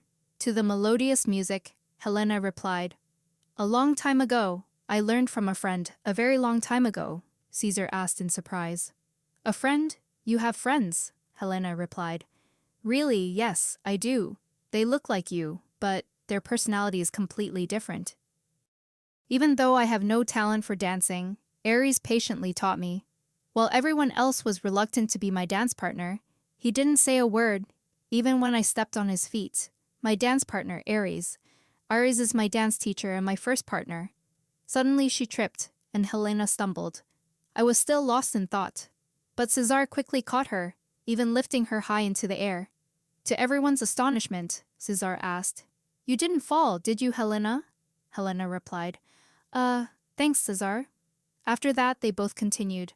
Helena said, What just happened is bound to create a huge rumor, you'll see. Caesar asked her curiously. So you don't like it? Helena snorted. Do whatever you want. Helena fell into deep thought. In my previous life, I only had one thing to protect, so I had no regrets or lingering attachments whatsoever. But in this life, if anything happens, I will be heartbroken. The more people I have by my side, the weaker I feel. But now it's too late to turn back. These people are very important to Helena Peresca. Next autumn, her pilgrimage was finally decided, and that's also when she would leave the ducal house. Helena sat in the carriage, looking out the window. It's strange. My heart keeps pounding. I feel restless, but I'm not worried. Am I? Agoth smiled.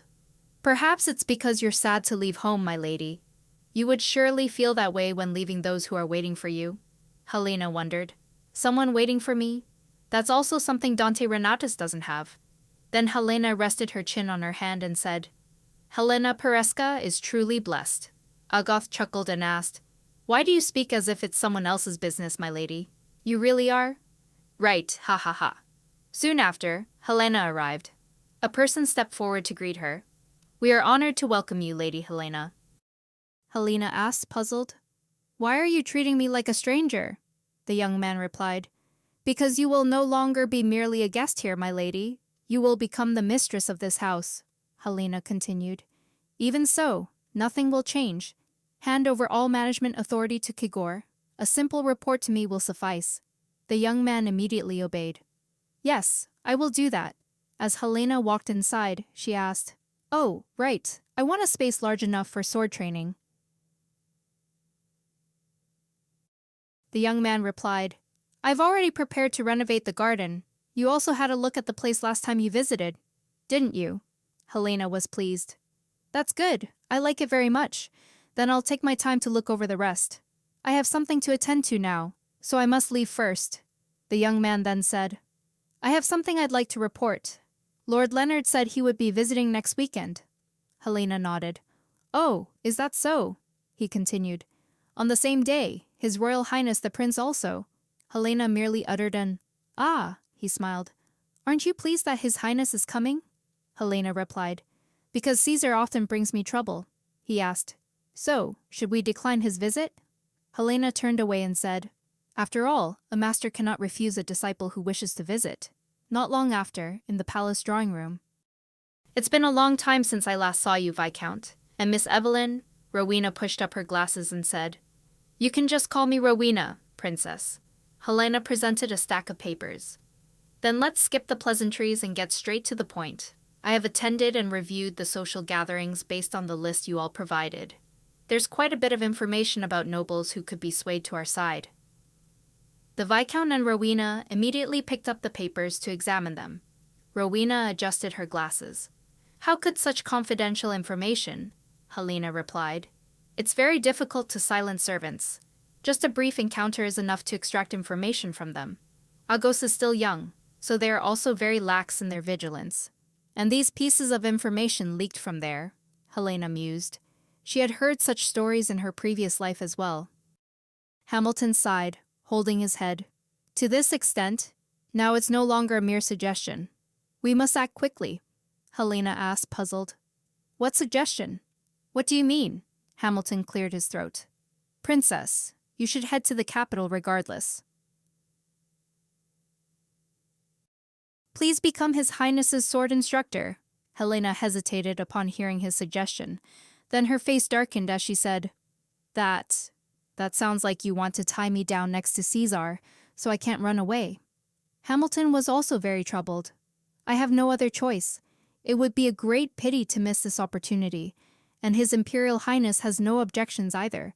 I really have no other way but to do this," Helena pondered. "They want me to become Caesar's sword instructor. Actually, becoming a sword instructor like this isn't beyond my capabilities, but—" Then she crossed her arms and spoke. "If I suddenly take that position, there will definitely be objections. Things might even be blown in the opposite direction." Helena assessed herself. "Up until now, I've only been someone in the background. So many people won't welcome me because I'm a girl whose abilities haven't been proven yet." Rowena spoke up, offering a suggestion. "Actually, I have a reason to suggest that. Do you know Ben Chains?" Helena heard the name and thought to herself, Ben, a former noble who attended Pereska's party not long ago, just like me, changed his name after entering politics. Nevertheless, attending parties makes me very uneasy," Rowena continued, "because it's rumored that there are many magical creatures in the border region lately. Pereska's side has requested military support. Military support. To stop those witches. Independent command of soldiers will allow for changes among the nobility." Helena was skeptical. "After the change, Ben can no longer command soldiers," Rowena replied. "We haven't inspected the situation yet, so we can't know the exact figures." Helena put her hand to her chin. "It's strange, though, that in such a situation, Perez Casa wasn't requested." Rowena hesitated. "About that, I've already sent a request to Bronte, but it seems they've refused." Helena seemed to realize something. "Oh, so it turns out that the relationship with the Empress has already fractured." Hamilton raised his hand and said, "I don't intend to send reserve troops to the Imperial Palace yet, due to budget constraints, and also because the Imperial Palace's standing army isn't accustomed to driving away magical beasts. Helena's lips twitched slightly. That's right. Now is the opportunity. I would very much welcome it if the ownership of the soldiers could be transferred to the Crown Prince. Hamilton raised a finger and continued. So, here's what I'm thinking. The princess could form a group of magical bandits and provide support from the rear, Helena asked. If so, after the change, my abilities could also be verified, right? Hamilton immediately cheered. Exactly, Helena sighed thoughtfully. Even so, from my previous life to this one, do I have to keep struggling with magical creatures? Helena then seriously asked. Do you think I can do that? You know, don't you? Hamilton completely trusted her. He said, I believe in the princess's capabilities. Then he smiled. Helena pondered. Just thinking about it felt troublesome. But the fact that Viscount Hamilton was proposing this also meant he was acknowledging her as a swordswoman. So she didn't dislike it. After thinking, she made a proposal. In that case, I have a condition instead, Hamilton beamed. Yes, princess, please speak, she thought to herself. All right. If it's like this, I must give my lovely disciples a chance to practice, right? Then she smiled brightly and said, I will personally choose who will accompany me, of course, including my 3 students. A few days later, Caesar sat lost in thought, wondering how he could make more progress with Helena. Rowena asked, You still haven't held her hand, have you, my lord? Caesar waved his hand dismissively and replied, It's not like that. I've held her hand. I've hugged her. I've even slept together with her. Though we were still young then, Rowena advised him. A shortcut to avoid further hurt is to give up on hopeless endeavors. Caesar immediately said, Don't say there's no hope. Rowena proposed an idea to him. How about trying to get even closer? Hearing this, Caesar was startled. He awkwardly said, She even sat on my lap. Rowena was a bit surprised. On your lap? That's truly beyond my imagination. Caesar laughed. Ha, what else do I really need to do for her to see me as a man? Rowena pondered for a moment, then said, If you're so worried, why not go for a psychological consultation once? Not long after, as was seen sitting comfortably, holding a teacup and saying, So, you want to know the secret to capturing a woman's heart. Rowena had previously advised Caesar that there was a dark knight named Ascaron, who was very skilled at winning women's hearts. As she happened to know him, she offered to introduce him, mentioning his nickname, the Magic Black Rose. That's how it is. As said, It's very simple, Your Highness. Caesar wondered. Simple. As, with sparkling eyes, replied, Yes, you just need to be handsome. Like me. On a first meeting, no weapon is as powerful as a handsome face, Your Highness. Caesar let out a sigh. It's not our first meeting. We've actually known each other before. But the problem is, I can't distance myself from this relationship. As brought a hand to his chin, letting out a hum. It's not that there's no way, Your Highness. Have you ever heard of the wall push technique? A wall push. It's a technique that demonstrates strong attraction and narrows the communication gap between 2 gazes. You can look down at the other person, showcasing your height, and even naturally touch lips. There's nothing to lose, even if it fails. Soon after, Caesar, what's got you so spaced out? Caesar replied. Oh, it's nothing, Helena continued. It seems there will be many conflicting opinions in the competition, and frankly, it's always tense, Caesar secretly thought. She's really sharp-eyed about these things. I'm so impatient, acting like a fool. Suddenly he realized something. Wait, there's no one here now? It's just me and her. This is the perfect moment, isn't it? Caesar immediately used his signature move, pinning Helena against the wall.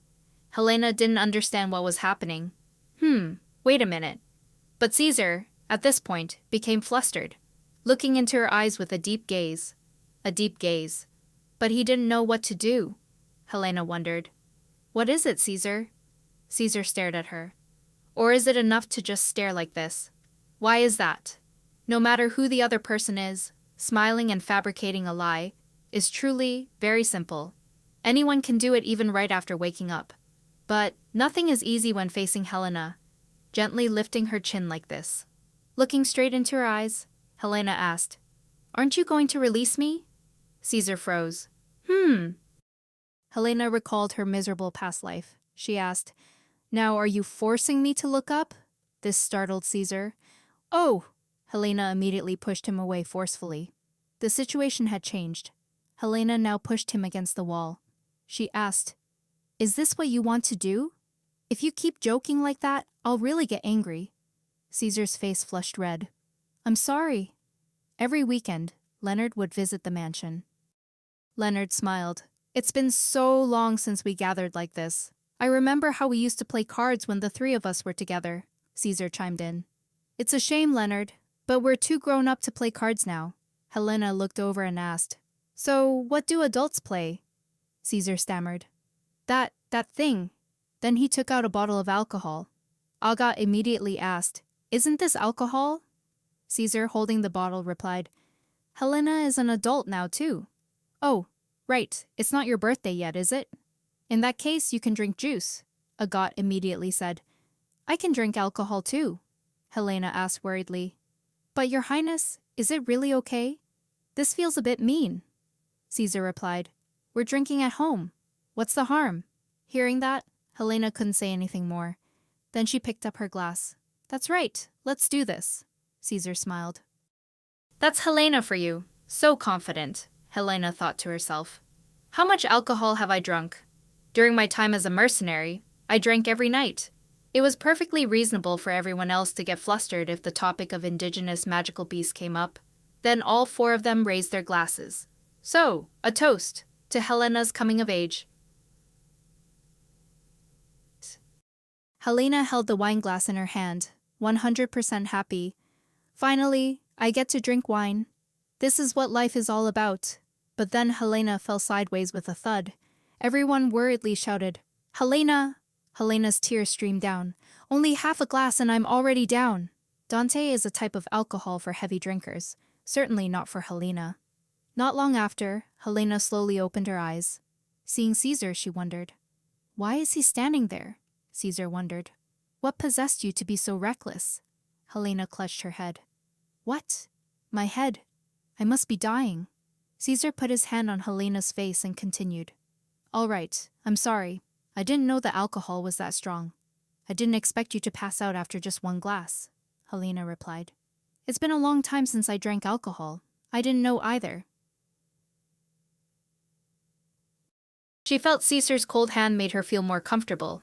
Caesar continued, "It's been a while, hasn't it? You really are drunk." Helena looked at his face and said, "Caesar, your face is really handsome. You should thank your ancestors for that. You—" Caesar hesitated and asked, "A dignified lady saying such things?" Helena immediately replied, "I like it." Caesar demanded, "What did you say? Say it again." Helena replied, "I said I like your face. It's exactly my type." Caesar smiled and called her name. "Helena, close your eyes now." The next day. "Well, what I said yesterday, that was the alcohol talking. We have to help Marquis Bentos of the Borderlands eliminate the demonic beasts. So we, you all, will also participate." Caesar immediately slammed his hand on the table. "No, I object. Are you crazy? Do you know how dangerous it is there?" Helena remained indifferent. Asking him back, "So, we should just let go of such a good opportunity," Caesar said loudly. "I can go. Helena doesn't have to." Helena also crossed her arms and retorted, "Can you complete my part by yourself?" Caesar froze. "That." Then he buried his face in his hands and slumped onto the table. Helena thought to herself, "Are you trying to rub your strength in my face, disciple?" Caesar wondered, "Why are you so determined to go to such lengths?" "Helena usually hates troublesome things," Helena replied. "Well, people can't just live only doing things that benefit themselves, can they?" Caesar's eyes were serious. "If your reason for participating in the demonic beast elimination is me, then I will refuse, because I don't want Helena to be in danger just to complete the mission." Helena looked at him and said, "Have you forgotten? I'm the one who said I'd make you emperor?" Caesar was filled with worry. "But," Helena stepped forward and leaned down. "Caesar, this is an opportunity to witness your master's true power. Do you want to miss it?" You might even see that no one can defeat me? Cesar sighed, holding his head again. He clasped his hands together and said, "If there's real danger when we get to the scene, we'll retreat at any time." Helena smiled lightly. "It will be over before winter passes." After that, getting my parents' permission was easier than I thought. Both of them kept their promise to agree to everything I wanted to do. One day, while waiting for the inspection team to return, Hamilton called. "Milady, the leader of the Red Knights, Duke Dalton, requests an audience with your ladyship." He said he would provide trained soldiers from the Red Knights for this monster extermination. Helena held the stack of papers in her hand. Not knights, but trained soldiers. Instead of taking advantage of this punitive expedition, it's more like sending them to learn and then sending them back, Hamilton continued. Well, of course, it must be beneficial for them. Helena placed the stack of papers down and said, "There's no other way. Go ahead and make the appointment then. We should meet Duke Danton at least once." Not long after, Helena said, "It's not necessary for us to go together, Cesar."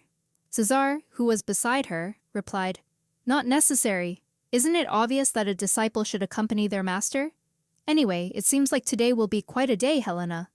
Helena had also changed into an outfit more suitable for the occasion than her usual frilly, princess-like dresses. She declared, "If it were Cesar, would a woman in a dress saying, 'I'm the captain leading you all to battle,' seem trustworthy? Of course, one must dress appropriately for the occasion." Caesar affirmed, "It's all for Helena anyway. No matter what the outfit, it will command unlimited trust." Helena said, "You trust me too much. You shouldn't blindly trust others like that, Caesar. What would you do if one day I betrayed you and stabbed you in the back?" Caesar said nothing. He flashed a confident smile that showed off his personality. Caesar made a gesture of slitting his throat. He said, "Then I'll just die," Helena yelled. "Think before you answer. Of course you can't just die." She threw up her hands in exasperation at her student, thinking to herself, "This kid, he's hopeless. How did he grow up to be so blindly trusting? Whose fault is this? Could it be mine?" While she was deep in thought, someone approached and opened the door. Nerve burst in and spoke. "Finally, I've met you. Leonard's sister. No, I should call you Leonard's master. Shouldn't I?" Helena stood up and took his hand. "Pleased to meet you. I'm Helena Peresta." Nerve also took her hand. "I'm Nerve Danton, leader of the Red Knights. I have gathered the trained soldiers at the arena. Please feel free to choose."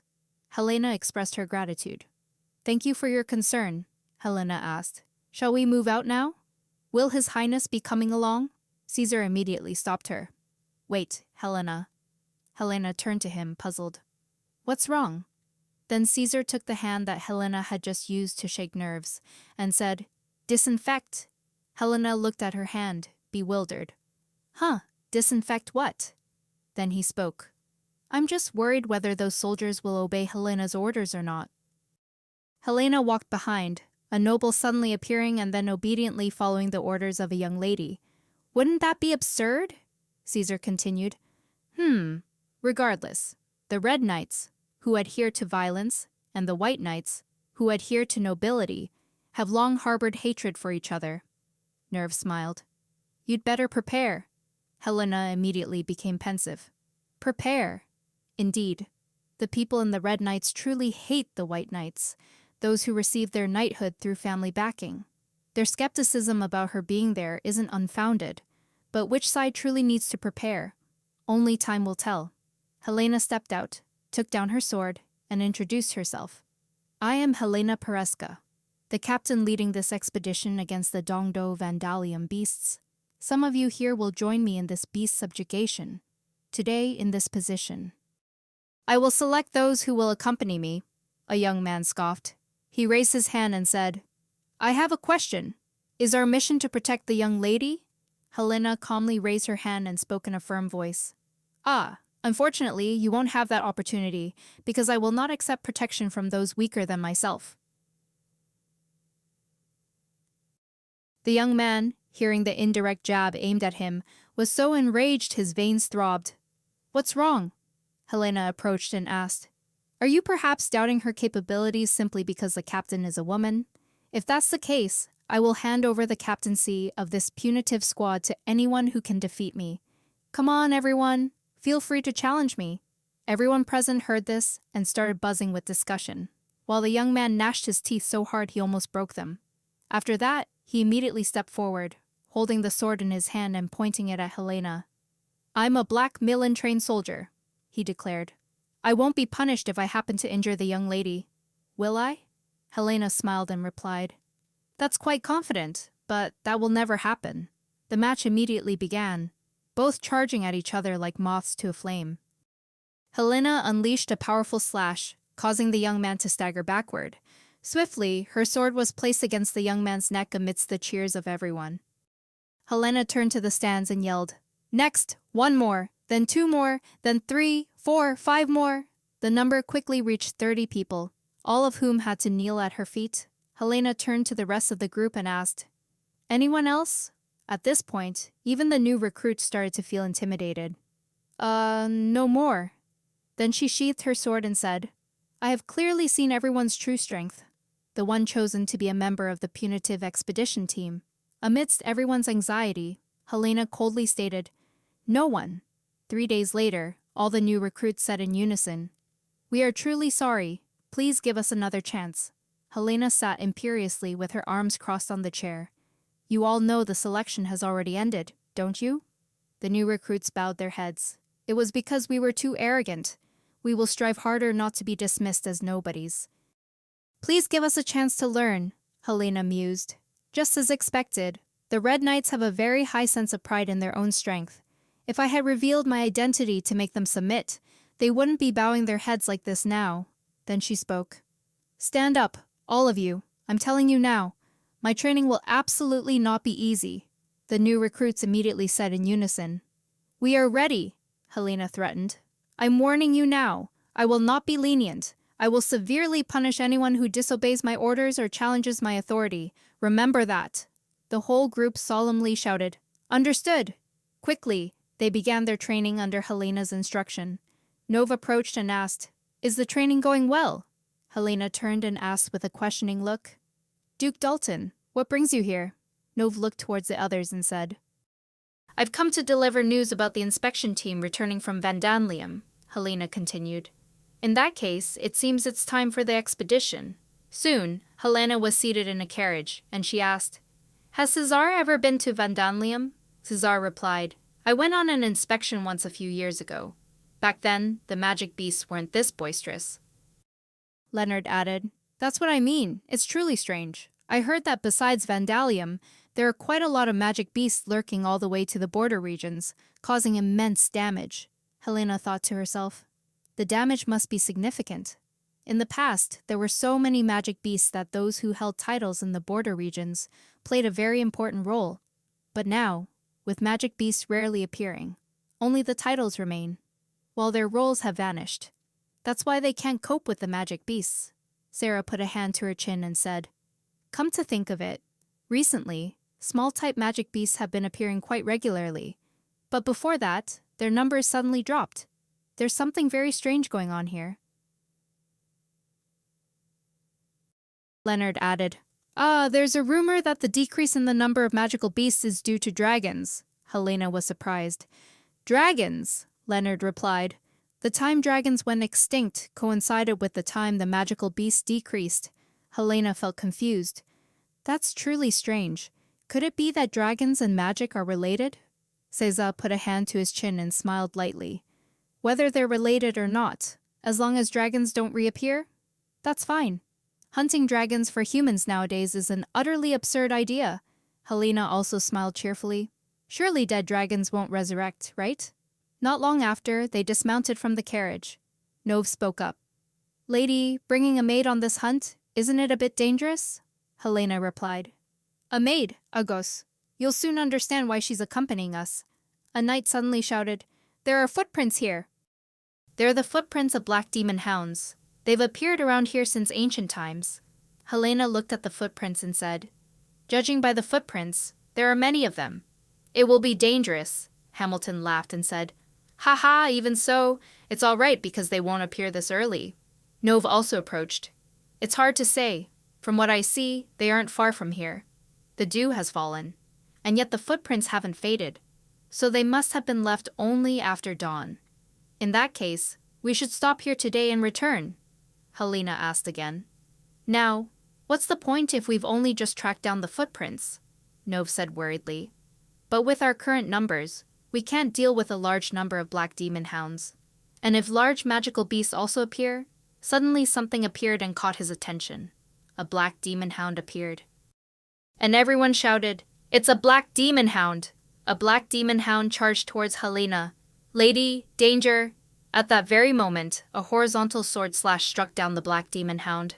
The one who struck was none other than Leonard. Helena gave him a compliment. "Well done, brother," Leonard asked worriedly. "Are you all right, Helena?" Helena replied. "Yes, I'm fine." Then she turned to the knights and said, "You told me they don't operate during the day, but it seems that's not the case. For now, let's head back. We need to discuss this thoroughly." Not long after. "Count, what are your thoughts on today's events?" the Count said. "Not long ago, I received reports stating that the nocturnal magical beasts have been lingering until daytime." Helena took a sip of her tea. "Have you found the cause?" The Count stroked his chin and grunted. "Actually, I wasn't planning on talking about this," Helena asked him. "Have you ever heard of the Draco Church?" The Count replied. "Is that the new religion that worships dragons?" "That's right. Actually, last spring, followers of that religion visited this place. At the time, it was just nonsense, so I didn't pay much attention to it," Helena wondered. "Nonsense stories," he said. "Because they claimed they would resurrect dragons, so at the time, I thought they were truly absurd. After those people performed their resurrection ritual in the forest, the number of magical beasts also increased. The atmosphere grew heavy. It must have been a coincidence. No matter how you look at it, this whole thing is ridiculous. Other title holders nearby also said it was a coincidence. Just like you. But after those people came here, the number of magical beasts did increase," Helena challenged. "Why are you only telling me about such an important matter now?" he replied. "Because I have no proof," Helena thought irritably to herself. Good heavens, he really does insist on having proof. And it's true. Without concrete evidence, it's just speculation. And it sounds unreasonable, too. Helena then stood up and continued. "Let's just keep that in mind for now." "Is there anything else you wish to say?" he replied. "No, if there's any other news, I'll let you know." Helena excused herself. "Thank you, Count. I'll take my leave now," he said. "Aren't you going to rest?" "Where are you planning to go now?" Helena replied. "I still have work to do. If we hadn't been ambushed unexpectedly just now, we would have already gone to investigate the magical beasts." "Wouldn't we?" A moment later, Helena approached the knights and asked, "Have you finished checking your weapons?" Agoth saw her and immediately stood up. "Lady." Stretching her joints, Helena said, "Gather everyone, I have something to say. Regarding our encounter with the black demonic hounds today, although they are agile and fierce, they are not a particularly tough magical beast. Since their weapons are their teeth, it's easier to aim for their sides than their front. And absolutely do not let them see your back, nor should you confront them alone. Did everyone understand?" Everyone responded, "Yes, understood." Agoth marveled. "My lady, you're so cool. How do you know all that?" And Caesar also approached. "Master, you're so cool," Helena complained. "You're just stating the obvious." Then she glanced at her brother. "But brother, I've noticed you seem to be worried about something, haven't you?" Leonard mused. "Ah." Then he smiled. "I was thinking about what we discussed earlier," Helena asked curiously. "What is it?" Leonard replied. "The hypothesis about the extinction of dragons being linked to the rapid decline in the number of magical beasts. If that's the case, then the reason for the magical beast numbers increasing again must also be related to the revival of dragons," Helena pondered. "No, there's no way to bring something that's dead back to life. But there's something strange here. I was born and still carry all the memories of my previous life. So naturally, the Draco cult might also want to revive dragons." This could simply be a coincidence. Seeing her deep in thought, Leonard immediately said, "I've made you worried with my useless words. I'm sorry, Helena. For now, let's focus on the subjugation." Helena also smiled in agreement. Yes, the important thing now is the subjugation of the magical beasts. Even if it weren't, I have something I need to tell everyone. This time, for the subjugation, we'll have to eliminate that large-type magical beast, he asked doubtfully. A large-type magical beast? Helena continued. Yes, what we have to face is probably... It's highly likely to be Luca Rakota, Leonard, not understanding, immediately asked. What is it? Helena explained. It's a magical beast with the head of a badger but the body of a lion. It has a massive body but is incredibly fast. Moreover, it possesses superior regenerative abilities, so it just keeps coming back to life. Unless its head is severed in one blow, it won't die. I'm entrusting Luca Rakota's head to you, Caesar. Caesar, sweating, pointed at himself and wondered. Huh, me, not you, Helena replied. Because just slicing that massive creature open was already too much for me, and besides, wouldn't it be better if all the achievements were attributed to our crown prince? With that, she and Leonard exchanged smiles, while Agos, still stubbornly anti, just pouted dismissively. Then Helena confidently said, So, shall we try another battle? The journey quickly began. They discovered a pack of dark demon hounds in the northern forest. They saw quite a few broken traps, which meant Luca Rakota was also with them. This is serious then. Night vision will be very limited, Caesar. You don't look so good. Do you? Are you nervous? Caesar, bewildered, asked back. Nervous, me? I just feel like something's amiss. That's all. Helena asked curiously. What's amiss? With doubt in his heart, he said. Don't you find it strange? Why are dark demon hounds, which are nocturnal, appearing during the day? Helena remained indifferent. I don't know. Maybe they're suffering from insomnia. Seeing her nonchalance, Caesar reminded her. This is no time for jokes, Helena. That thing was only targeting you back then, so you need to be careful. This time, the magical beast might also target you. Suddenly, someone screamed, making Helena turn around. It was a dark demon hound. A dark demon hound growled, and the young knight who saw it immediately began to tremble. Helena shouted a reminder. Everyone to your positions. Don't panic. Hold the formation. Attack. Following the command, everyone immediately charged at the dark demon hounds. Helena also joined the fight. These damn things. Are they really only chasing me? If that's the case, she thought, then spun her leg and unleashed a powerful slash. Helena yelled, Everyone, move to both sides. Immediately, everyone moved to both sides, and the dark demon hounds charged straight towards Helena. She sneered, Dare to fight me, that's too easy. Helena then rushed forward and called out, Agos? Agos immediately appeared. Yes, young lady. One attacks, one supports. A young man, seeing this, became overconfident. Excellent. At this rate, let's join forces and wipe them out. Before he could finish speaking, a great demon beast appeared behind him. The great demon beast pinned him down and roared ferociously. Everyone panicked and screamed, It's a great demon beast! The knights began to hesitate, their voices trembling. Damn it, it's Luca Rakota! Helena immediately turned and commanded, There's nothing to panic about. Maintain formation. The knights were bewildered. Run! We'll all die like this. Helena bit her lip tightly. Damn it, the knights have lost all their morale. In this situation, the only one I can trust? She immediately turned and called, Caesar! Caesar immediately pointed his sword up. Just leave it to me. Helena also fully trusted him. All right, let's teach them a lesson. Leonard, with determined eyes, thought, How can I just stand by? Immediately after, he dashed forward and drew his sword. An attack on the magic beast made it roar in pain. Aigett, not to be outdone, continuously attacked. When the great magic beast opened its eyes, the person who appeared before it was Helena.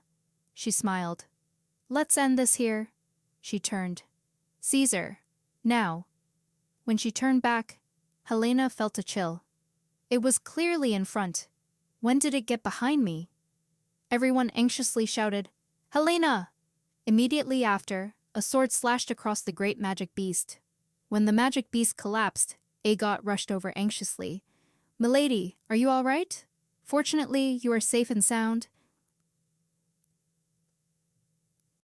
She recalled Caesar's words. Be careful, Helena. That thing is precisely targeting you. Seiza had been right. The magic beasts were indeed targeting her. Why, after all, the knights approached, praising her. The princess is truly brilliant. She used herself as bait. It's truly reassuring to have the princess here. Helena forced a smile. It's nothing major to be praised like this. I'm truly embarrassed. Suddenly, someone called out, "Captain, please come over here and take a look." The captain turned to leave. Then, if you'll excuse me, princess, I'll go ahead. When the captain had left, Helena called, "Agos." Agos turned back and replied, "Yes, young lady," Helena said. "It looks quite busy over there. Please go and help the captain." Agos immediately complied. "As you command." After everyone had left, Helena stood lost in thought. Why, after all, are they targeting me? What is their purpose? Suddenly she noticed a pattern. What is this? A pattern? Suddenly a sharp pain shot through her heart, and she staggered as if about to collapse. Caesar heard it and spun around. His eyes suddenly filled with panic. A massive demon beast emerged from the ground. It launched an attack, letting out a painful roar as its mouth clamped onto her arm, pulling her high into the air. Leonard shouted, "Helena!" A slash from Leonard made it cry out in pain and release Helena. She began to fall to the ground, but fortunately, Caesar arrived in time to catch her. He immediately asked, "Are you all right?" Helena, eyes wide, replied, "I'm fine, honestly." Caesar was at a loss for words. "Unbelievable, Helena. You can still joke at a time like this." Then Helena pushed him away. "Get out of the way. We need to deal with that demon beast immediately." Caesar immediately stopped her. "Wait, if you move any more..." Helena staggered to her feet. "Damn it. My vision is blurring. Ugh, the demon beast's saliva is poisonous." "Just touching it makes your vision blur, and your other senses slow down. My condition isn't good. I can't retreat. It would be dangerous if I tried to run away. I'll finish it in one blow." Then she spoke. "The venom's location." Caesar, confused, asked again. "What?" Leonard also worried for her. Helena gripped the sword in her hand. "Demon beast?" "The demon beast's position." "Exactly." Caesar's voice finished her sentence. 12 paces, the demon beast is straight ahead." Helena smiled, thinking to herself, "Even my footsteps, Caesar. There's nothing you don't know about me." Helena looked up and smiled. "Caesar, if I fall, make sure to catch me well. I trust you." Caesar was a little moved by these words. "As you command, master." After making arrangements, Helena said, "All right, everyone, fall back now. I'll lead, and everyone follow closely." With that, Helena charged forward, sensing her way even without sight. "My disciples are definitely supporting me from behind, so I absolutely cannot fail." Helena leaped high. She plunged down onto the monster, carving a long line that made it shriek in pain and knock her away, sending her into a free fall. I was knocked back like a piece of paper. Well, Caesar said he would catch me. "I trust you, Caesar."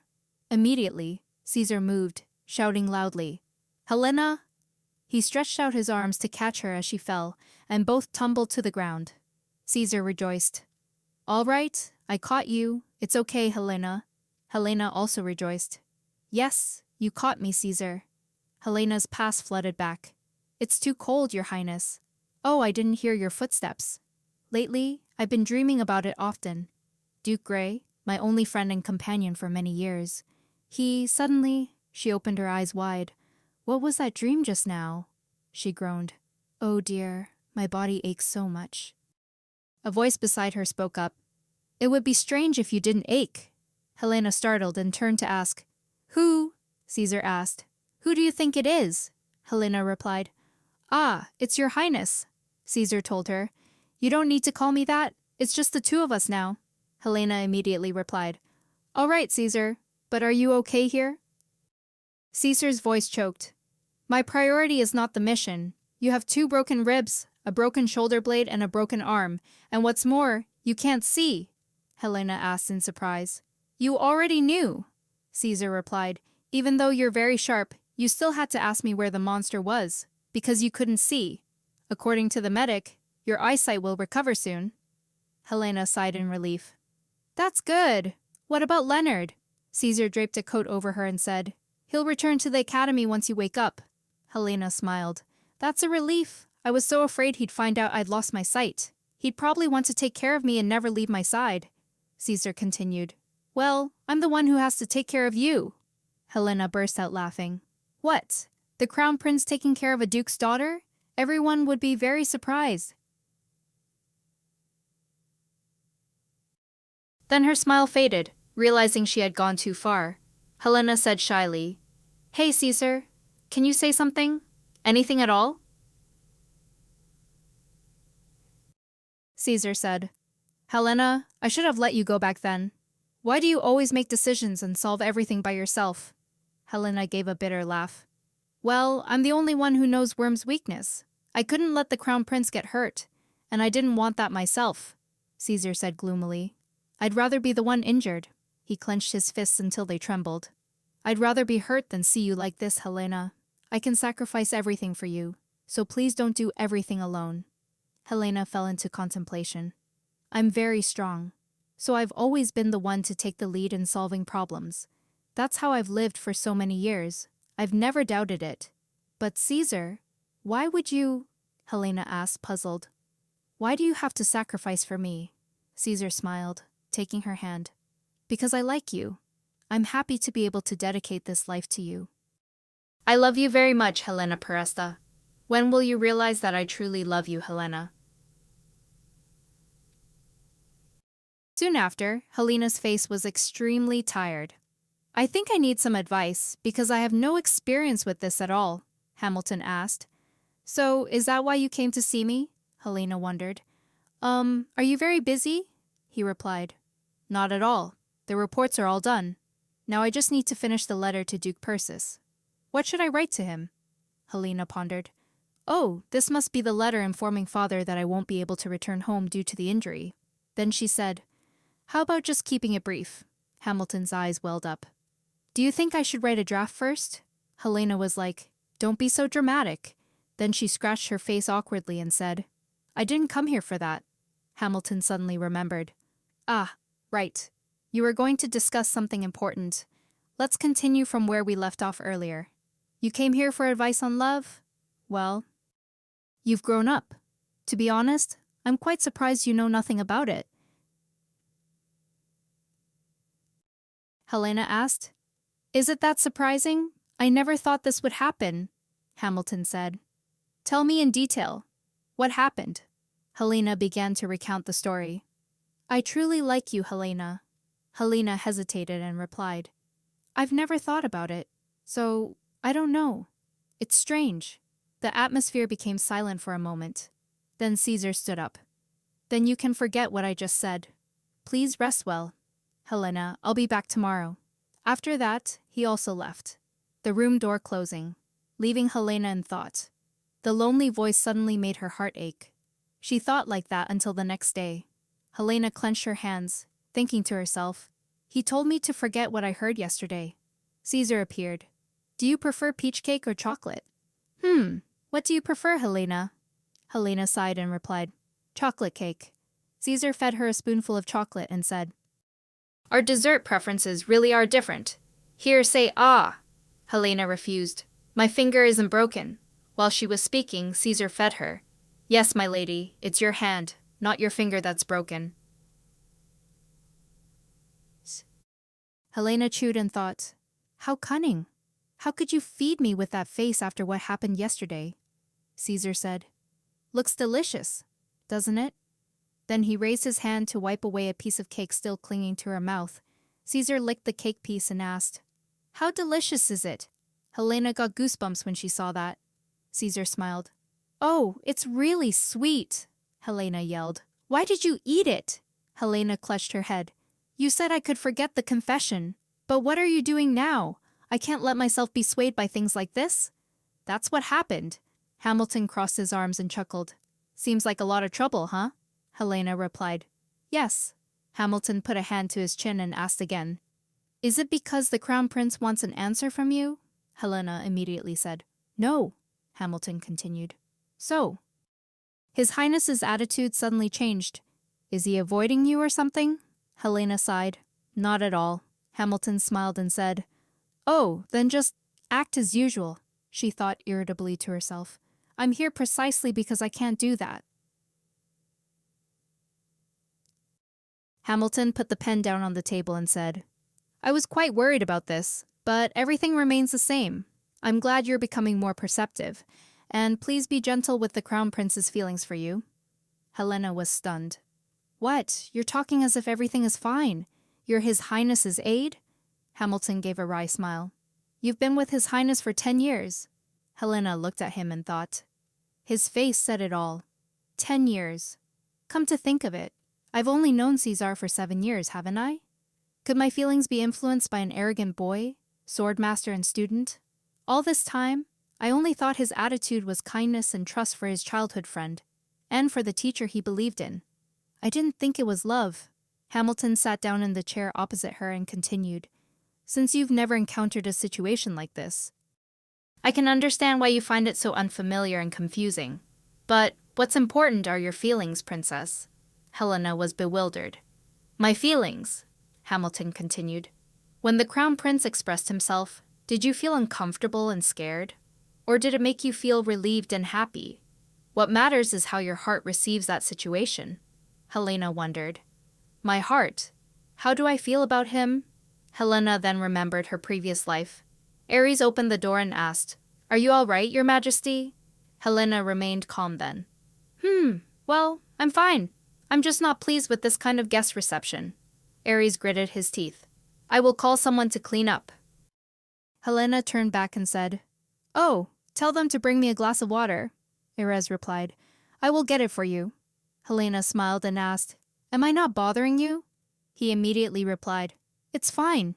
With our relationship, I can do much more than that. Helena, puzzled, asked, What do you mean? Ares said, I apologize. Helena continued, I'm just curious.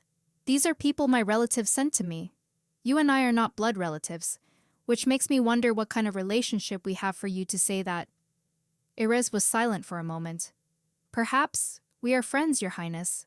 Helena suddenly woke up, returning to the present. Annoyed, she hugged her pillow.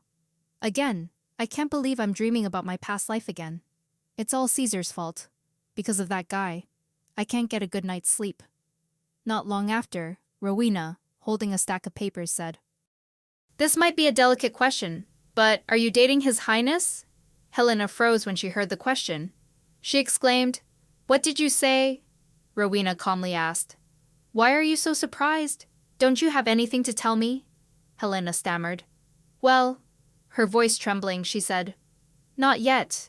Then, collapsing in pain, she added, It's not time yet. Rowena sighed. I see, that's fine. I suggested today's meeting because His Majesty wants to host a party at the palace to celebrate the successful monster conquest. Helena leaned against the railing and asked in surprise, Oh, a party at the palace. Sounds like a hassle. Rowena continued. I'm planning the party, invitations, and organization. What do you think? Helena immediately replied. That's great. I'll leave it to you then. Caesar was right below them at this moment. He had just finished his training, so he was panting and wiping away the lingering sweat. Then he smiled brightly like spring. Helena, when did you get there? Wait for me a bit. I'll be right up. His words made Helena blush deeply. Rowena smiled. You said you weren't dating, but it looks like you're about to. After this party, you'll probably be very busy, so enjoy this time. Helena shyly thought to herself, what could she possibly enjoy? That evening, Helena lay hugging her pillow, thinking, I keep having these strange dreams because everyone keeps blabbering nonsense.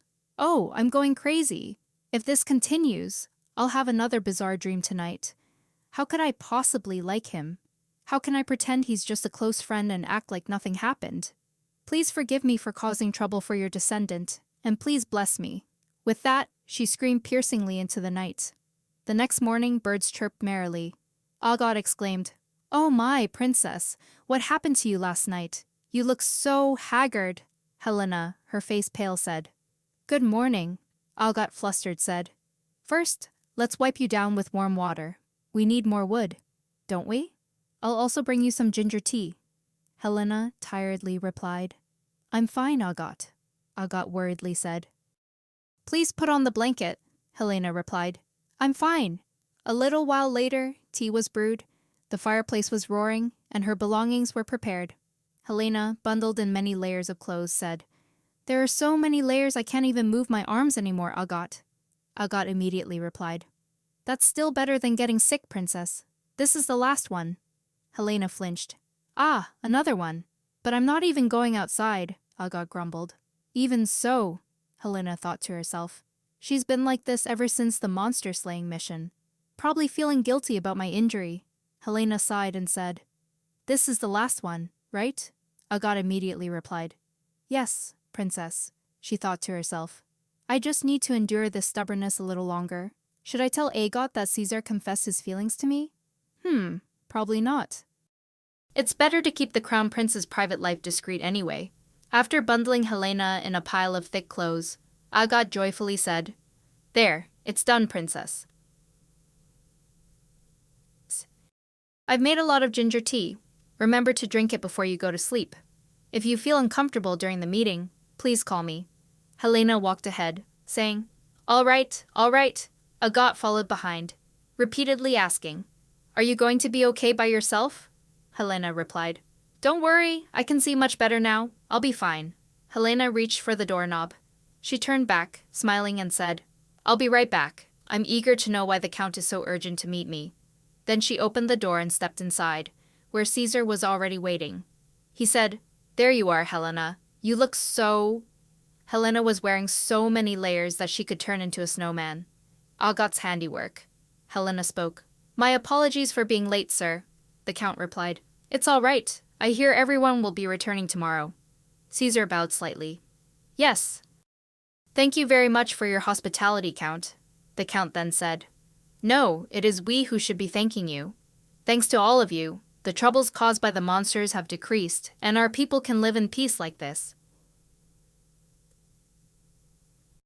I am deeply grateful, and don't know how I can ever repay everyone enough.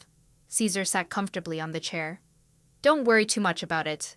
When I see my people in trouble, I cannot ignore or overlook it, the Count continued. If there is anything I can do to help your highness, I will do my utmost. Caesar gave a faint smile and said, That's excellent. It's as if I've just gained an army. The Count picked up his teacup and said, By the way, your highness, there's something I want to show you. Then he turned to the butler. Butler, go fetch it. The butler bowed and replied, Yes, sir. I have already told someone to bring it here. Please wait a moment. Helena wondered to herself. What could it be? Quickly, the knights carried the box over. Helena looked at it and thought to herself, It doesn't look very heavy. But why does it require 3 knights instead of servants? Immediately, Helena realized it was animal skin. What was carved onto it was... Her heart pounded. This feeling, I've felt it before. Caesar saw her looking dazed and immediately called out, Helena, what's wrong? You look terrible. Helena broke out in a cold sweat. She replied, No, I'm fine. Helena fell into contemplation. Fortunately, the pain didn't last long. But what was that mark? Why did it make me react like this? Hamilton brought a hand to his chin and remarked, Its shape looks like a magic circle. But... The Count spoke. Let me tell you about this piece of skin. This is the mark on the belly of the Lukun Koda we caught during the last hunt. It was also found on Wim's skin. Both monsters had that mark. It looked very suspicious, so I sent it to the Magic Academy and asked them to investigate it. Hamilton asked, So, what did they say? The Count put a hand to his chin and said, The problem is, they said they didn't know.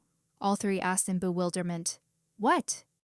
The Count continued, I sent it because I thought it was related to magic, but they reported that those characters are not magic.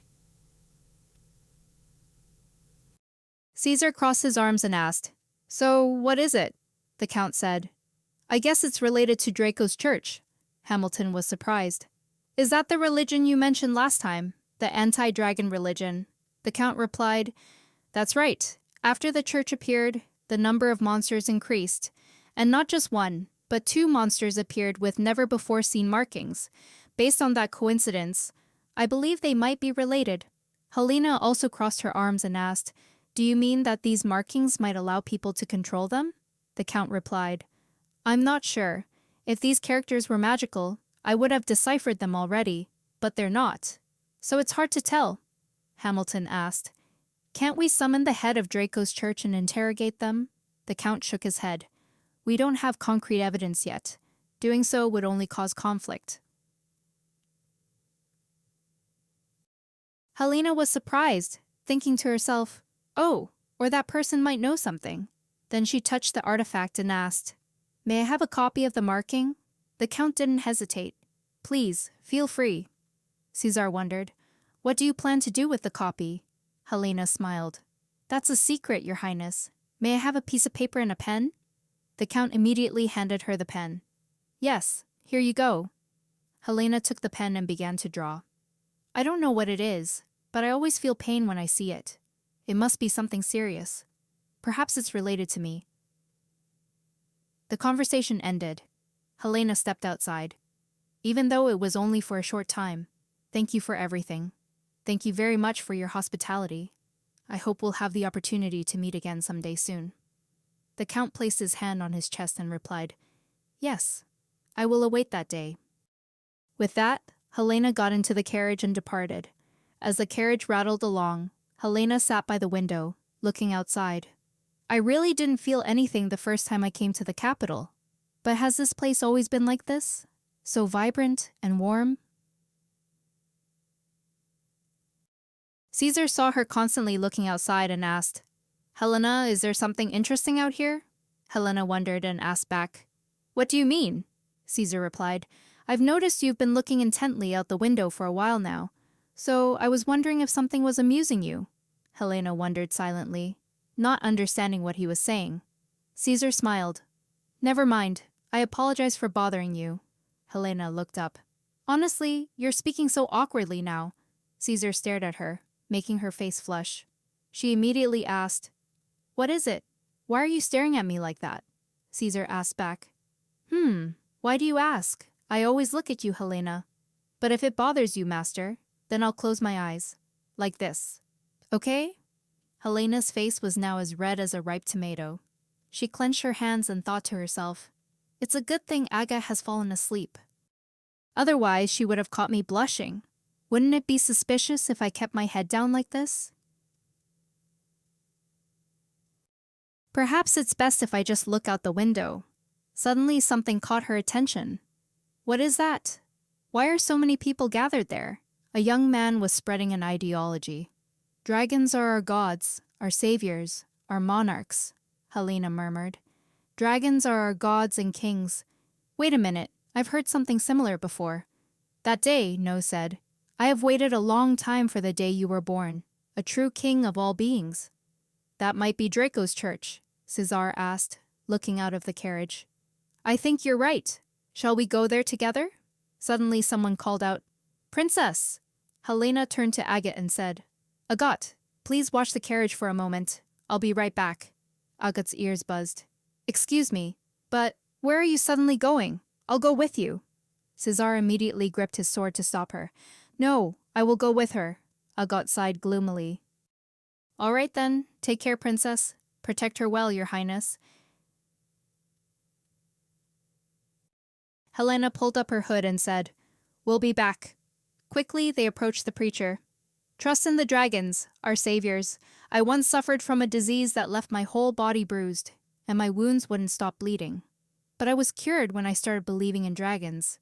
Even though doctors had given up, I was still healed thanks to the grace of the dragon god. Helena wondered. Dragon god? Caesar replied. She's probably referring to the head of this church. The other person continued loudly. Everyone says he's a liar, but only fools say such things. Thanks to him, I was healed without spending a single penny. He said it was a blessing that dragons had bestowed everywhere. Helena pondered. A dragon saving and blessing humanity. She recalled her memory of when the dragon appeared. People frantically screaming, It's a dragon! The dragon has appeared! Please spare me! Helena clenched her fists. Dragons destroyed humans and stole everything. Dragons are not creatures worthy of such trust. The girl continued, And the dragons will return. Listen, listen here. Yes, everyone. Our God, our Savior, our monarch will return. Helena turned away, thinking to herself, I don't need to listen to such nonsense. It's better if I leave. Before she could finish her thought, Helena saw a familiar figure. Noe looked at her and smiled. Helena was startled.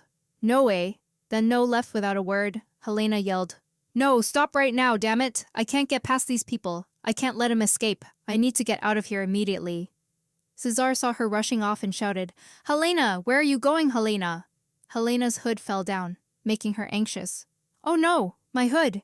Someone saw her and glared, asking, What are they doing here? Isn't that a noble? Suddenly someone grabbed her arm. Hey, what's the rush? You look like a noble. Didn't your mother teach you not to wander around these places alone? Helena looked around, her face darkening. I don't see Noe. I've lost him. Or did I see wrong? But even if that was Noe, what would I do to face him? The man smiled and asked, What brings a beautiful noble lady like you into this filthy alley? You wouldn't know that kind of trouble would end up immediately. Caesar arrived with a thunderous kick that sent the man sprawling backward. Oh my God, Cesar said coldly. I apologize for interrupting your conversation. I've apologized. So everything's fine now, right? Or do you still have something you want to say to me? Upon seeing Caesar's cold gaze, he fearfully replied, It's nothing at all. Caesar then pulled her away. Let's go, Helena. A moment later. Helena, are you all right? Helena nodded, saying, Yes, I'm fine. Caesar sighed. What did you see that startled you so much? And who is this Noel you kept calling out just now? Helena gave a strained smile and explained, Oh, he's just an acquaintance of mine. But I think I must have been mistaken. Caesar replied, Well, that's the kind of vibe you gave off that scared me. Helena thought to herself. Yes, but thinking it over, it's pointless. It's been 10 years, but he hasn't changed. I guess I saw the wrong person. A lot has changed since I returned to the capital. Leonard Graduator, from the academy, will be the commander of the Red Knights next spring.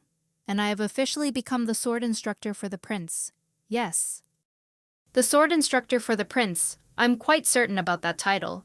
The knights, their eyes sparkling, said, Captain, I heard you're referred to as the sword instructor here.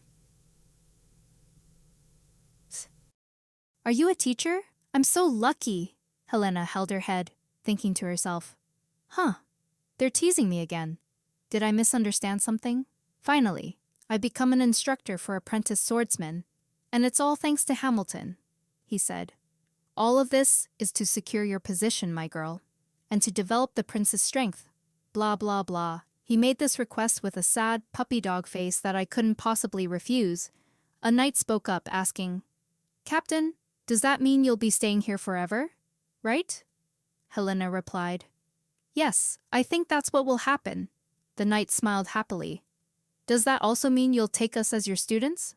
Right? Helena froze. She thought to herself, No, I can only do small things like correcting postures. Then she reassured everyone. All right, calm down. Caesar appeared out of nowhere, standing behind Helena, radiating a menacing aura. From what I see, you're so confident in your own abilities that you're asking to be her students. The knights cried out in alarm. Prince, he sneered. Students, huh? If you survive a duel with me, I'll allow you to become my student.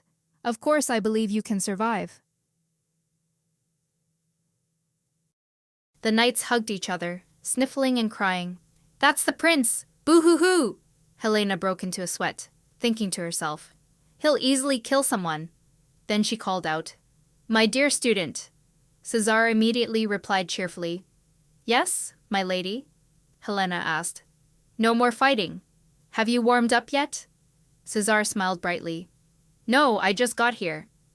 Helena then made a suggestion. In that case, all of us will start our warm-up by running 30 laps around the training ground. Everyone froze, including Cesar. What? Pardon me? Helena smiled and ordered, Start running.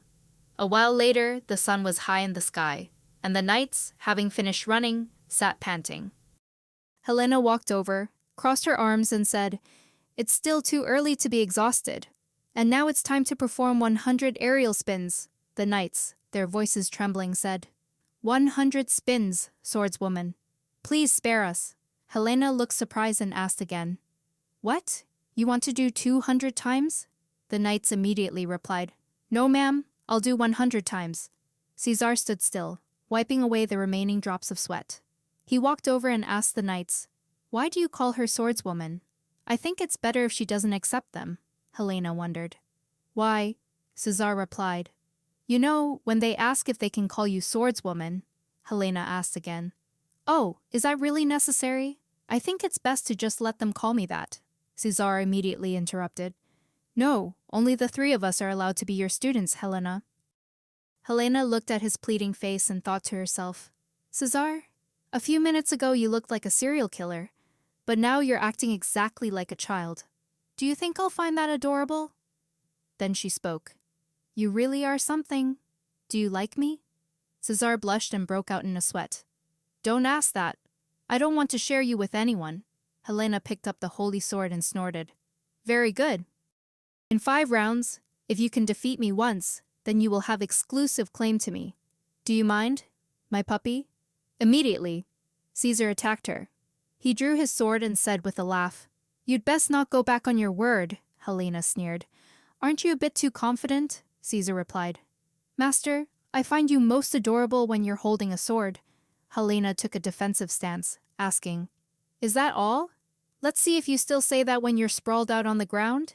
Immediately, their 2 swords clashed, deflecting each other. Helena retreated, and Caesar crouched low, preparing to lunge. Helena smirked, thinking to herself, I knew it. His skills have improved. He might be able to defeat me this time. Caesar advanced, thrusting his sword straight at Helena. Helena quickly parried it, and immediately after, returned a blow. Caesar raised his hand to block, making Helena freeze. It was dangerous. Then Caesar hugged her tightly again, the sword in his hand clattering to the ground. Caesar had now lifted her up, and Helena worriedly reminded him, You can't use your body to block a sword. It's too dangerous. Caesar chuckled. Look who's talking. You can't let your guard down during a sword fight. That's not like you at all, master. Helena punched him a few times. You idiot! Are you trying to injure your arm again? Caesar's eyes welled up with tears. Wait! Helena swayed and fell. Caesar clutched his head. I almost died just now. Helena flared up. Almost died? Do you want me to show you what truly almost dying feels like? Caesar broke into a sweat. Helena growled. How dare you tease your master? Caesar tried to stop her. Helena, calm down a little. A loud bang echoed. And a flock of birds flapped their wings and flew away in a panic. A while later, Helena was seen soaking in a bathtub. I feel so refreshed after that match, Caesar. That scoundrel. How could he use such cheap tricks?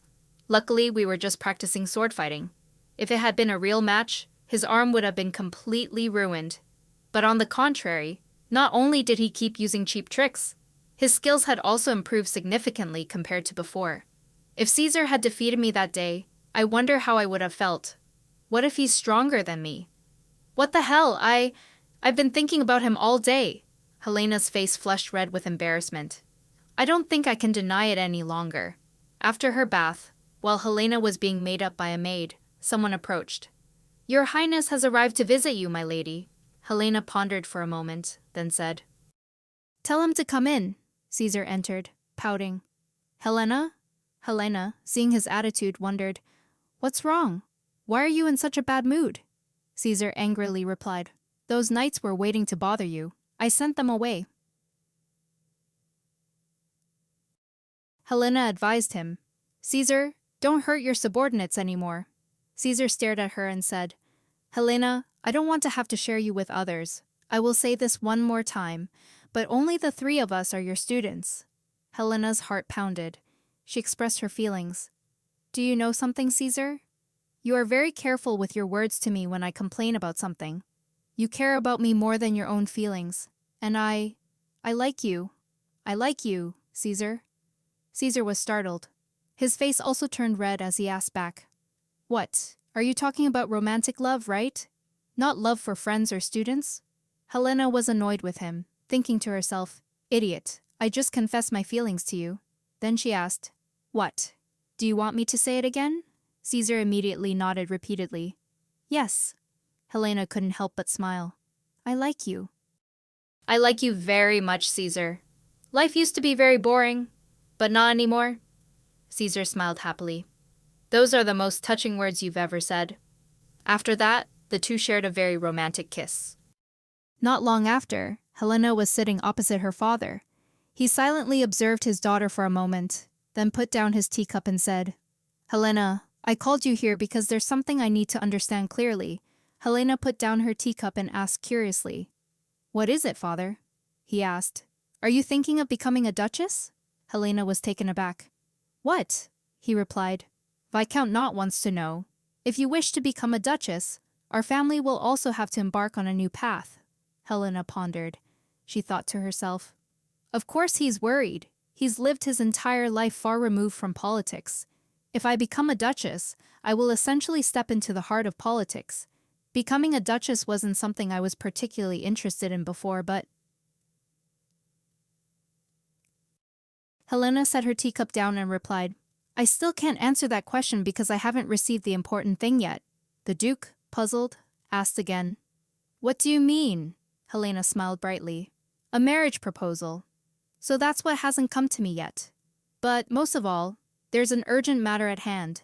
Not long after, Helena stepped inside a bookstore. Agot walked in, exclaiming in wonder, Wow, my lady, why do you suddenly want to visit a bookstore, my lady? Are you looking for a particular book? Helena replied, Yes, I need a book about magic. Agot was surprised. What? But you don't know how to use magic? Helena noticed the book and said, Like everyone else, who uses magic these days anyway? Then she reached out and picked up a book. Agot, glancing from behind, asked, Then why do you want to buy a book on that subject? Helena snorted and said, I'm thinking of giving it to someone. But here's the problem. I need to know what it's about before I can decide whether to give it or not. Agot looked at the book and was also stunned. You're right. Helena's face also darkened. Maybe another book. She looked around, but everywhere seemed equally obscure. Helena swallowed and thought to herself, The other books don't look any easier to read. Should I ask someone knowledgeable in that field to recommend one? Speak of the devil. Helena approached. Oh, excuse me, I don't know much about magic, so I was wondering if you could recommend a book for me. The other girl turned around. Oh, really? What kind of magic are you interested in? Seeing Helena, Eureka was extremely surprised, and even Helena couldn't believe it. Helena immediately smiled. Miss Eureka, I didn't expect to see you here. Eureka forced a smile. Ah ha ha, me too. Hello, miss, what a coincidence. Helena asked curiously. Are you also here to buy books, Miss Eureka? Eureka replied. What other reason would I have to be in this bookstore? Helena waved her hand. Well then, it's great you're here. Could you recommend a book about magic to me? Eureka turned her face away. Wouldn't it be better to ask a bookstore employee? Helena immediately refused. No, I want to hear your recommendation, because you know a lot about magic, miss. Eureka's face flushed at the compliment. Well, yes, I do know quite a bit about magic. Ahem, this book isn't chosen by many people, but this is the one I want to recommend. After that, Eureka tossed the book to Helena. Here you go. Helena took the book, grinning widely. Great. Let's go pay now. Agot, holding a wallet from behind, replied. Yes, miss. Helena moved closer to Eureka and said, I'll give this book to its new owner right away. Actually, I was looking for a book to give to you. Eureka was astonished. What? What kind of game are you playing? Helena placed her hand on her chest sincerely and said, A game, all right. I already like that word. If I invite you, will you play? Come play with me, my lady. Helena had also enticed Eureka to a place with a table full of food. Please enjoy, my lady. It's my treat, Eureka asked, puzzled. Why are you doing this for me? Helena smiled brightly. I just want to have tea with you. Eureka was suspicious. I don't think we exactly have the kind of relationship to sit face to face and have intimate small talk. Helena put her hand to her chin. Oh my, that doesn't mean we can't do it. Eureka frowned. Hey, miss. Helena leaned in and whispered. Don't make that face, miss. Everyone is staring. Hearing that, Eureka suddenly realized. Eureka reproached. This wouldn't be happening if you hadn't brought me here in the first place, Helena asked. Would it be better for us to meet somewhere deserted? Do you think that would be okay? I'm more dangerous than you think, miss. Hearing that, Yulika was utterly alarmed. Yulika stammered. Anyway, if you want to say something to me, say it quickly so I can leave. Helena took a piece of paper from her pocket. All right, I'll be brief. I want to borrow your magical knowledge. Can you take a look at this? Yulika asked in surprise. What is it? Helena replied. I don't know either. All I know is that it looks like a magic circle. That's why I wanted to ask you. Yulika looked at the symbol on the paper and said thoughtfully, but this symbol is not a rune. Helena wondered, are you saying it has nothing to do with magic? Yulika stared. That's right, almost. Helena still didn't understand Yulika's words. What do you mean by that? Yulika explained. Runes are a language invented by humans to use magic. In other words, the magic that originally existed might have been a completely different language. Helena asked. Can you be more specific about this other language? Yulika shook her head. There's no information or records about it that have been passed down, so I'm not sure either. All I know is that something like that once existed. Helena sighed in resignation. I see. I thought you would know the meaning of this symbol. That's too bad, Yulisa asked. If possible, may I borrow this paper? Helena agreed in surprise. Sure, but what for? Yulika fidgeted. It's just that I want to learn more about it. Helena smiled brightly. Of course you can, but if you discover anything, you have to tell me. Yulika immediately agreed. Okay. After that, the atmosphere between the two became quiet. Yulika awkwardly picked up her teacup. Helena smiled, breaking the silence. Try some cake, my lady. It's really delicious. This is my favorite cake. Then Helena took a delightful bite. Yulika stared. Seemingly interested as well, Yulika spoke up. I'm only eating this because you've shown respect. Then she plunged her fork into the cake and took a bite. Yulika chewed thoughtfully, surprised that the cake tasted quite good. Helena smiled.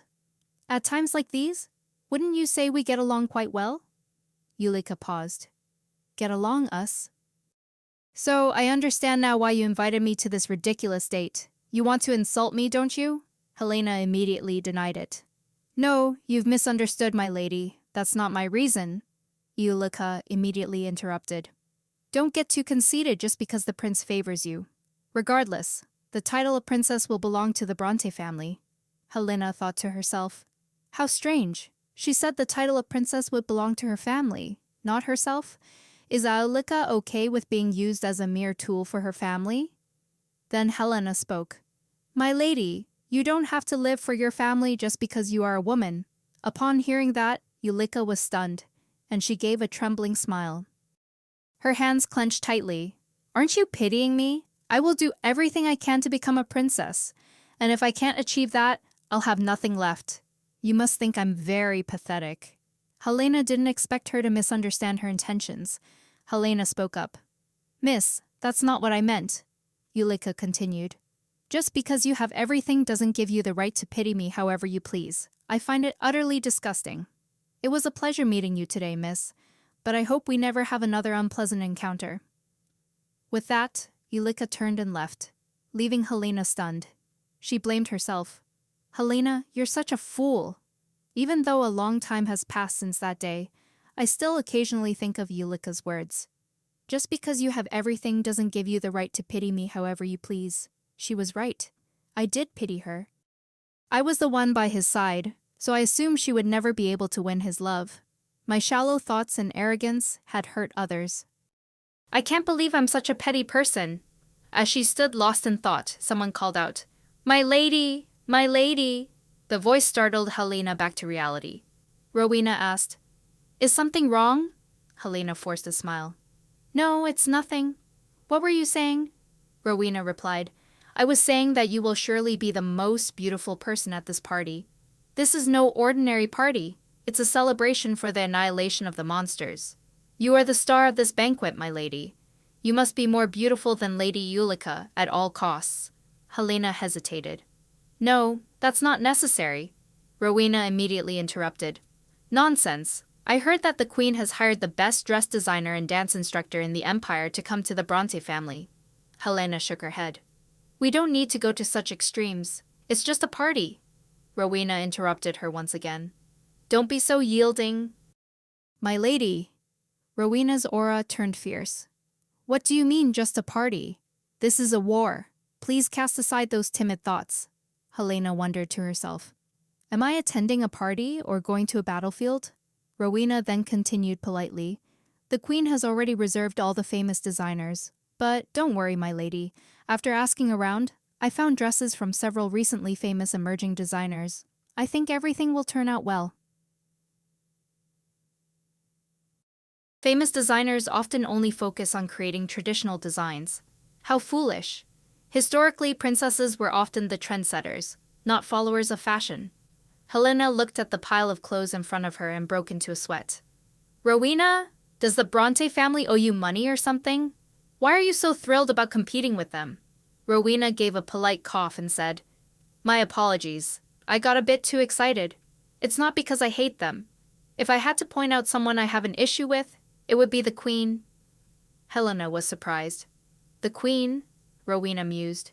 When I was a child, my family, the Evergreens, were executed by the royal family, the Vandler clan. It was all because we had close ties with the former queen, Princesa's birth mother. We weren't a particularly influential family. But the Vandler clan always strived to eliminate any potential support for the former queen from anyone. And since the Bronte family is close to the current queen, I want to defeat them at all costs. That is my way of avenging my family, Helena thought in astonishment. Hamilton, why have you never told me about this important matter concerning Rowena? Then Helena spoke. Rowena? Rowena pushed up her glasses and said, Oh, please don't mind it, Helena thought to herself. How can I not mind? Rowena continued. That's why I'm always grateful to you, lady.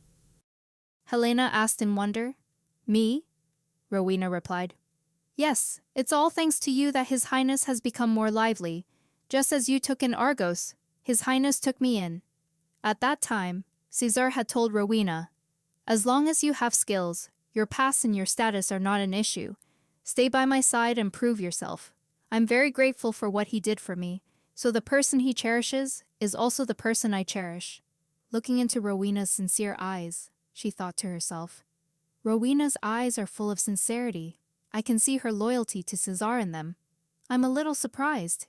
Then Helena smiled brightly. Caesar is truly an amazing person, isn't he? Rowena nodded in agreement. Yes, of course. And that's why, even if it were for personal gain from pride and revenge, I would refuse to be turned against by those connected to the queen. So, follow me, as Helena was pulled along. She felt dizzy. Rowena, wait! A moment later, Argos was seen smiling brightly. You look like someone from another world, my lady. Helena was now wearing a beautiful sky blue dress, matching the color of her eyes. Rowena smiled brightly. I did my best, Argos exclaimed. You are so beautiful that I want to show you off to everyone. Yet I also don't want to show you off to anyone at all.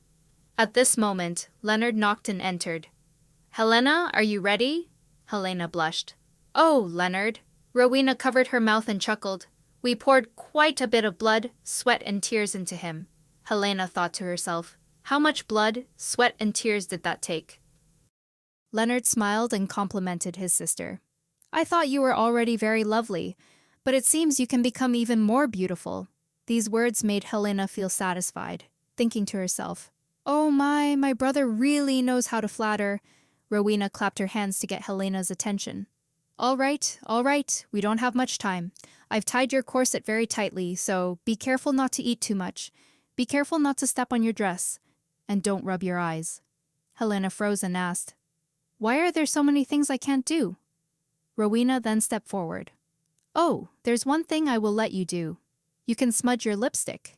Saying this, Rowena clenched her fist and nodded. Helena, however, understood it differently. Does she mean I can drink as much as I want? So, let's depart for the palace. The party quickly began, and Helena was already inside the palace. Everyone surrounded her, praising, The lady looks truly magnificent. Helena smiled and replied, Thank you. Everyone continued to acclaim her. Indeed, she is the hero who defeated those two giant monsters. Truly a loyal woman. Helena thought irritably. Is loyalty a compliment? Oh, the Empress is over there. Fewer people are approaching her than I expected. Although she's smiling, she must be very worried inside. Perhaps she's realized her position is significantly weakened. But even if the Empress's influence has weakened, I thought Yulika would still be by her side. I'm quite surprised not to see her. The young ladies there began to whisper. Oh my, now that I think about it, where is Lady Yulika? That's right, she's always stuck to the Empress like glue. Perhaps the Empress has changed, Helena thought. I understand the nobility, but that's going too far. It's unacceptable. Then Helena spoke up. Listen, I don't think it's right to speak ill of a lady when she's not. Before she could finish her sentence, Yulisa approached. The conversation over here sounds quite interesting. May I join you? The young lady turned pale upon seeing Yulika. Lady Yulika. Ah ha ha, oh, excuse me, I forgot to greet the others. Please forgive me. With that, she immediately ran off. Ah, wait for me. When that lady left, Yulika immediately spun around to question her. Were you just bad-mouthing me to the other noblewomen? That's pathetic, Helena replied. Not at all. Your ladyship has misunderstood me. I was trying to stop them. Yulika frowned. What have I misunderstood? Stop them. You still take me for a fool, don't you? Helena continued. I'm trying to explain to your ladyship, she thought to herself. This is truly unfair. She was the one who spilled wine on my dress. No, I shouldn't be like this. I should explain what's happening now and apologize for the previous incident before things go too far. Then Helena spoke. I truly tried to stop them. Please believe me, your ladyship. I also want to apologize for the incident last. Suddenly, Helena stopped short. Wait, something's strange. She also realized something. Isn't the dress Yulika is wearing quite similar to mine? If you look at the laurel leaf pattern, and looking at the two of them, it seemed like a matching set. At this moment, Cesar's voice rang out. Helena! Cesar appeared, dressed in an elegant outfit in the same color as Helena's. Looking at the outfit, Helena thought to herself, oh, it's only now, looking at Cesar, that I understand. My dress was designed to be a matching set with Cesar's. Cesar walked over and asked, Is your ladyship enjoying this party? Helena curtsied. Greetings, your highness, Cesar continued. Tonight, your ladyship is truly the main character, and I am captivated by your beauty. Helena replied, Perhaps that would be better for your highness's eyes. Seja took her hand and gently held it. As long as the princess is always by my side, I wouldn't mind even if I were blind. Everyone present heard and saw this, and immediately began to murmur. It was no surprise that people were astonished like this. For years, they had only seen Seja's cold and terrifying demeanor. It was a pity they didn't know what he was truly like. The truth was, Seja was like a big, lovable dog. Then she smiled and said, I won't go anywhere without my student, so don't worry too much. Seja was about to utter a compliment. Today, princess, when someone approached and interrupted him, Your Highness is quite late. Seja immediately turned, his eyebrows slightly furrowed. Count Bronte, the count, standing behind Yulika, said, There are some urgent matters I wish to discuss with your highness. With that, he gave a mysterious smile. Seja turned back to face him and said, Whatever it is, I hope you can be as brief as possible. As you can see, I'm quite busy at the moment. The count smirked. Oh dear, there's no need to be so tense. I merely wish to ask your highness if the matter at Salisbury has reached a satisfactory conclusion. Cesar replied, Ah, thanks to you. Thank you for the effort you've put in, Count. The count chuckled. Ha ha, I didn't bring up that matter to hear thanks from your highness. Everything I have done has been for your highness and this kingdom. Helena, standing nearby with her arms crossed, her face darkening, thought, How long-winded. If that's the case, why bring it up at all? It seems he'll be busy with Count Bronte now. It's going to be a headache. Suddenly, he turned to Helena and said, Ah, I also have something to say to the princess. Helena was surprised. Me? He replied. Yes. My daughter wishes to congratulate the princess on her wonderful contributions to the kingdom and has practiced this piano piece very diligently, day and night. It's nothing extraordinary, but I hope the princess will accept it." Upon hearing this, Yulika also froze, her face darkening. Helena placed a hand on her chest and smiled. "Of course, a performance for me. I'm really looking forward to it." Then he turned to his daughter harshly. "What are you doing, Yulika? Your Highness is here, so start playing." Yulika flinched. "Huh, oh." Then she glanced at Helena. "This way, Your Highness." Without an invitation for herself, Helena was left alone, bewildered. What the hell? Didn't he tell her to practice for her? Anyone could see he wanted to shake her off. She was too tired of dealing with those people all evening. Maybe this is for the best. She wanted to take a short walk in the back garden. Inside, Yulika had already sat down at the piano. The Count smiled with satisfaction, while everyone whispered in disgust. A lady who has been taught lessons since childhood is truly unique. But playing the piano, there's already a lady who slayed a dragon. So playing the piano isn't such a big deal. That's right, the Count's family must be very ashamed. Yulika felt like screaming internally. "Shut up, all of you," everyone whispered again. Poor Lady Yulika. Yulika was furious internally. Shut up, you fools! How dare you pity me? I will become the most outstanding woman in this kingdom." "I am not someone who deserves pity. I am not unhappy. Never." Outside, Helena was enjoying the solitude. She let out a sigh. "Count Bronte is truly powerful. He mentioned the Empress to flaunt his influence, and the Count will surely make him look bad, as will Yulika's performance. If Cesar refuses, it will only cause him more trouble later. I understand that, but I still can't be happy.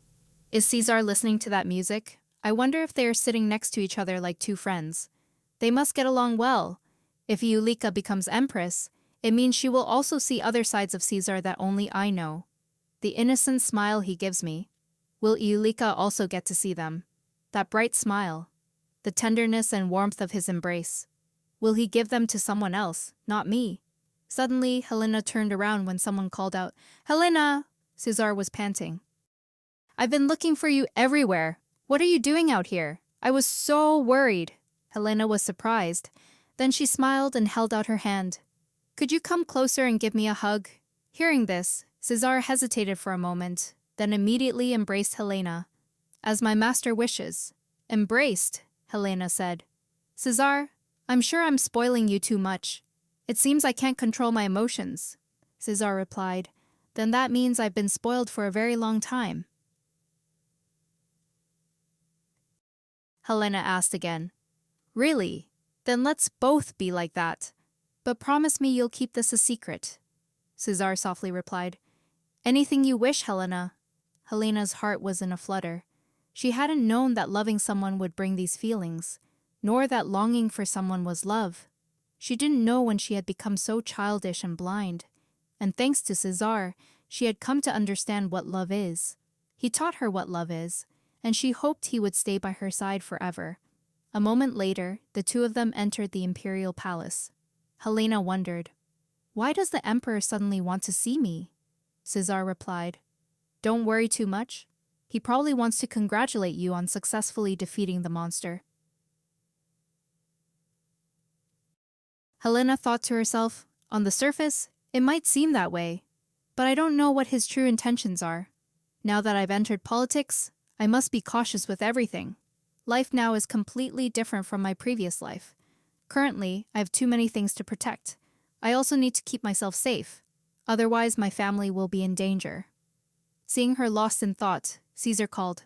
"Helena?" Helena startled. "Yes," Caesar reassured her. "Don't worry too much," Helena said worriedly. "How can I not worry? If I do anything wrong or displease His Majesty, it will not be good for our family at all." Caesar took her hand, giving her more encouragement.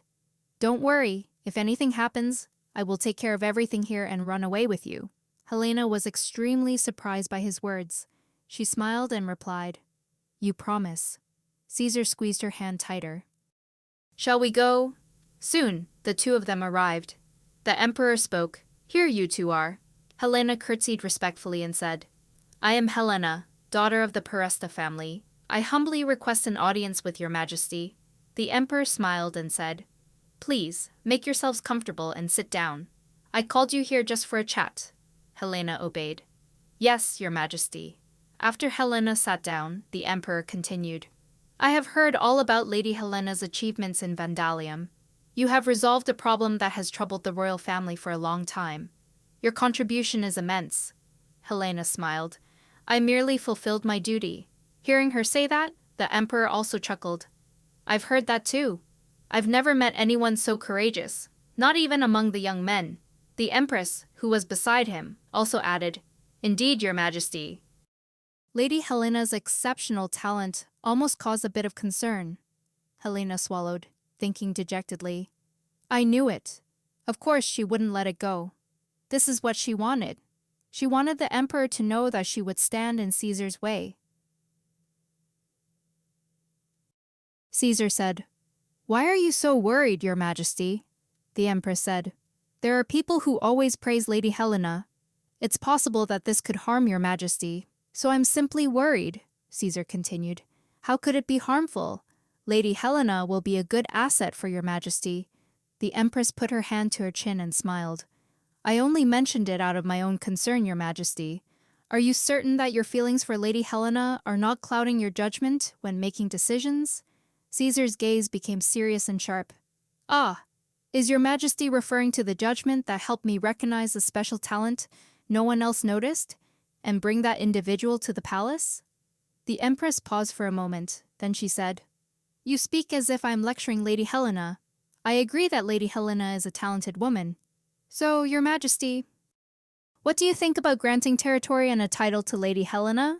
She's extremely talented at slaying monsters, so bestowing the title of countess would certainly be fitting. Helena's mouth fell open as she thought to herself, Wait, a countess? She's trying to banish me to a remote area. Helena forced a smile and spoke. I have only just become an adult, your majesty. I fear such a title is quite grand for someone like me. The empress chuckled again. Oh, how modest. Truly a good virtue. I don't think it would be difficult for a lady who has instructed the crown prince in swordsmanship at such an early age and now heads the training of knights. Furthermore, your loyalty to His Majesty is abundant, so you wouldn't refuse, would you? With that, she flashed a triumphant smile, having cornered Helena. Helena frowned, thinking, she must see me as a thorn in her side, which is why she's trying to push me away like this. Caesar spoke. Your Majesty, only the Emperor has the authority to bestow a title upon an individual. If your Majesty is not careful, there will be unpleasant rumors about you coveting His Majesty's position and power. The Empress and Caesar then exchanged a silent battle of glares. Caesar continued, Furthermore, Lady Helena is my master, so it would be better if... The Emperor also agreed with his son's words. The Crown Prince is right, and I don't think the topic of bestowing titles is suitable for this conversation. The Empress forced a smile. Indeed, I spoke out of turn. With that, she gave Helena a sneer. Helena sighed, thinking to herself, if the political landscape is like this, can I even survive? After the conversation ended, Helena returned home, looking haggard and stumbling. Seeing this, Nerve immediately asked, Here you are, princess. Why do you look so tired? Helena's face darkened. Doing things I don't like at all is truly dangerous. Nerve smiled. It's always like that when you first start. You'll get used to it quickly. Helena's face turned pale. I don't want that to happen, Nerve said. Oh dear. His Highness will be sad if he hears that. Helena continued. Huh. Why would His Highness, be disappointed? Nerve looked bewildered. You said you don't want to get used to being more intimate. Helena was startled. What, aren't we talking about the same thing? That's not what I meant. Before she could finish, Nerve interrupted her. Honestly, I'm worried about the two of you. Whenever the two met, all they did was duel. And again, all they did was duel. Helena was hit where it hurt, so she froze, unable to refute anything. Nerve put a hand to his chin and continued, It's different from how other couples get to know each other, Helena thought to herself. I know that's how others see it from the outside, but the problem is, I don't know how to get to know someone. I have no experience with it at all. I can't go on like this. I need an expert. Soon, Rowena appeared and asked, Do you wish to see me? Do you need some advice for a date? Helena forced a smile. Yes, I need an expert's opinion. Ah, I've already planned the date, Rowena replied. All right, tell me about it, Helena said. We'll go for coffee, and in that wonderful atmosphere, I'll start a conversation, and then we'll go to the theater together. After that, we'll enjoy the night view at Monty's magnificent cathedral. Finally, we'll have dinner together. That's the plan. What do you think? Rowena pushed up her glasses. Not bad, but it seems you don't have the slightest concept of romance, do you? How could you design such a mediocre date? Helena froze. That is, the love demons had told Helena. Swordsman, you're gloomy all day because you don't go on dates. We'll help you. Leave it to us. Helena waved her hand. No, you don't need to be so enthusiastic, Helena, looking gloomy, said. Please give me some advice. I'm really tired, Rowena said. Since you're not familiar with this, I won't ask any more questions, but haven't you overlooked something important? Helena wondered what, Rowena seriously asked. What are you planning to wear then, my lady? Helena stammered, having not thought of anything yet. Rowena immediately said. I knew it. Now follow me. Helena was startled. What? Wait. A moment later, Helena was dressed in a gown, and a dreamy purple bow was tied in her hair. Helena asked, Is this what you said was suitable for the date? Agat asked curiously. My lady, you look beautiful. Do you like it? Although it's suitable for the date, it's a bit different from your usual style. Helena slightly bowed her head and said, That's right, this isn't my style, but everyone said it was suitable, so I have no choice. Then she declared loudly, Prepare the carriage. I'm going straight to the palace. Today, I've decided to have a normal date with Caesar. Just like everyone else. Coffee, concert, night out, restaurant. Coffee, concert. This plan cannot fail. That's right. If anything goes wrong, it'll be a disaster. Those lovebirds are being noisy again. Are you planning to listen to the concert in the front row? If you want a warm and romantic atmosphere, you should watch from the second-floor balcony. Helena replied, All right, I understand. She opted for the second-floor balcony position, fearing the noise. Get ready, Caesar. I'm going to give you a pleasant surprise. Not long after, Caesar's voice was heard. Hello, Helena. I've been waiting for you. I'm quite curious why you asked me out. Helena's face flushed. I heard there's a wonderful opera playing lately, so I wanted to see it with you. Caesar asked, puzzled. Opera? Helena worried, thinking to herself. Oh, right. What if he doesn't like opera? She shyly asked. You don't like it? Caesar smiled. No, I do like opera. Helena smiled, sighing in relief. What a relief. Then she clasped her hands together and said, The evening has just begun. So let's go for coffee first, shall we? Caesar immediately agreed. All right, I'm looking forward to it. Then he took her hand. So, today, I'm completely yours, swordsman. Soon, they arrived at their destination, and Caesar gently helped her down from the carriage. Helena stepped down from the carriage and opened her umbrella, making Caesar wonder, Helena, this umbrella? Helena held the umbrella up, smiling as she asked, Well, isn't it beautiful? Caesar asked. Which one? You or the umbrella? Helena shyly replied. Both. She felt a little disappointed, thinking to herself, Why isn't he reacting at all? The apprentice knights told me that the beautiful lady was shyly holding an umbrella and smiling like a violet. I'm not sure what it means to smile like a violet. I just thought carrying an umbrella was fine. Did I fail? Helena asked worriedly. You don't like it? Caesar immediately replied. No, that's not it. Today it's quite gloomy, so I'm not sure why you're carrying an umbrella. Helena looked up at the sky, and her spirits drooped. She awkwardly replied, It's just because it's pretty, isn't it? Caesar smiled. You're right. Suddenly, Caesar reached out and took the umbrella, which surprised Helena. Helena immediately asked, Why did you suddenly? Caesar replied, Covering yourself like that prevents me from standing next to you, and I don't like it. Helena was puzzled. What do you mean? Caesar smiled. You're still very beautiful whether you're holding it or not. I'm the one who needs them. Helena blushed shyly, thinking to herself, what a thing to say. Then she immediately said, give it back. Everyone's laughing at us. Caesar smiled. Who cares? Let them look. In her second life, Helena Peresca's first date began with such a commotion. Helena ordered, fold up the umbrella. I'm not covering myself anymore. We're fine like this? Caesar snatched the umbrella back. No. Helena gaped. What? Why not? Caesar smiled. Then he offered a compliment. Because it's beautiful. Helena lightly brushed her hair and said, stop teasing me. Then Caesar placed the umbrella behind them. He raised Helena's hand and said, oh, like this. Is this okay?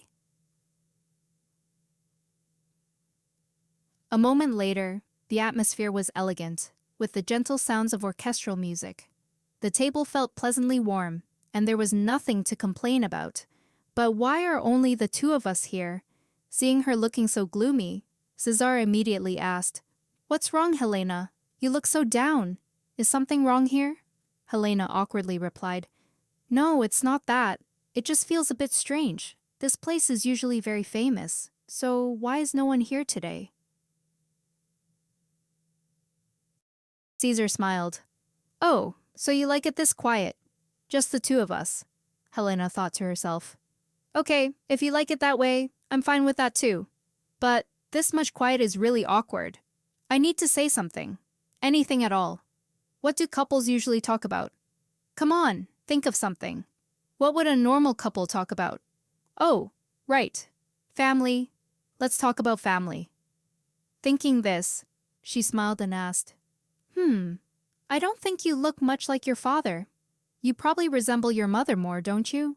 Caesar stiffened at these words. He replied, not really. I don't resemble my mother either. Everyone says I look like Emperor Grey, the first emperor. Helena recognized the name and said, you mean Ares Grey? I think so too. Caesar closed his eyes tightly. But I don't like him. Helena was surprised. Really? Why not? Caesar explained. In his eyes. The empire is more important than people. I don't agree with that. If I had to choose between you and the empire, I would choose you without hesitation. Haha, seeing you so moved makes me a little awkward. There's no one else here, so I can do whatever I want. Helena pulled her hand back. This rogue, anyway, does he only care about running the empire? Are he and the empress not getting along? Caesar replied. Well, their relationship isn't bad, but I heard he's almost always busy with state affairs. Helena recalled her friend, thinking to herself, again, Ares is quite heartless. Just then, a server brought food. Excuse me, sir, I'm bringing the dessert. Helena saw the cake, and her eyebrows twitched slightly. What? That cake looks delicious. After eating her fill, Helena sighed. Oh, I'm so full. My stomach is about to burst. Caesar replied. You have such a sweet tooth, Helena. I didn't expect you to eat so well. Helena was a little embarrassed. It was so delicious I couldn't resist. Caesar smiled. I'm glad you liked them, Helena thought to herself. Am I the only one enjoying this date? Does Caesar like it? Caesar looked at the road beside them. We just need to go straight to get to the performance. Helena was lost in pensive confusion, thinking, I feel like this conversation is quite one-sided. I should do something new at the opera. After all, this can't be a date.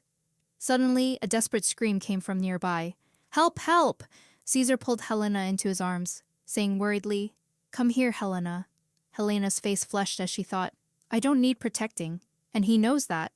Nearby, a girl was cornered by two men. She screamed, Get away! Let me go! One thug grabbed her hand and said, Stop resisting. I know you like it.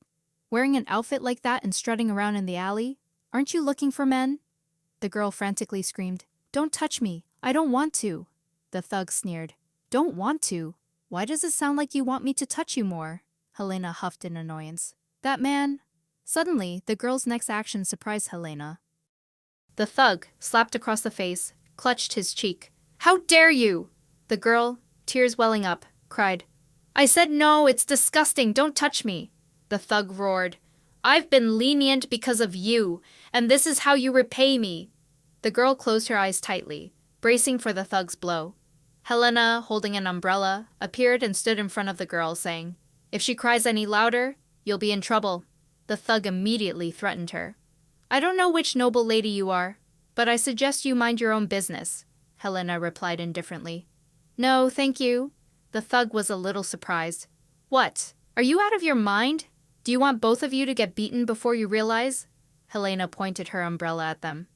"Beaten, huh? Sounds good. Yes, but the one getting beaten will be you, not me. This is a warning. Running away will be useless. Because I will pursue you to the end." The thug raised his hand and yelled, "A pampered lady like you dares to say that. I was going to let it go. But you're the one who missed out." His blow swung down, but Helena dodged it in time, surprising him and making him stumble off balance. Helena swung the umbrella high, bringing it down on his head like a bolt from the blue. Helena smiled. "Bring it on!" The thug angrily gritted his teeth, then continuously swung his arms towards Helena's face. The thug, lucky enough to grab Helena's shirt, smiled smugly. Helena asked, "Why are you smiling? Didn't you guard your lower half?" "Oh no, my nuts!" he shrieked in agony. Both thugs quickly lay sprawled on the ground. Helena smoothed her hair and smiled. "Ha ha, excellent." The other girl approached. Excuse me," she said, choking back a sob. "Thank you. I was so scared. I don't know how I can ever repay you." Helena stepped forward and placed a hand on her shoulder. Helena replied, "No need to repay me. It's my duty. Don't worry about it." Helena thought to herself. Honestly, it's great to use this opportunity to blow off some steam lately. Too many annoying things have been happening to me. The Empress and Count Bronte are causing a ruckus and making things difficult for me. I want to rest, but too many people want me to teach them swordsmanship. I've even tried things I've never done before, like going on dates. This is a good chance for me to unwind. Then Helena smiled and said, "All right, you should head home before other scum appears." The thug, beaten to a pulp, still struggled to get up and cursed, "You bitch, I'll get my revenge next time." With that, he helped the other guy up and they ran off. Helena sneered, "I never thought I'd hear that line. See you next time for another beating then." The other girl left, but not without bowing in gratitude. Thank you very much." Helena was gleeful, feeling incredibly proud of herself. Seza asked, "Do you feel better?" Helena immediately replied, "Yes." Seza looked at her and smiled, feeling happy himself. "Seeing you happy makes me happy too. But I have something I need to tell you." Helena wondered. "What is it?" Seza replied, "We're late for the opera." It just dawned on Helena. "Ugh, I got so caught up in the fun of beating those two guys that I completely forgot. All right, now is not the time to panic." She grabbed Caesar's hand. "Now, let's run." With that, she ran off amidst Caesar's laughter. Ha ha ha! To their dismay, when they arrived, it was already closed. Helena's face darkened. "Damn it, we're too late," Caesar chuckled. "We can go in when they take a break. In the meantime, is there anything you'd like to do?" Helena pouted. "We've missed half the show, so what's the point of going in now? I heard this is a famous opera for couples, so I really wanted to see it with you." Caesar put a hand to his chin and asked, "Who told you that?" Helena replied. "The squire, Rhett," Caesar continued. "Is that so? But I don't think this play is romantic at all," Helena added. "The plot might be, but the music—" Suddenly, Helena paused. "Huh, wait, Caesar, you know this play?" Caesar smiled. "Yes, I was invited to the premiere," Helena gasped in alarm. "You've already seen it." "Why didn't you tell me?" Caesar replied. "Seeing you so excited, how could I spoil it for you?" Hearing that, Helena blushed deeply. She yelled indignantly, "What the hell? I poured my heart and soul into this." Caesar still smiled gently at her.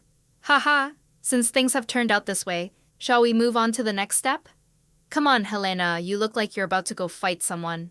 Helena grumbled. "It's not much different, really. Stop blabbering. Follow me." Caesar replied. "Yes, master. I heard we're going to see the night view at Monty Church." The sunset was magnificent. Helena gently stroked her hair. You're right, it's beautiful. Caesar stared at her. Unspeakably beautiful. I heard that only the night view should be admired here, not the sunset. But the sunset is also incredibly beautiful, isn't it? Helena gently bowed her head. It seems I've ruined everything by going off plan. I just wanted to have a date like any other couple. Suddenly Caesar called out, Helena? The one I like is you, Helena Peresta. Whether it's a normal date or not, all I want is you, Helena. Helena was touched, her face flushed. She said with a catch in her voice, I like you too, but I still feel uneasy. I've never done things like this before. I don't know how, and I don't know if I'm doing it right. Caesar placed his hand on her shoulder, reassuring her. Do you need to worry so much, Helena? Just doing things that make you smile is enough. I don't care if it's what you want or not. Even if you ask to bring about the end of this world, I'll do it immediately without thinking. Helena was speechless with her disciple. You should reconsider that. I don't want the end of the world or anything like that. You know, I just want a cake. Caesar burst out laughing. My girlfriend has such simple wishes, while her boyfriend is a prince. Helena smiled along with him. Now that I think about it, it is a bit simple. What about you, Caesar? What can I do to make you happy? Caesar pondered. Let's see. And after thinking, he said, a kiss. Helena froze upon hearing that. Huh, Caesar said. What kind of reaction is that? A bit stingy, aren't we? My heart aches, Helena thought to herself. A kiss. The guards are surely secretly watching us, and I have to kiss him in front of them. But that was what Caesar wanted. Then she opened her umbrella and said, Close your eyes, Caesar delightedly asked again. You really want to kiss me? Helena urged. Close your eyes, quickly. Then her hand went up to Caesar's face. Helena placed a kiss on his lips, a truly romantic scene concluding their date. Not long after, Helena returned. Oh, it's so hot. I don't want to train at all on days like this, Agos agreed. The princess is right. You'll get sunstroke if you're not careful. Helena asked doubtfully. Why would Stanton summon me on a day like this? What on earth is he thinking? Just then, the queen, accompanied by Ulika, appeared before her. She said, Oh, Princess Helena, it's been a long time, hasn't it? Why have you come, princess? Seeing them, Helena greeted them as well. Greetings, your majesty. It's been a long time since I saw you, Princess Ulika, she thought to herself. I wonder if there's a problem with my request. Has she discovered anything from the evidence I provided? The queen inquired. Princess Helena, have you come here to teach swordsmanship? Helena replied. Oh yes, your majesty. I'm visiting today on the orders of the Red Knights. The Empress was surprised. Knight Red? Oh, Sir Leonard is the deputy commander of the team, isn't he? And I'm also very excited because I thought you came here for the marriage proposal, Helena asked back, puzzled. What marriage proposal? The Empress said. The Crown Prince proposed to you, didn't he? Don't you want the position of Crown Princess? Helena pondered. The Empress is truly malicious. Does she really have to say it in front of Ulika, who desires that position more than anyone else? Then Helena replied, To be honest with your majesty, he did not propose to me. The Empress covered her mouth and chuckled. Oh my, is that so? How strange. Why would the Crown Prince hesitate to propose to you? Helena was silent for a moment, then said, Your Majesty, I believe he will propose when he is ready. It depends on the Crown Prince, and it also depends on me. Whether to accept or reject that proposal, these words surprised the Empress. What? Reject? Do you think you can refuse a marriage? Ha ha, Princess Helena. Perhaps you are deluding yourself, but this is not about joy or romance at all. This is a political matter. Helena spoke frankly. But, Your Majesty, do you truly think this matter is only about politics? If that were the case, you would have asked my father about the marriage, not me. The Empress felt annoyed internally. Ah, how impertinent! Helena placed her hand on her shoulder and continued. Of course, you must have asked me because you have your own thoughts. I'm still too young and inexperienced. so I apologize for not being able to fully grasp your Majesty's intentions. The Empress said, Well, let's see if you can be so comfortable in the future. We should go now. I hope you enjoy your peaceful and healthy days. Helena curtsied in farewell. Thank you, Your Majesty. Please take care. With that, the Empress departed, and silence returned. But Helena's heart was far from calm. Peaceful and healthy days? What the hell does that mean? It's truly unsettling. Agat approached, opened the door for her, and asked, Princess, why do you think the Empress said that? Helena sighed. I wonder if she's plotting something else. Let's go. Marshal Danton must be waiting. Upon entering, Helena was surprised. What? He told me to come. But he's not here. A voice echoed from outside. Urgent report, Vice Marshal. Sir Leonard has been captured by Ivory soldiers. Helena's face darkened with worry. Captured. The sky had also begun to rain. Inside the room, Helena immediately said, So, summarize what you're saying. When the three knights were about to disperse after the meeting, they found confidential documents belonging to the Ivory Knights in Leonard's uniform. Nerf slammed the table and angrily replied, Exactly. No matter how many times I said it was impossible, that bastard Horio wouldn't let it go. Furthermore, the documents weren't important at all. They found nothing but the training schedule of the Ivory soldiers. They're already at war, and that information will be released soon anyway. The door opened from outside. Sorry I'm late. Helena immediately turned around. Cesar stepped inside, still sweating from having run a distance to get there. I rushed here as soon as I heard the news from Hamilton.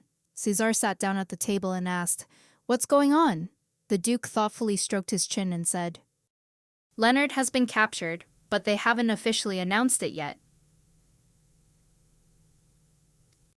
Caesar bowed his head. I apologize. It's all my fault, the Duke replied. Please, Your Highness, don't blame yourself. Nothing has happened yet. Helena pondered deeply. No, something has already happened. Leonard is a high-ranking noble, so nothing truly terrible will happen to him. But we cannot predict how seriously this incident will affect things. If it draws the Empress's attention, we will lose him. The roaring fireplace in the room made the tense atmosphere even more strained. Nerve asked, Do you think Horio has sided with the Empress? Helena put her hand to her chin in thought and said, It's strange for Ivory soldiers to use such a forced excuse for an arrest. It was just a training schedule after all. Perhaps the Empress and Horio have something going on. The Duke clutched his head. Not again. You will certainly face unforeseen consequences when trying to trap someone. After all, if Leonard is cleared, Horio will be in danger.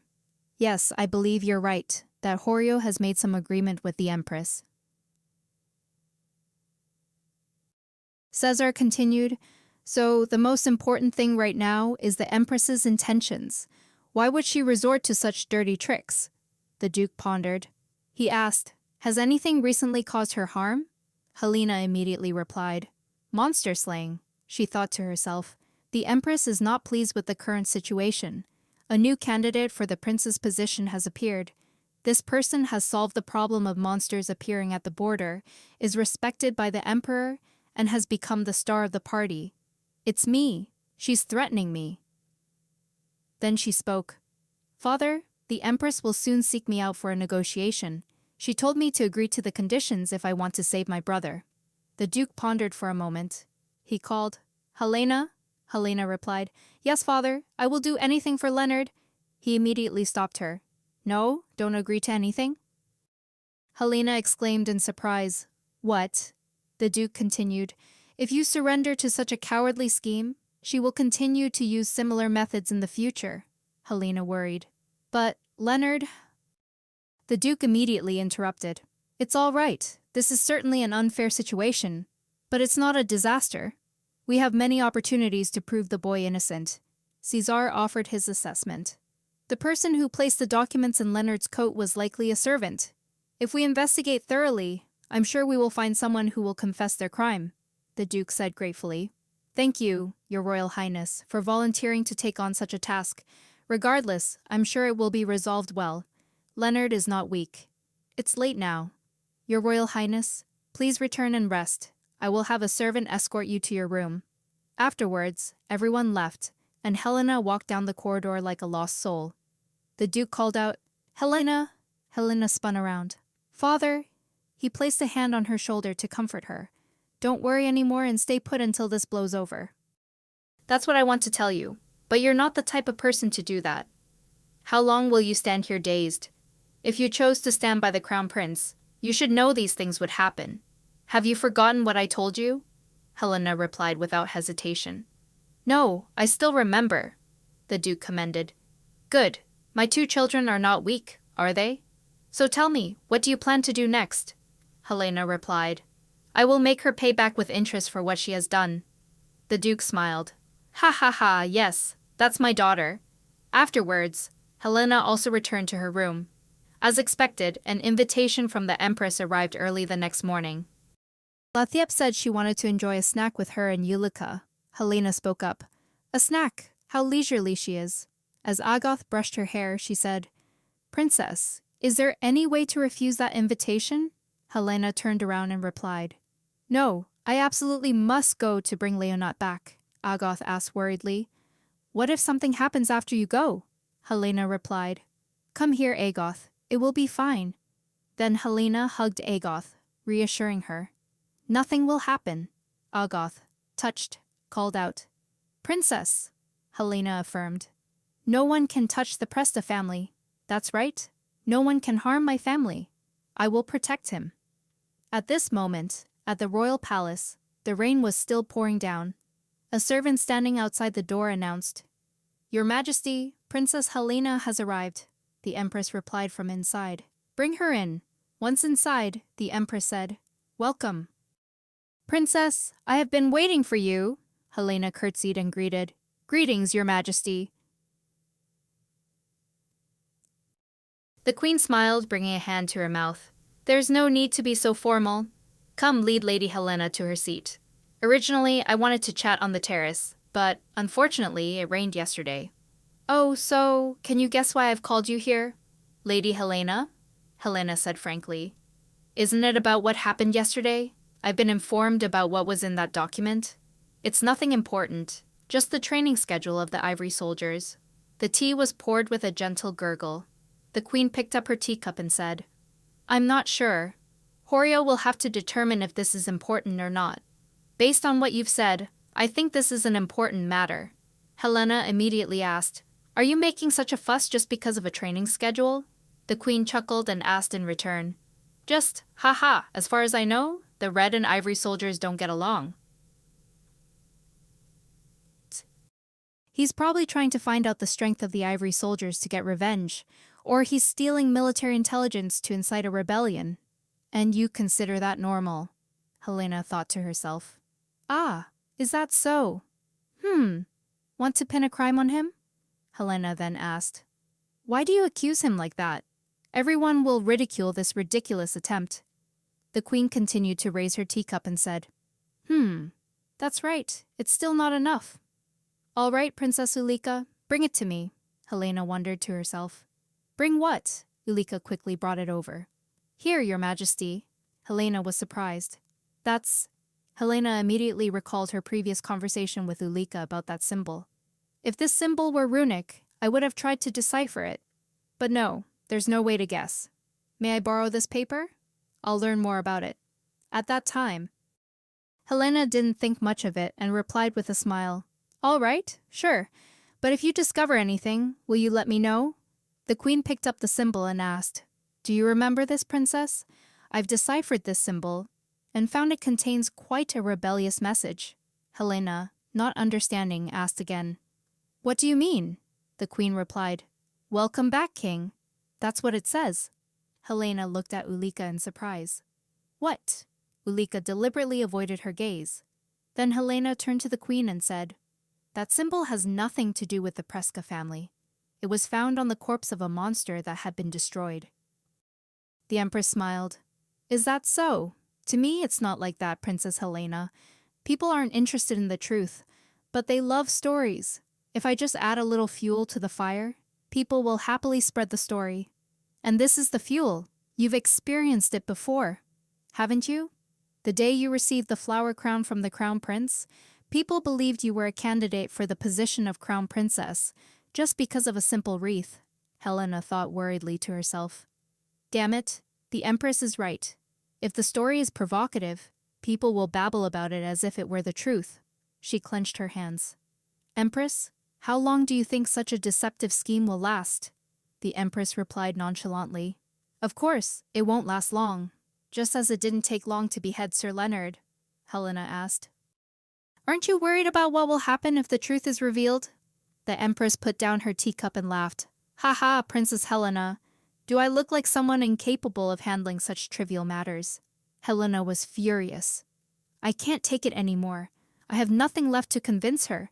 In my previous life, I had no one to call family, which is why I had nothing to lose, and no weaknesses for others to exploit. That's why I never thought they would take someone I cherished as a hostage and threaten me. I truly regret it.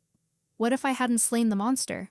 No, what if I hadn't asked Yulika to help with that? The Empress then continued to offer her two choices. Let me give you a choice, Princess Helena. Do you choose to lose your brother, or do you choose to make a deal with me? Helena asked, puzzled. What do you want from me? The Empress smiled. It's very simple. You just need to give up your position as Imperial Princess and limit private meetings with the Crown Prince so that scandalous rumors about the two of you don't spread anymore. What do you think? I think this is not a bad deal, Helena immediately replied. I accept your offer, so please bring my brother back right now. After that, Helena also left. Stepping outside and walking along the corridor, Yulika reappeared, calling out, Princess! Helena turned around. Yulika's face flustered. Helena said. Princess Yulika, explain to me what happened, Yulika stammered. I'm sorry. Helena became furious. Sorry, you're sorry. Are you trying to act like a good person after all this? Yulika denied. No, I just wanted to tell you a little about that symbol. The inscription on the symbol is the language of demons, and when demons refer to a king, they only mean one. That is the venomous dragon Akruzade, a creature sealed away 500 years ago, Helena yelled. So you knew and told the queen. Yulika gloomily recalled the terrifying image of the queen saying, Princess Helena, don't you think you're underestimating politics? This is a burden a queen must bear. It doesn't matter what she has to do, or whether it goes against her conscience. She needs to be capable of doing everything, Helena continued. So you think your actions are justified? Is that what you wanted to say? Yulika hesitated. I just wanted to tell you that I had no other choice, Yulika thought to herself with a heavy heart. I wanted to explain myself to Princess Helena and tell her that the queen and I met that person that day. I wanted to admit that I was terrified after meeting that mysterious man because my intuition told me everything was spiraling out of control. But I didn't have the courage. Suddenly, Helena called out, Princess Yulika, protect the crown prince until I bring him back. The scene shifted to the Duke's mansion. Helena was lost in thought, standing pensively in the hallway when Agate came to call her. Princess, you'll catch a cold out here. Lord Leonard will be back soon. Please go inside and wait, Helena replied. But I feel I need some fresh air to clear my head, Agate worried. Princess, what's going on? Are you no longer allowed into the capital? Helena denied. No, I have to be there as a trainer, Agate wondered.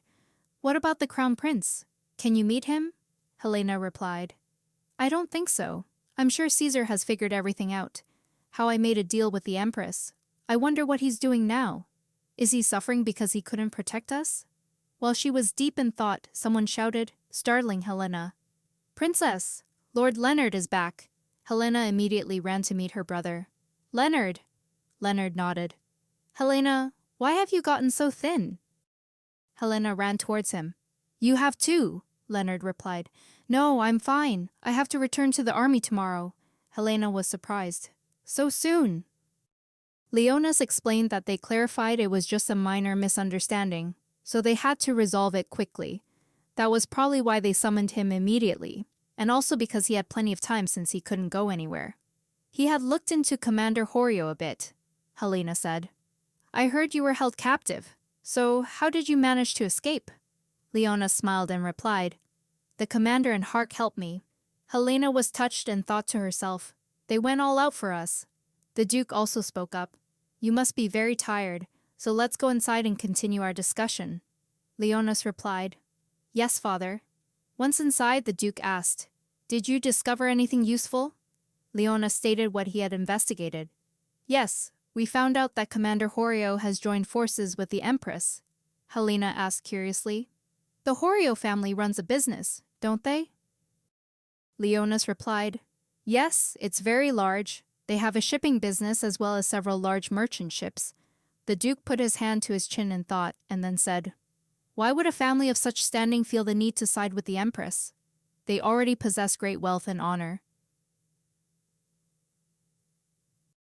Leonard said, "That's not cooperation, father. The Empress has found their weakness." The Duke was skeptical. "Weakness? Then we'd better examine their relationship, as clients or servants." Leonard asked, "Would servants know such things?" Helena continued for him, "Yes, I'm sure they would. Ships are isolated at sea, so whatever happens on board, even a cleaner would find out." The Duke agreed with her. "That's right. Go investigate everything. Even minor details mean it will take some time. So, prepare yourselves. Both of you must also remember one thing. The Preska family doesn't get angry. We take revenge. You two should do your work until the investigation results are in." Leonard immediately replied, "Yes, father." Helena, full of confidence, said, "Leave it to us." About a week after I made the agreement with the Empress, the imperial family announced the engagement between Ulrika and Caesar. Our family also received an invitation to the wedding, as if the Empress wanted to show that she had won. Helena frowned in anger. "I really don't want to go. Do I really have to go? How annoying, because I have to attend a strange party and do something like an official announcement." The Queen said, "Princess Helena, I believe you wish to take this opportunity to clarify a few things." Helena closed her eyes tightly, then placed a hand on her chest and declared, "Yes, contrary to the rumors circulating, the Crown Prince and I have no intention of marrying. I will never become Crown Princess." Thinking of this, she grew even angrier. As if the humiliation wasn't enough, she even sent invitations to the ceremony. Algot brought the tea. "Princess, couldn't you say you can't attend because you have some business?" Helena replied. "Even if I said I couldn't come because I'm unwell, they wouldn't believe it." Algot wondered. "Then why don't you create some kind of incident?" Helena, not understanding, asked back. "What do you mean?" Algot replied, "I heard that Draco Church has been holding protests recently." Helena was surprised. "Where did you hear that?" Algot explained, "A girl who delivers food to the mansion, named Everest, told me this news. She said she went to a protest. Why doesn't your highness go meet her and see?" Helena picked up her teacup. "All right, let's get ready, Algot." Algot immediately replied, "Yes, your highness." A short while later, the two of them arrived at their destination. Algot stood in front of the house and called out, "Is anyone home? We've come to see Ms. Everest." Everest didn't open the door from inside but spoke from behind them. "Oh, hello, Ms. Algot." "Today is my day off. What brings you here?" Algot replied with a smile. "Oh, Princess Helena would like to ask you a few questions." Helena lowered her hood and greeted, "Hello, Ms. Everest." Everest asked curiously, "What brings the princess here?" Helena placed a hand on her chest and said sincerely, "I want to know more about the protest you recently participated in." Everest replied, "Oh, I see. It's not ideal for us to discuss this out here. Would you mind coming inside?" Everyone quickly moved inside. Everest wondered, "Are you two curious about the Draco Church?" Helena immediately replied, "Yes, that's right. Are you a follower of the church?" Everest denied, "Oh no, not at all. I don't go there often because the atmosphere frightens me greatly." Helena, not understanding, asked again, "What do you mean?" Everest explained. "The church's leader performs very strange magic, claiming it's the power of the sacred dragon. He uses teleportation or levitates objects." Helena thought to herself in surprise, "How marvelous! Could a sorcerer of such caliber truly exist in this era?" Everest continued. "But the important thing is, there are rumors that they sacrifice people." Algot broke into a sweat. "Please tell us more," Everest said anxiously. "Oh, about this. I deliver food to the Proska household. But I also provide similar services to other places. Recently, many people have gone missing in a village where I delivered food. One of the missing people found his way back, and he said, "A brown-haired woman tried to eat me." They say he kept repeating that. I only heard this story from someone else, so that's all I know. Helena then asked, "By the way, have you ever met the church leader in person?" Everett replied, "I saw him from a distance. He was younger than I expected, and he had blonde hair." Helena found that somewhat familiar. "A young man with blonde hair," Helena replied. "Yes, that's right." Helena then asked, "Miss Everett, do you know when the next protest is?" Everett put her hand to her chin in thought and said, "There will be one this weekend. It might take place in the slums, at the Fortress Square." Helena was extremely grateful for this information. "Thank you. You've helped us a lot." Not long after, in the slums, at the Fortress Square, Agot spoke up. "I think they're about to start, your ladyship," Helena whispered. "We should find a spot too. Let's move." The two then quickly left. As she walked, Helena thought, "I can't believe so many people gathered here in such a short time. Does the Draco Church have so many followers?" At this moment, someone from behind pushed Helena hard and yelled, "Hurry up!" Helena frowned. "Don't push." The other person immediately replied, "I'm sorry." Helena heard a somewhat familiar voice and thought to herself, "This voice sounds very familiar. Am I mistaken?" Agot spoke up. "Oh, there are so many people here, your ladyship."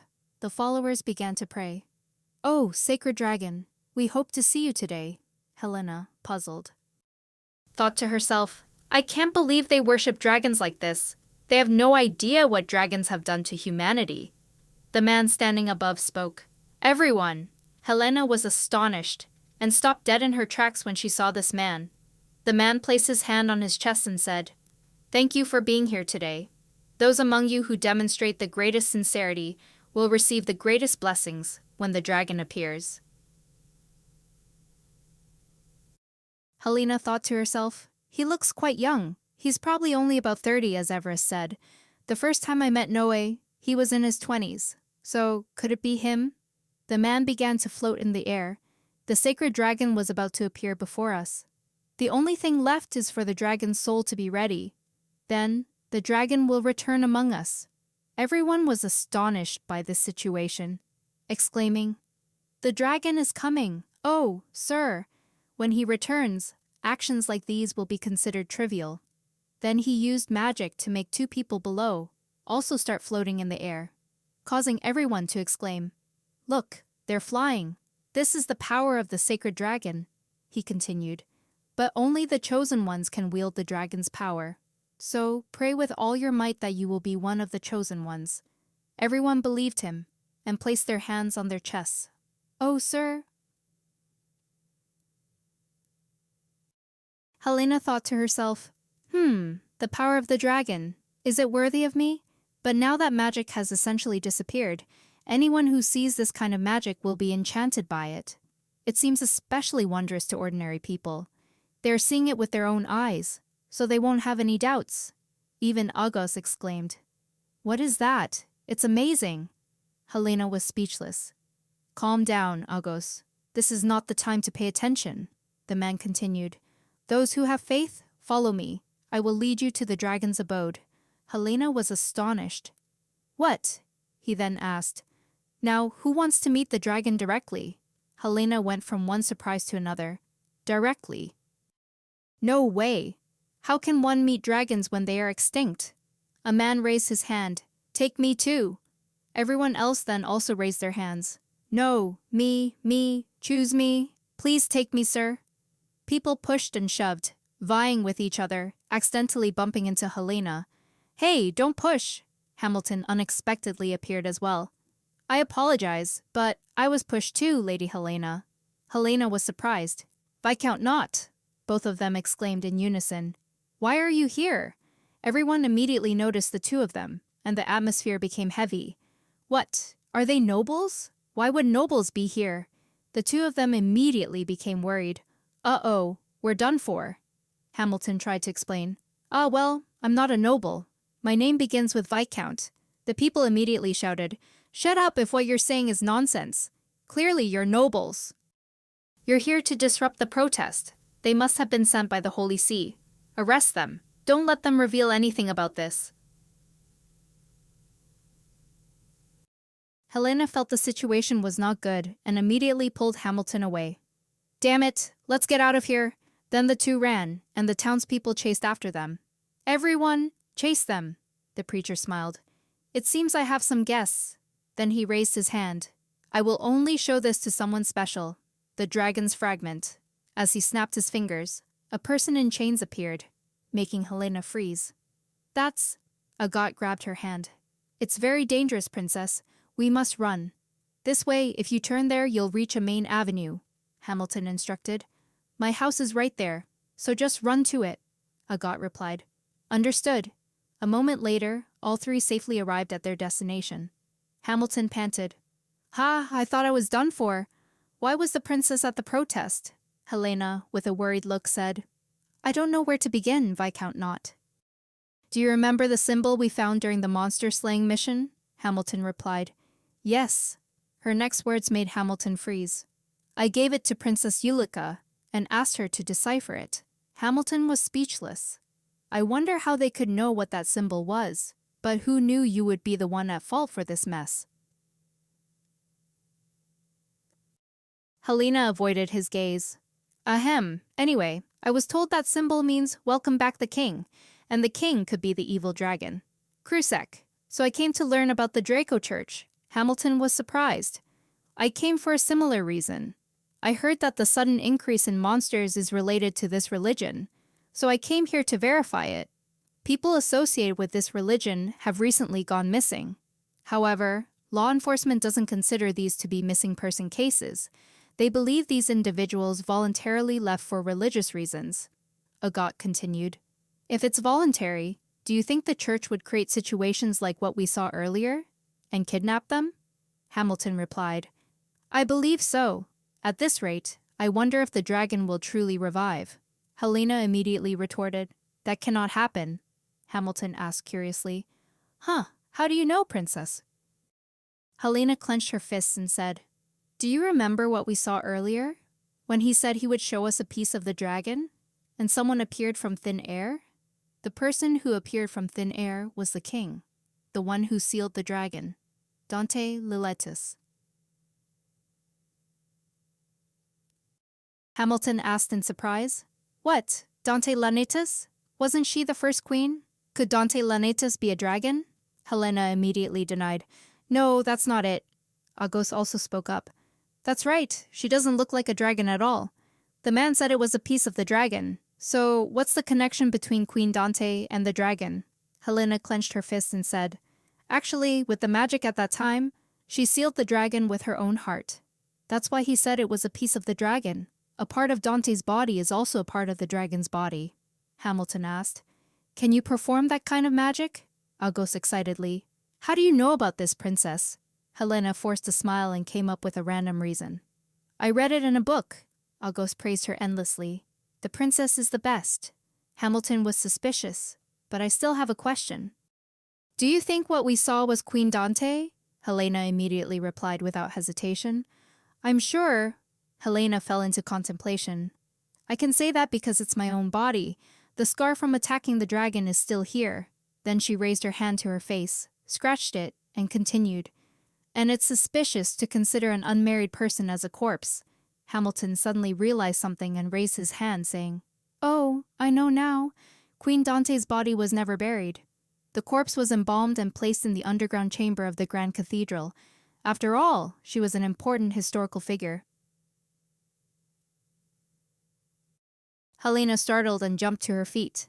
What? Helena thought in confusion. Oh, Eris, my friend, he should have buried me 6 feet under. I can't believe I've had to endure such humiliation for 500 years. Agon put a hand to his chin and mused. That means the church's high priest possesses the queen's body and a part of the dragon within. The only thing left was the dragon's soul, which would be ready by then. Then, once the soul is acquired, as the cult leader said, the dragon will return to us. Doesn't that mean the dragon will be resurrected? Hamilton sighed wearily. We can't rule out that possibility. The problem is, we don't have any plan at all. We don't even have Dante Lenatus to take down the dragon anymore. Not long after, at the ducal manor, Helena pondered. That's right, if the dragon is resurrected now, it would be a disaster. We must stop this before it truly comes back to life. Her brother approached and called out, Helena, how was your trip?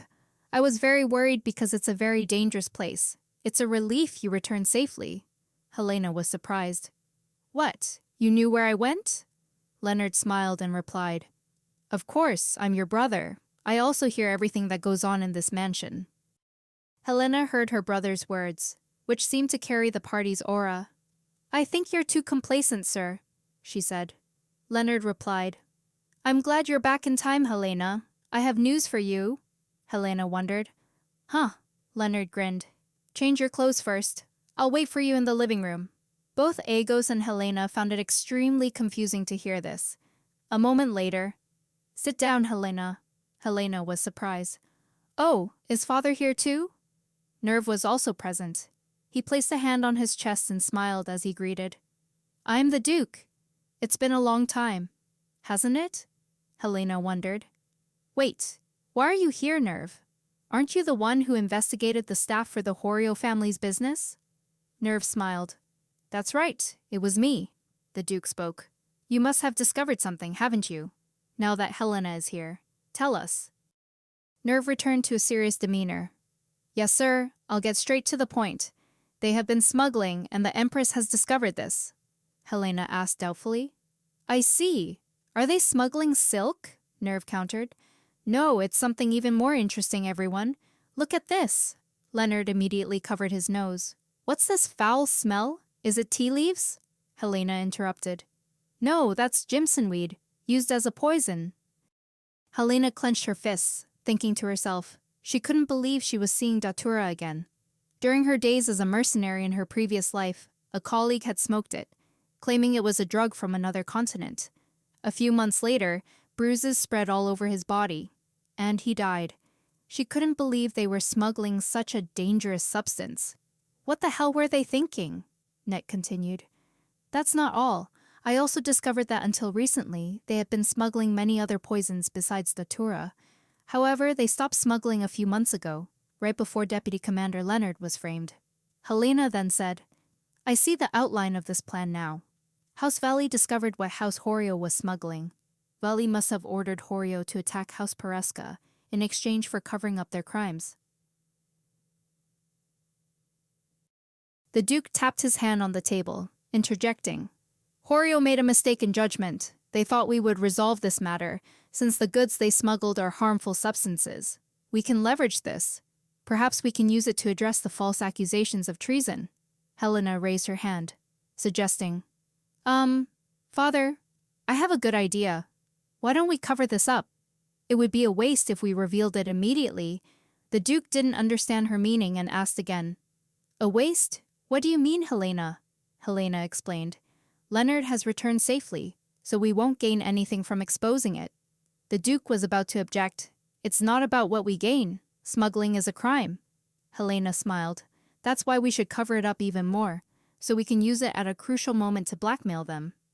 The Duke's face darkened at his daughter's scheme. Helena continued. Let's wait for our chance. Leonard also agreed with his sister's idea. Father, Helena makes sense. We should investigate more carefully. We need to uncover details like where they sell the Jimson weed. If we simply expose the crime, the Horio family will be punished, and we'll lose our leverage. Those who use the drug will cut ties and flee. The Duke looked at the pile of drugs in front of him, deep in thought for a moment. Then he spoke. That makes sense. I will discuss this with the Crown Prince first. A moment later, Helena returned to her room, set down her teacup and said, So that's how it is. And now we've got the Horio family's weakness. Agos, standing nearby, also sighed in relief. What a relief, Your Highness, Helena replied. It's too early to say. I'm still worried that the evil dragon might revive at any moment. Should I try to infiltrate another protest in disguise? Agos, worried, immediately objected. No, Your Highness. That's too dangerous. The Crown Prince said he would investigate the Draco Church's central organization, so please be patient. Helena let out a short laugh. Ha, I feel very restless just sitting still like this.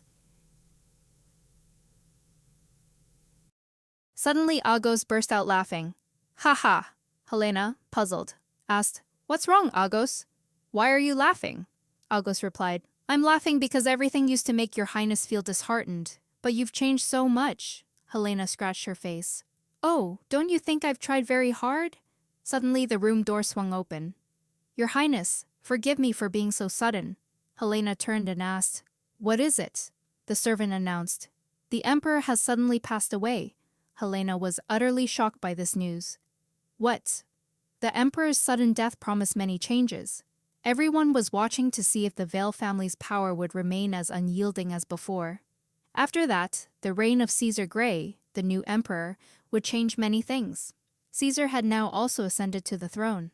Helena and her father bowed in homage. Long live the emperor. Helena looked at him, thinking to herself, Caesar, since I last saw him, he's lost a lot of weight. The Empress Dowager approached Caesar. Congratulations, Your Majesty. May you continue the legacy of the former emperor and become a wise ruler, Caesar replied. I accept your counsel, Your Majesty. The Empress smiled, thanking His Majesty. The scene shifts to the Duke's mansion, Helena sighed. Oh, what to do? I know the Dowager Empress won't leave Caesar alone. Right now, Caesar is essentially sitting on a thorny branch and can't know when it will break. If there's a glimmer of hope for all of this, it's that Leonard is the commander of the Royal Guard. But apart from that, everyone around Caesar is from the House of Vale. I wonder if there's any way. Suddenly, there was a stir that caught Helena's attention. Agoth came to announce, Princess Everline is here. Helena replied, Rowena, tell her to come in. Rowena entered. It's been a while, my lady. This is a very stressful period, so I came to ask how you've been doing lately. Helena said. Please sit first, Rowena. Helena sat down on a chair and said, I always worry about Caesar more than myself. Rowena replied, He's fine. Those are the things he wants me to tell you. Helena smiled. How thoughtful of him. Then Rowena sighed wearily. Perhaps he doesn't want those around him to worry, but some thoughtless nobles have been constantly bothering His Majesty. Helena's face darkened. He won't be able to bear it much longer. Rowena agreed. Yes, he's on the verge. How wonderful it would be if you could be by his side at times like these, Helena asked gloomily. Is there any way I can see him, even for just a few minutes? Rowena said. Currently, there are many people from House Vale at the palace, so it's very difficult, Helena asked curiously. Is the situation serious? Rowena immediately replied. Yes, Valerie has taken charge of the advisory council and interfered with personnel decisions. Helena clutched her head. What a headache, Rowena continued. Fortunately, Duke Preska has been working diligently for his own purposes. Helena let out a sigh of relief. What a relief, Caesar. I notice he looks quite haggard. Oh, what a thoughtless thing to say. I apologize, Rowena. Rowena smiled. It's all right. That's something we naturally need to be concerned about. Helena asked. Oh dear, shouldn't Lady Ulika be the one to handle such matters? Rowena looked up and said, Oh, it seems she's trying her best. Even looking into His Majesty's eyes makes her tear up. But she still stubbornly drinks tea with him regularly. Helena was speechless with this naive girl. How commendable, yet also quite annoying. Thanks for today, Rowena. Please send my regards to His Majesty. Of course, I'll be going now. With that, Rowena departed. Helena stood pensively. Just as I thought. Caesar is going through a difficult time. I wish I could be by his side to help him. But there are too many watchful eyes in the palace. Helena then turned to Agate and ordered. Agate, could you close the door and come here? Agate looked puzzled. Huh? What is it, Princess? Helena asked. Could you get me a maid's uniform? Helena had figured out her next move. The only way in is to infiltrate. Not long after, Helena was dressed in a maid's outfit. You're one of a kind, Agate. You got the maid's uniform so easily, Agos, pleased by the praise, chuckled. Hee hee, I can do anything for the princess. Even make a maid's uniform look like a beautiful dress for you. Helena smiled. I've also changed my hair color, so no one will recognize me, right? Agos replied. No one at all. I also found out that when the servants change shifts, I heard they check His Majesty's room every night. Helena happily took Agos's hand. You're the best, Agos. Agos delightedly said. Hee hee, praise me more. It was time for Helena to act. Great, we've made perfect preparations. Let's go to the palace. That evening. Here, I've tied the ribbon. I'll keep watch and prevent other servants from coming this way. Helena replied. All right, I'll leave that to you, Agos. Agos ran off. Then I wish you good luck with your mission and your love. Helena blushed. Ugh. What do you mean by love? All right, everything is ready. It's almost time for the shift change. I should go inside instead of looking out at the palace like this. I'll quickly glance at Caesar's face and turn back immediately. When she went outside, Helena froze. Huh. Leonard is guarding the door. Viscount Knox is here too. Hamilton spoke. Sir Leonard. His Majesty is coughing up blood again. Helena was surprised. What? Leonard asked, concerned. How is His Majesty? Hamilton replied. He's taken his medicine and is now asleep, but... we even checked all the food before it was sent in. But what the hell is going on? Helena was startled by their conversation. Learning that Caesar had coughed up blood, Hamilton said worriedly. I'll go find a doctor first. Leonard replied. Yes, thank you. Helena leaned against the wall, thinking, no way, I have to see Caesar right now. Then she approached. Commander, I've come to change His Majesty's blankets. Leonard let out a questioning hum. Helena? Helena was startled. Unable to believe she had been discovered so quickly, Leonard said gently, Oh, I'm your brother. Wouldn't it be strange if I didn't recognize you? What's going on? And what's with this outfit? Did you hear the entire conversation just now? Helena lowered her head and replied worriedly, Yes, I heard Caesar isn't well. Has he been sick all this time? Why didn't you tell me? Leonard was also troubled, he said. His Majesty said he didn't want to make anyone worry. Even about small matters. Helena immediately questioned. A trivial matter. Coughing blood is a trivial matter, Leonard. Let me in. I need to see how he is. Leonard immediately stopped her. No, you can't go in. He ordered me not to let anyone in. Helena looked straight into her brother's eyes and said, I'm not a stranger, Leonard. Just think of it as a mentor visiting his student. Leonard still disagreed and sent her away. Go home, Helena. That's all I'm telling you. Helena, of course, did not comply. Leonard, I understand you're guarding the door, and there are many servants attending to him. But His Majesty is in critical condition. Tell me, who is with him at this time? Leonard froze. Helena? Helena continued to press the question. Is anyone with him right now? Leonard lowered his head and replied. No, no one. Helena thought to herself. I thought so. When you sit on the throne. It seems so simple, as if that position grants everything.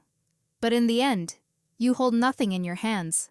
That's what happens when you become an emperor. Of course, no one is by Caesar's side right now. Then she spoke. I don't mean to blame you, Leonard. Let me in, please. Leonard had no other choice. He didn't think he had the authority to be the commander of the royal guard anymore. Just a few minutes. You must come out immediately. Helena smiled. Yes. Then the door opened. Helena stepped inside and saw Caesar sleeping on the bed. Helena approached. He was sleeping so soundly. His breathing also brought relief because he seemed fine, but he had lost a lot of weight. He must have had a lot of work to do, but it was strange that he suddenly lost so much weight.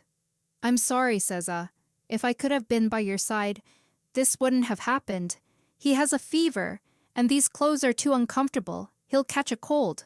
Suddenly Helena saw something and was startled. What is this? Why is his whole body bruised like this? There's no way someone could have beaten him here. Almost his entire body was covered in bruises. Could it be poison? Suddenly, Caesar's arm lifted to her face. He smiled and asked, Swordsman, have you come to visit me? Helena immediately asked. Seiza, when did you wake up? Anyway, yes, visiting you is my duty as your trainer. Cesar sat up. An unexpected visit from my teacher in this outfit. I'm so happy. Saying this, he took Helena's hand, pulled her into his embrace, and fell back onto the bed.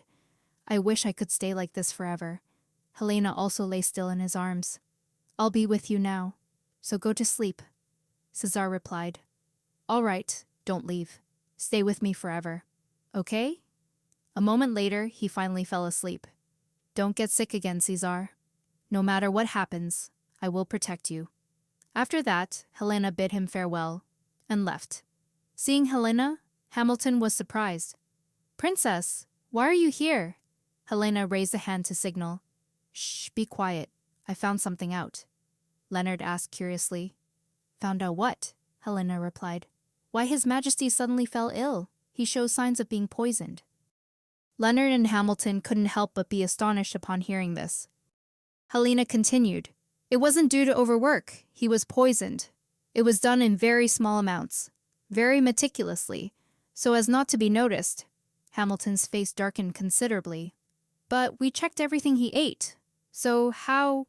Helena replied. There's a way that doesn't need to be seen. The bruises spread from the back of his neck to his chest. These aren't common symptoms, so I don't think this poison originates from our continent. Leonard brought a hand to his chin in thought and said, A poison not from this continent? Is it related to House Horio? Helena immediately said with certainty. I'm sure it's related, she pondered. After all, the biggest suspect was House Vale. Then she spoke. For now, let's be careful not to let this matter become public until the culprit is caught. We must act as if nothing has happened. After that, Helena also returned to her room. Lady?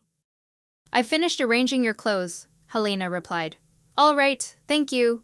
Agat, seeing her constantly worried, asked, is something wrong? Helena replied, No, I'm fine, Agat said worriedly. I don't think you... Helena immediately cut her off and pushed Agat away. All right, you're done now. Let's head back to the mansion. Suddenly, someone approached and called out, Lady? Helena was surprised. Princess Yulika, what brings you here? Yulika replied gloomily. I had to see you right before you left the palace. I have a few things I want to ask you. By the way, are you free tomorrow? I'd like to have tea and chat with you.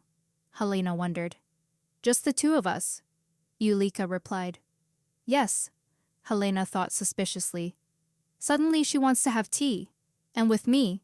Then Helena asked, Why do you want to meet me? Yulika said anxiously. It's not because I have any plans. It's just that I want to tell you a few things. Helena was silent for a moment. Then she replied, All right. However, may I decide where we meet? Yulika immediately agreed. Of course. Helena smiled. Then meet me tomorrow at noon at the annex of the Foresta estate. Yulika bowed. All right, I'll take my leave then, princess. With that, Yulika turned and departed. Helena turned to Agat and said, Agat, could you run a small errand for me? Go tell Viscount Nod about my schedule for tomorrow. Agat immediately obeyed. Yes, princess. The next day at the Foresta mansion, Hamilton asked, Why did you leave the door open, princess? Helena replied, I wanted to leave a space to look outside. Hamilton praised her. You are truly meticulous. Helena asked, Where are CAE's servants? I mean, His Majesty's servants. Hamilton replied, I told them to stand in the next room. If anything happens, they will be here immediately. Helena put her hand to her chin and said, Good. Suddenly she realized something. Oh, all right. We won't serve drinks beforehand. I also don't want anyone to touch the food Princess Yulika brings. Hamilton, not understanding her meaning, asked, Why is that? Helena replied, If they have used the poison veil before, then they will use it today too. Hamilton was a little surprised. You left a space because of such suspicions. But what will happen if you drink the poison? Helena smiled. I'll be fine. I know how to detect poison to a certain extent. There's an even more important reason. I cannot be the one imprisoned.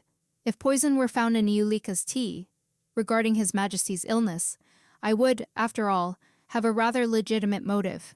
They could say I poisoned Yulika out of jealousy or anger. That's why we won't touch the drinks. Hamilton broke into a sweat. Very well, your ladyship. Helena smiled reassuringly. So don't worry too much. At this moment, a maid announced, Princess Yulika has arrived, your ladyship. Shall I escort her in? Helena ordered. Yes, but first please clear the table, Hamilton said. Then I will stand in the next room. Everything was ready. Yulika entered. Hello, your ladyship. Helena smiled back in greeting. Welcome, Princess Yulika, Helena thought to herself. I will find out what plan you have in store. Helena invited Yulika to sit down. Please, sit here, princess. Yulika sat down and replied, Thank you for inviting me. Helena sat on the chair and said straightforwardly, Get straight to the point. What do you want to tell me? You said you wanted to tell me a few things. Yulika bowed her head and replied, I just want to clear up some misunderstandings between us. Helena continued, Is that so? Are there any misunderstandings between us that need explaining? Yulika clenched her hands and said, I know I made a mistake, but please give me a chance to explain. Just then, a servant outside spoke up. Lady, I'm here to serve the drinks that Lady Yulika brought. May I come in?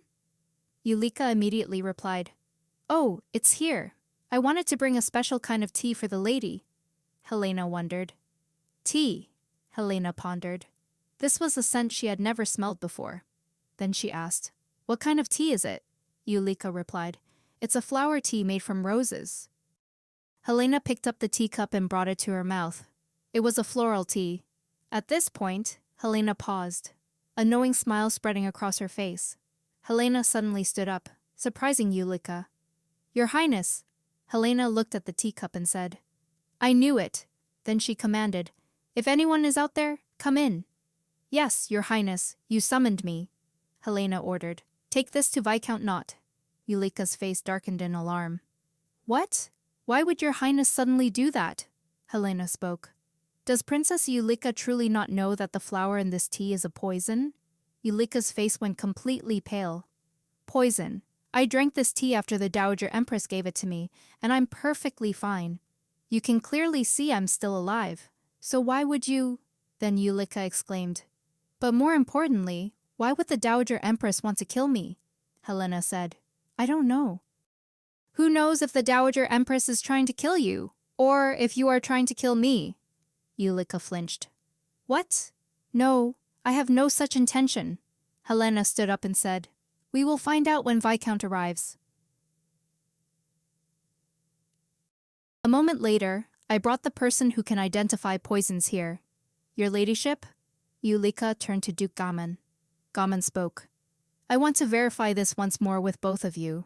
This is the flower tea that Lady Yulika brought. Yulika, still in a panic, said, That's right. It's not poison, is it?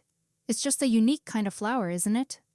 Gaman replied, Lady Yulika, the flower in this tea is Jimson weed. It is a poison that can be fatal if it accumulates to a certain level in the body. Yulika heard this, stunned as if struck by lightning. What? She still couldn't believe it. No, no way. There must be some misunderstanding here. Gaman continued. Even so, you must come with us because we have evidence, Yulika asked, puzzled. Go where? Gaman replied. We have no other choice until you prove your innocence. I hope you understand. Then Duke Gaman ordered. Escort the lady. Immediately the servants restrained Yulika. Yes, sir, Yulika cried out. Wait, sir, I didn't know it was poison. What I'm saying is true. Helena pondered. Yulika, currently imprisoned, perhaps believed that the Dowager Empress would protect her, that the Dowager Empress would not abandon the House of Bronte. However, the Dowager Empress ostentatiously cast Yulika aside, making it seem as though Yulika had planned everything herself and completely distanced herself from the situation. When Yulika realized she had been discarded like the most worthless trash, she finally confessed, The Dowager Empress gave me the poison. I can prove she even wrote the instructions herself on how to steep the flowers to drink as tea. At that time, the Empress had said, Now, when steeped this way, the aroma becomes stronger and the flavor more vibrant. That note is in the drawer in my room. Helena immediately went to look and found it. This was the evidence she could use against the Dowager Empress, at the Dowager Empress's palace. Caesar, leading a troop of knights, gave the order, "All advance inside." Immediately, the troop of knights marched forward. The servants panicked. "What are you doing? How dare you be so disrespectful in the Dowager Empress's residence? How can you dirty your mother's home with those filthy boots?" Caesar stepped forward and said coldly, "A mother, you say? What mother poisons her own son?" The Dowager Empress appeared. "There must be some serious misunderstanding here, Your Majesty. I have basically been confined to the back chambers, so how could I know anything? I know nothing at all," Caesar immediately said. "How can you know nothing when it was done by the House of Vale?" The Dowager Empress tried to deny. "What will people say if you punish your mother when there is no evidence of my wrongdoing? Do not consider yourself a tyrant, Your Majesty." Caesar stood before her and said, "It seems you are begging me for mercy." The Empress Dowager replied, "My intention is that you should not be angry with an innocent person like me." Caesar took the evidence from his coat pocket. "You say you are innocent, so do you know this note?" The Empress Dowager turned pale upon seeing the note. It was a note written by the Empress Dowager herself, a piece of paper filled with ordinary and trivial information. She probably didn't know that Ulrika had kept this piece of paper as if it were something precious. Helena took the evidence and asked, "Will you continue to deny this evidence? The game is over, and I am the winner?" The matter was resolved promptly. My father headed the advisory council to discuss the divestment of the Veller family's ownership and the dismissal of Marion. Marion, who had now become the former Empress Dowager, was exiled to the north. She still couldn't believe what was happening. This couldn't be happening. As for Commander Horio of the Ivory Knights, his assets were confiscated, and he was forced to resign. At the royal palace, on the training grounds of the Red Knights, Nair smiled. "It's great not to see that scoundrel Horio." Helena saw him smiling and said, "You look so happy." Nova immediately replied, "Of course, all the recent issues that bothered us have been resolved. Speaking of which, what exactly happened? I mean, has Princess Ulrika's engagement to His Majesty been cancelled?" Helena pondered for a moment, then replied, "Yes, that's right. She visited me recently and told me." Ulrika had told Helena, "His Majesty said I wouldn't be punished. Did you tell him to do that?" "Thank you, Princess?" Helena asked. "Ah, thanks to you. We were able to capture Empress Dowager. Will you be leaving the city and returning to the Bronte estate?" Ulrika smiled and replied, "No, I've also been rejected." Helena was startled. "What?" Ulrika continued. "Princess, I came to see you today because I wanted to apologize to you before I leave. I'm truly sorry for what I've done, and thank you for everything." Returning to the present timeline, Helena looked up. "Ulrika, you've changed so much." Suddenly someone shouted, "You are not allowed to enter here." The other person still tried to enter. "I told you I'm not a suspicious character." Helena turned and asked, "What's all the noise about?" Nov asked, "Hey, what's going on?" The person said, "My name is Roman. I'm a mage. I've come to report that there's an unregistered mage." Helena suddenly realized something. Wait, an unregistered mage with the guild? Is he talking about Noe? Helena immediately asked. "Do you know the name of that mage?" Roman replied, "His name is Noe. Do you know him?" Then Helena ordered, "Someone, bring him with me." A moment later, "This is certainly a prominent household." "All right, all the dishes are excellent." Helena asked, "You said your name is Roman, correct?" Roman immediately replied, "Precisely." Helena continued to ask, "What do you want to tell me about that mage named Noe?" Roman, chewing with a full mouth, said, "Ah, yes, I know he's the one who met the former Empress Dowager, but there's no one named Noe in the guild currently, so I looked through hundreds of years of assignments and found that name on a list from 500 years ago. Noe Ravo.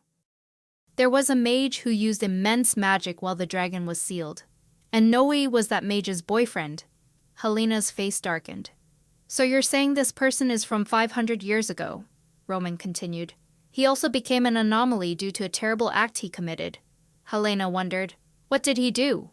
Roman replied, "He broke the law. That was strictly forbidden even during the era of advanced magic." He resurrected a dead person. Helena was thunderstruck when she heard this. The records state that he died when the spell failed, yet someone bearing his name entered the palace, so this is an issue I need to investigate. Silence fell. Helena broke the silence. Someone named Noe tried to resurrect someone. Was that his girlfriend? Roman put his hand to his chin and said, "That's just my speculation. But when you look at the records, you'll find it very strange. I believe he went beyond merely resurrecting a dead person and performed a spell to reincarnate someone." Helena was stunned. A spell to reincarnate someone.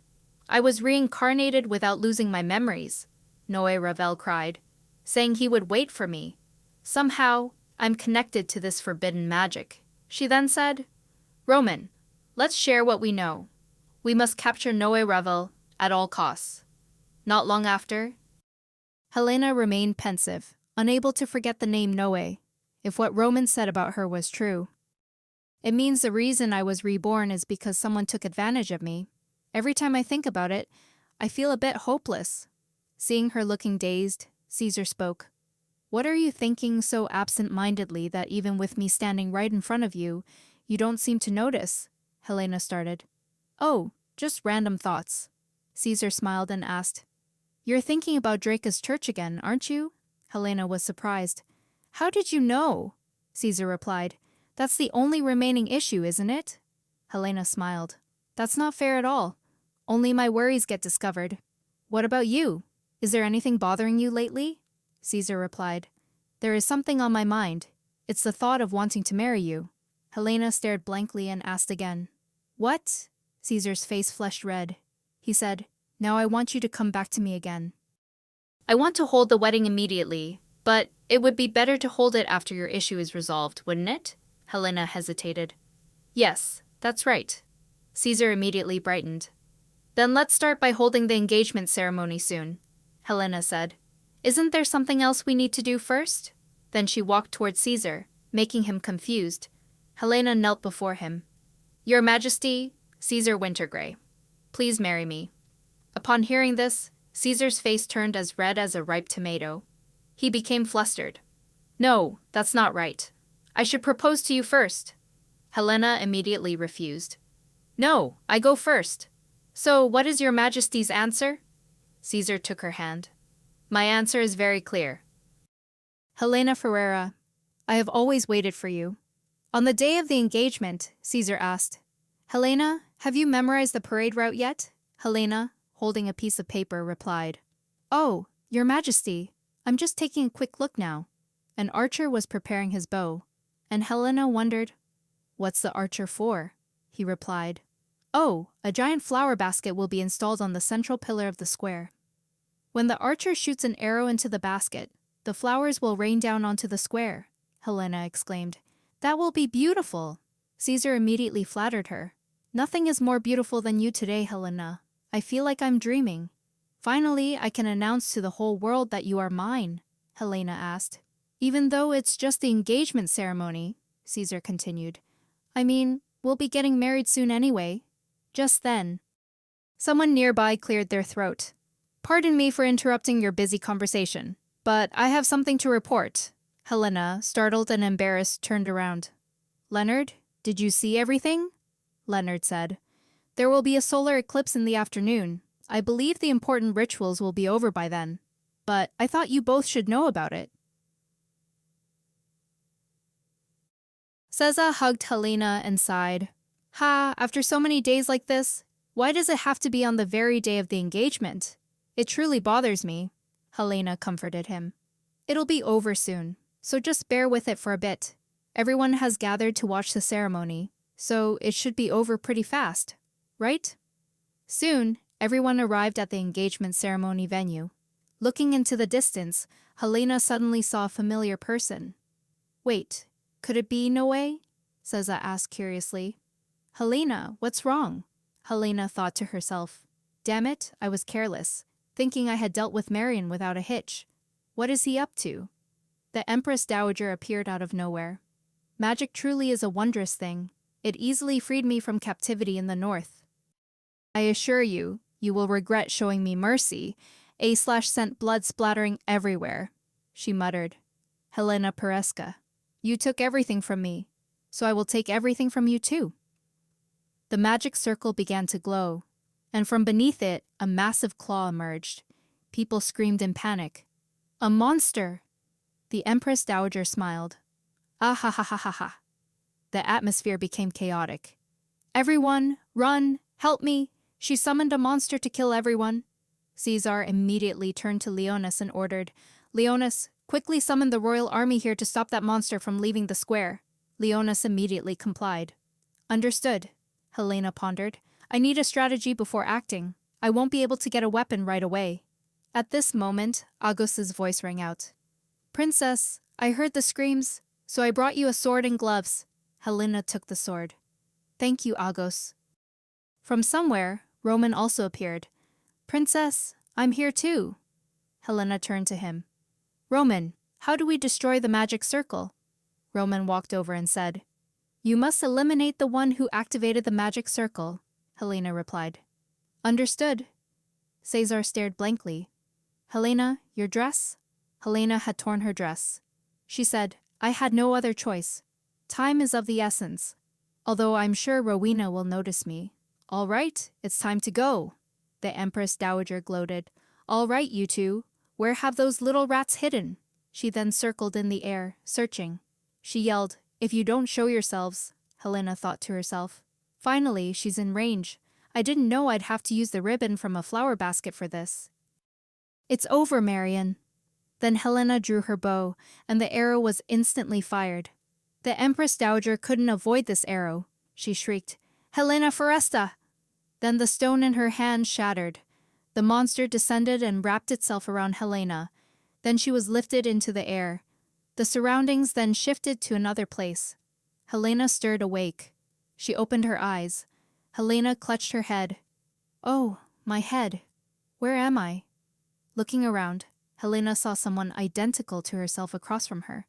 The other person said, Hello, it's been a while. Helena also realized it was herself. No, looking closer, there was something very strange about it. What is this bizarre place? The other person said, This is where I've slept for the past 500 years. Your inner self, Helena said. So that means you've been in my subconscious all this time. The other person chuckled. Coexisting hasn't been that bad. And you, consider the dull life you've led so far. If you had more power, you wouldn't have to live that way. I can give you that power. What do you say? Will you cooperate with me? Helena clenched her fists. If this is my subconscious, then anything I imagine will become reality. For example, if I imagine a sword to kill someone, would it appear? Perhaps so. Helena immediately took the sword in her hand and lunged towards the other person. She smiled and said, I don't need more power, nor do I find life boring at all. Suddenly, Helena woke up with a start in reality. Caesar approached, asking worriedly, Helena, are you all right? Helena called out, Caesar? Caesar tenderly held her hand.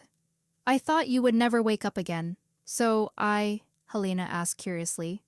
Have I been asleep for a very long time? Caesar replied. Yes, you haven't woken up since that day, Helena wondered. That day, do you mean the day I shot arrows at the dragon? Have I been asleep for too long? So what happened after that? What happened? Is everyone still safe? Caesar replied, They are still safe. Don't worry, Marion. The one who rode the dragon died on the spot. We also captured the sorcerer named Noe, but he died before being imprisoned. He looked completely emaciated, which must have been the consequence of magic. Helena sat up and thought to herself, It's finally over. Everything. Caesar took her hand. Helena looked over and saw his eyes welling up as if he were about to cry. Helena smiled and asked, What do we do now? Our engagement ceremony has been ruined, Caesar reassured her. Don't worry about that. We can have hundreds, no, thousands of engagement ceremonies. Helena was startled and said, You want to go through that complicated and tedious thing hundreds of times? Caesar slipped his arm behind her. Helena, if I can announce to the whole world that you are mine, my love, then I would be very happy to go through this many, many times. Do you feel the same way? Helena smiled. Yes. After that, they shared a sweet kiss. Crusade, who lived in my subconscious, was probably unaware. Just then, someone came rushing over. Agat burst through the door and shouted, "Lady!" After shouting, Agat ran and embraced her. But life no longer bores me. Thank you to those who have loved me. Not long after, my body quickly recovered. It wasn't that I had suffered severe injuries.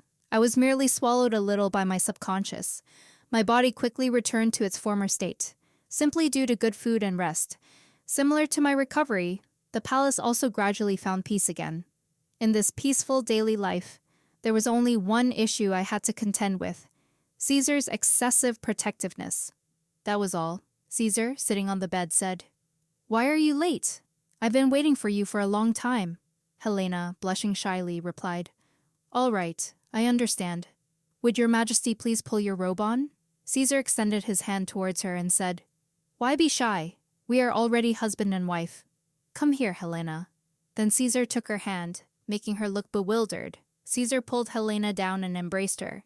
He kissed her hand and continued, "Do you know how much I like your hands, the slight coolness of your body, your sparkling nails? I like it all. I especially like the calluses on your palms. I also like your sturdy back, your waist, your thighs. I love it all." "You are mine," Helena replied. "Your majesty is also mine, Caesar. Your mind, your body, everything." The next morning, Caesar looked over and asked, "You're awake?" "Oh my, you've been asleep for a while," Helena shyly asked. "Whose fault is that?" Caesar smiled. Whose fault indeed?" she thought to herself. "Why is he so petty? This Caesar is getting more mischievous by the day." Caesar spoke up. "Helena, while you were sleeping, I thought a lot, and this simply won't do. I want to tell the whole world that you are mine, but our engagement has been ruined. So, let's have another ceremony, but this time, let's make it a real wedding." Even then, I thought he was just joking. We had a simple wedding inside the palace. As I walked towards Caesar, the moment I was living became clearer than ever. He entered my dull life like a miracle. I was looking forward to the life I would build with this man. Even when neither of us spoke a word, we understood what the other was thinking. "I will be with you for the rest of my life. No matter what, I will give you everything I have. So I hope you will stay by my side forever. Promise me, you'll always be in my hands." Thank you for watching today's video. We have now reached the end of this fascinating series. See you in the next video, which will feature an even more dramatic and captivating series. Don't forget to like and subscribe to our channel to support us and not miss any new videos. Thank you sincerely for watching, and we wish you a happy day.